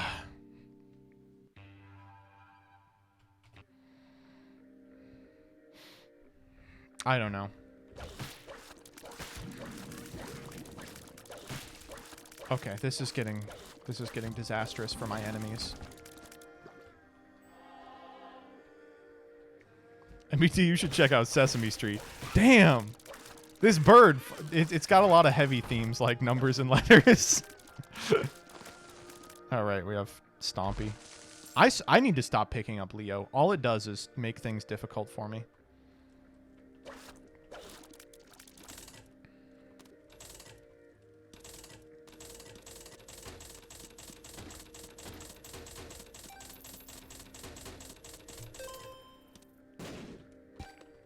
Okay, well, I'll take it.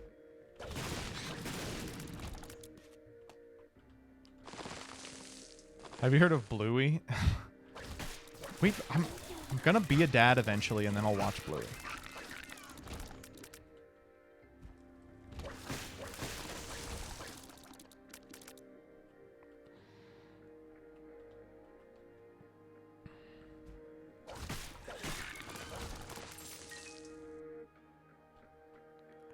Blue Gender, Ghost in the Shell. A bunch of stuff that I can't pronounce. Okay, I will check those out.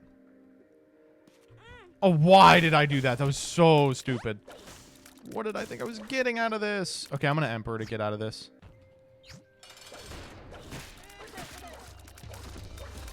Ooh, ah, ooh, ah.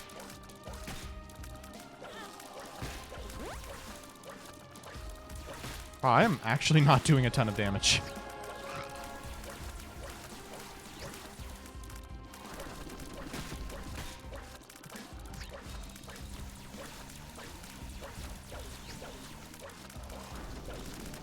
This is not good.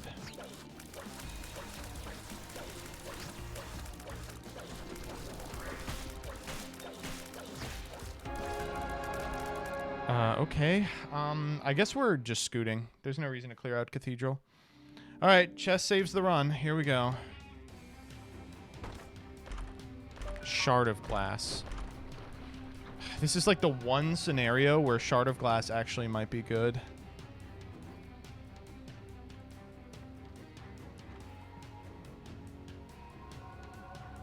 Nah.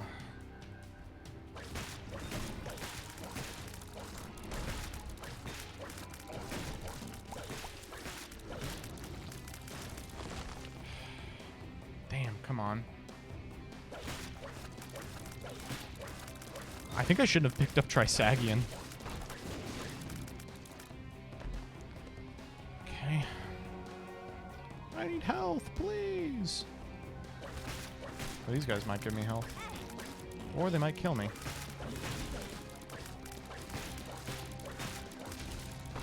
There's some health. Razor Blade. No thanks.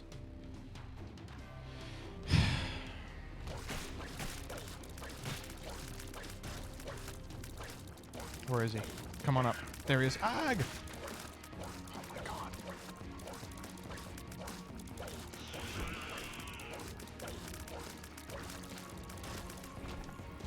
Okay.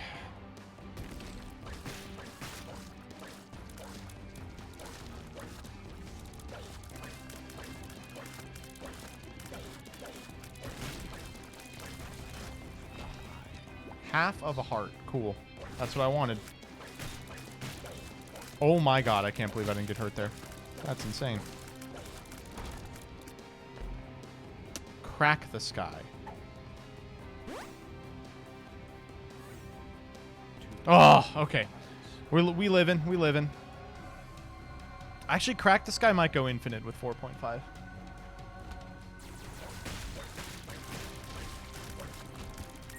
It doesn't, but it's not bad. Oh, hello. We'll take Nancy Bombs. We'll take Lazrags! Defense, if you insist.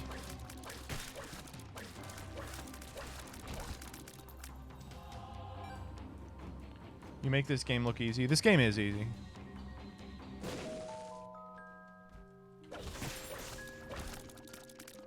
Extension cord. Oh, I love extension cord. Give me extension cord instead of Gemini.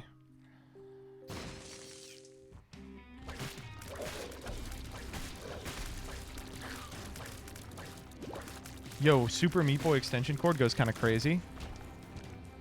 Damn.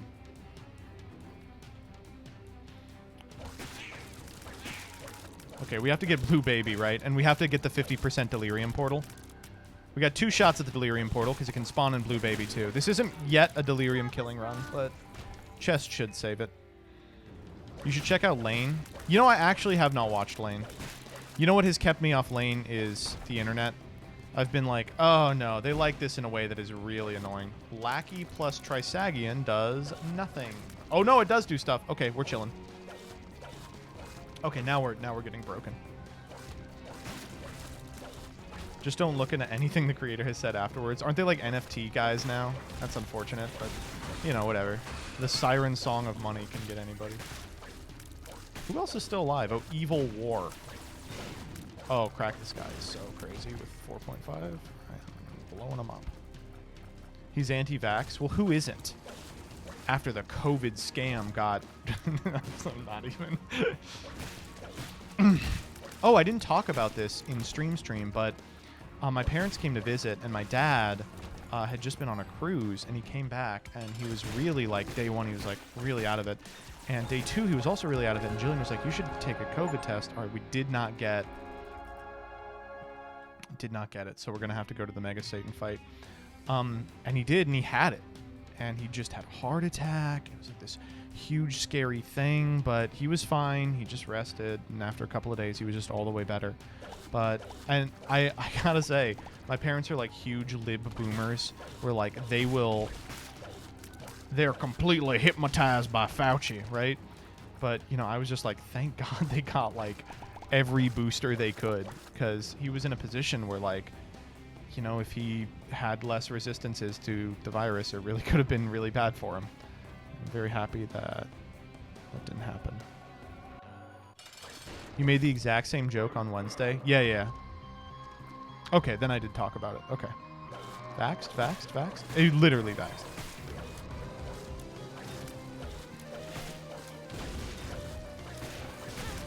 Oh, what hit me? Okay, we are actually crazy strong. Please let me go to Delirium. Please. I lost the 50-50 last time. Please, can I win the 50-50? Please, can I win a 50-50? I want to go to Delirium. Please! Let me go to Delirium!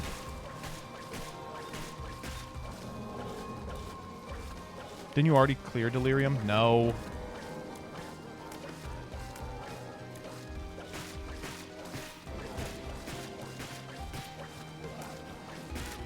Oh, what the fuck? What hit me?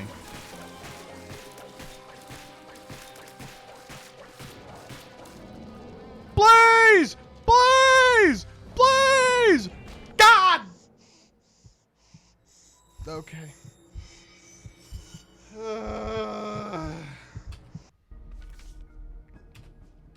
We ain't ever getting Delirium on this bitch. God damn it. Yeah, Hush it is. We'll go Hush Wednesday though. We're done for now.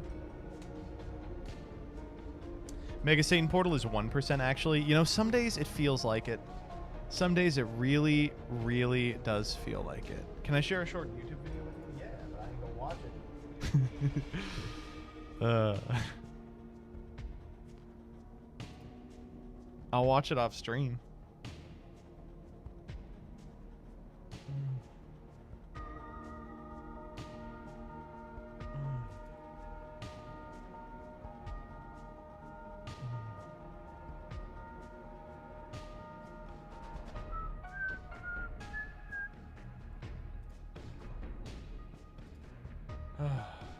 Well, thank you all for stopping by. I really appreciate it. Be live again 10 a.m. Eastern Standard Time tomorrow. We'll do a little new card PogChamp, a little TCG, and we'll play a little bit Doug. Oh, I have seen this. Yes, I have seen this. I'm going to throw you over to someone else. Who is live? No one! All right, time to take a gamble. Who is interesting and in the Master Duel category? We have Cupid VT. That is Cupid VTuber. Leah told me I need to be less racist, and I don't really talk to male VTubers because I don't like, I'm scared of men. So we will raid Cupid VT. Good night. Good luck. See you next time.